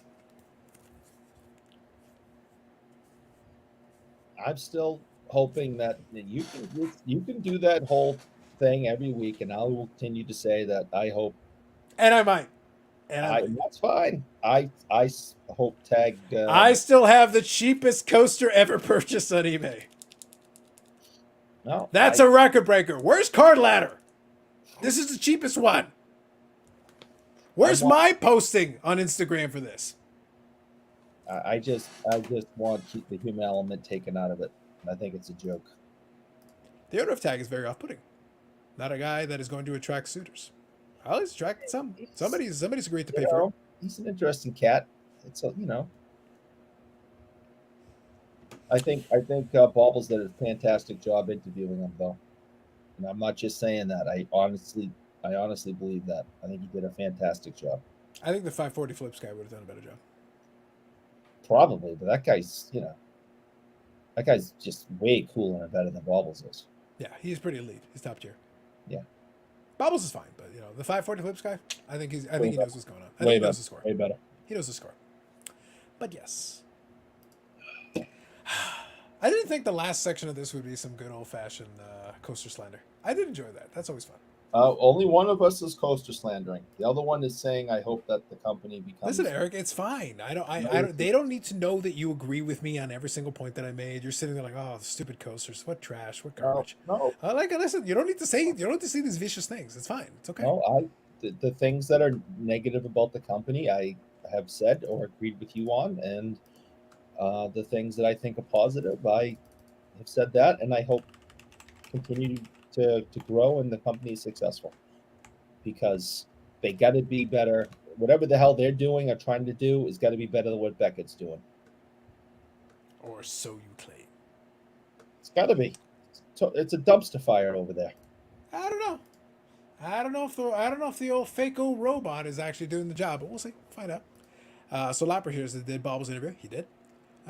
It was about 6 months ish. I can show you. Yeah, something like that. He did an absolutely fantastic job. Yeah, so it's right here. It's this one. This was the interview. So live Q&A with Steve Cass, founder of the Tag Grading Company, and this would have been right around. I can give you more specific. November last year. Mm-hmm. And then there was a post-game show on this very channel. Yeah, there may have been. There was. And he honestly did a very. I was really impressed. He did a hell of a job. Indeed. Bobble should do a second interview with Tag. Would be highly entertaining. Yes. Oh, he's not going to come back and do another interview. Yes. If you do check it out, Lapper, check out the part where Bobbles asks him to explain the grading and how many people Old Man Tag asks and no one ever answers the question. It's the best part. It's like, guys, so you've got a report card and none of you can actually explain how it got the grade it did? We'd have to look at the card. So then your report card is worthless. That's not actually what Bobble said. That's what I'm saying. So if the point of the report card is so that we know why it got the grade it did, but you, the guys who work there, can read the report card and not tell me why it got the grade it did, then why the hell what good is this report card? It was an eye-opening interview. Mm-hmm. Indeed. Let's just say it instilled confidence. Tag Robot, Goaltender. In fairness, the Tag Robots and Goaltender instilled more confidence. I just hope somebody comes up with something that's gonna be better than the human element. I wonder if Bubbles could interview the Tag Robots. That would be something. Those two. That would actually be pretty sweet. And one of those Tag Robots was the goalie, right? I mean, they're definitely doing double duty. Yeah. Listen, I'm implying they're made of money, but there are limits. At a certain point, you gotta have somebody do double duty here. What are you gonna dress me up as at this show? Oh my god, I can't wait for the next one. Guess what we're gonna dress you up as this time? A giant slab, and you just gotta walk around the show and as a giant slab. Don't lie to me, Eric. If they had giant slab walking around, you'd be like, I have to submit to them. I don't even care if you use the blue machine. Do your worst. Oh my god. Listen, it's not my fault. I am merely posing questions. Look, Yeah. I said from the very get-go, I have disqualified myself from doing an actual objective review. I am not claiming any objectivity. Zero objectivity. I know. None. That is correct. Yes. I cannot be any more clear on this. I am not claiming objectivity in any way, shape, or form. Mm-hmm. What I am claiming is great amusement that I have as I mock it without mercy. Yes. And that is a fact, my friends. That's a fact. And listen, I don't even care if Tag is the one that is successful. I got, no dog in the fight. I don't really Well, I think at this point we've established that the champion that we need is Becketbot. Yeah. That's the champion we need. That's what we need, absolutely. So, listen, I just want the technology to be there. I really don't care who does it. If Tag is the one that does it, fantastic, good for them. If someone else comes up with something better, great. I want the human element out of grading. I think it's stupid. I always have. I've been doing this since the invention of slabbing cards. I have never, ever given my money to a slab company because I think the whole thing is stupid. Now, do I purchase slab cards? Yes. They've already been done. I hold the card. I look at it. I decide whether it is equal to the grade, and I look at the price, and I then make the decisions post-graded. But to gamble my money and send a card in, depending on some guy's mood, to have it shipped back to me and be surprised about what the number I get and the value of my card now, I'm just not interested. I'm not interested. So Shocking. I'd words. rather go to a show, pick this up and go, okay, well, this says it's a 3.5, very good plus. I'm looking at it. That's a ding. That's folded. That's this. Boom, boom. Okay. Yeah. How much? $20? Okay, fine. No problem. I think we all agree tonight. Becketbot is the future. It's all about the Becketbot. I'm with Eric. Someone is going to do 100% Becketbot. Becketbot will save us. I hope so. I hope someone does it. It's all good. I like it. Joe average grader with his mood changes and whether he had Mexican last night, now he has a tummy ache. That guy's and remember, I think the estimate came out that they will look at your card for a total of 30 to 45 seconds a card, I believe. Yeah. So you send that in. This is your pride and joy. You're thinking you're going to make big bucks off of this. You want someone to take care of it. You know how fast they're moving your card around? They're not taking good care of it. It is just 30 seconds. 7. Next. 30 seconds. That's a good point. That's a good point because the machine will totally spend more time on it. But it will be less time, Yes. but it will be instant because it will be able to take the picture, measure the size, the card, make sure it's the proper size. It will then be able to tell whether it's centered. They will be able to tell if the little creases are in the corner, if there's chipping over here, if there's chipping over there. All that's done in a second, and it's the same every single time. That's right. As long as you get blue machine. The blue machine. You know what? I got to be honest with you guys. So let me read a couple quick things. So how long does the robot look at each card? Kind of the point I was making here. Beckett us more. Congratulations, you've created your element. True. Carlos is having too much fun. Yes, I am. I'm not gonna lie. I have been very much enjoying where the direction is. I wasn't planning on it going here, but we ended up here, and I'm enjoying it. I am in my element right now. Like I said at the beginning of the show, I have never had more fun in the hobby than I have right now. Every piece of bullshit that comes across the desk, I love it. I love it all. You know what? Steal from Panini, steal from Upper Deck, steal from Topps. I don't care. I want an Ocean's 11 thing. We resurrect Bernie Mac. Let's do it. Let's make it happen. Sounds good. Don't about Bernie Mac, man. I'm just saying, I want it. Let's do it. It'll be great.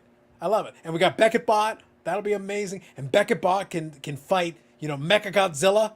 That'll be sweet. And after it's done fighting Mecha Godzilla, then it can grade our cards. By the way, I love the idea that I actually want, now that we're thinking about this, I actually want this automated grading company, Beckett Bot or else.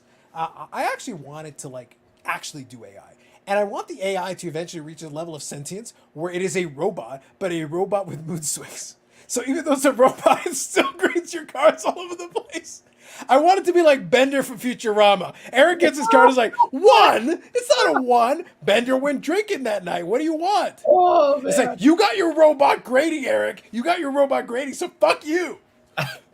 And it just goes in a complete circle. We're right back to where we started. Now it's automated. Now you got Bender from Futurama grading your cards, and you still get inconsistency. Suck it. Suck it. I love it. And we've all come through a circle, and now greatness is achieved. Yep. And it'll give you grader notes.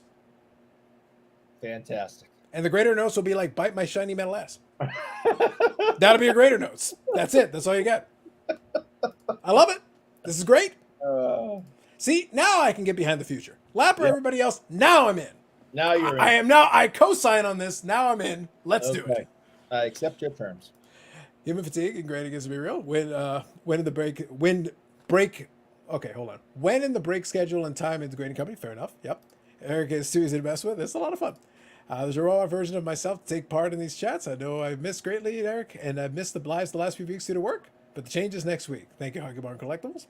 PSA would spend millions on machine to find out it slowed their grading process for some reason. Look, I want this. I'm not even joking. I want PSA to build a machine so that they can be like, fine, you wanted a machine, here's the machine. And it turns out the machine is programmed to be perfectly inconsistent in exactly the same way so that they do it. And then that's it. And then, because they have the machine, it puts the coaster company out of business. Well, they got a machine too, so there you go. So then they grade 4 million cards a month, but it's the machine, and you still get a 7. Fuck you. That's all I want. That's all I want. I want it to be a machine now that does it to you. That's even better. I love it. Speaking of FUs, I want to make sure Hockey Barn gets a big FU because you know what he's trying to do? Trying to rope me in again. Okay, he is trying to rope me in again on his stupid Instagram. Okay, he keeps putting this is coming. We're selling these. Blah, blah. All of them have little hidden Bruins card things, right? All around. Just enough so I notice. So I make comments, and he's like, I put that in there just for you. Yeah. He is trying to lure me back and to steal my money. Okay? He literally makes sure that all his Instagram advertisements have Bruins cards in them just to mess with me. He is a sick son of a bitch. Do not buy from Hockey Barn Collectibles. Well, it's going to get even worse when Hockey Barn Collectibles becomes a bulk submitter to Beckett Bot. Do not buy from Hockey Barn Collectibles. Because once you do, you get hooked, and next thing you know, you're sending your whole paycheck up to Nova Scotia. Ozzy Cardet says, let's make the Beckett Bender machine happen, please, for the love of God. Listen, I will even tolerate that trash Beckett slab for this. If the Beckett Bender machine is the one doing it, I'm in. I repeat, I co-sign. I want to hashtag invest. Let's do it. That would be entertaining. Eric, have you tried chirps? Chips made using cricket flour. Oh, screw you, Bob. All right. So, folks, we got somehow, once again, it was funny because Zombie Collector actually reached out to me earlier today and was asking, hey, do you want to do a live tonight? And I said, well, I'm doing a live tonight, like I do every Friday. And I said, yeah, we'll figure out something better for later. But I laughed because I said, well, I've been doing this since 2020, basically every week, at least a live stream. But the thing that made me laugh about it is somehow, some way, no matter how much or how little is going on, somehow we end up right around the same place at the same time. We didn't even need to do a 1 hour random food discussion this time around. We ended up with Beckett Bot that is now Bender. I'm very happy with how this turned out. This is great. Eric will be taking the Beckett Bender bot idea to BGS offices Monday morning. I can only hope, man. Listen, Beckett bot will save it. It'll save everything. First of all, I don't take the ideas to the office. I have to take them to the federal prison and get the okay from the boss. That's the office. An office is where the heart is, Eric. Yeah. The office is where the heart is. Or where the bars are. One way or the other. Where the bars are, yeah. Hockey Bar Collective should do an Eric coupon code 20% off. Yeah, the coupon code should be like, screw you, Eric. 20% off. Hockey Barn? Type in. That's an idea. You literally type in screw you, Eric, and get 20% off. Type in screw you, Eric, to get 20. That's your 20% off coupon. Hockey Barn. Hockey. Look, tonight we've come up with Beckett Bot, and we've come up with a great 20% discount code. Y'all, we're fixing the problems of the hobby one Friday night at a time. Yeah. Think about it. Anyway. All right, folks. Pleasure hanging out with you as always. A lot of fun here. 20% off any zero items. Love it. Pleasure hanging out with you as always. Great comments. Great comments. Love it. Love it.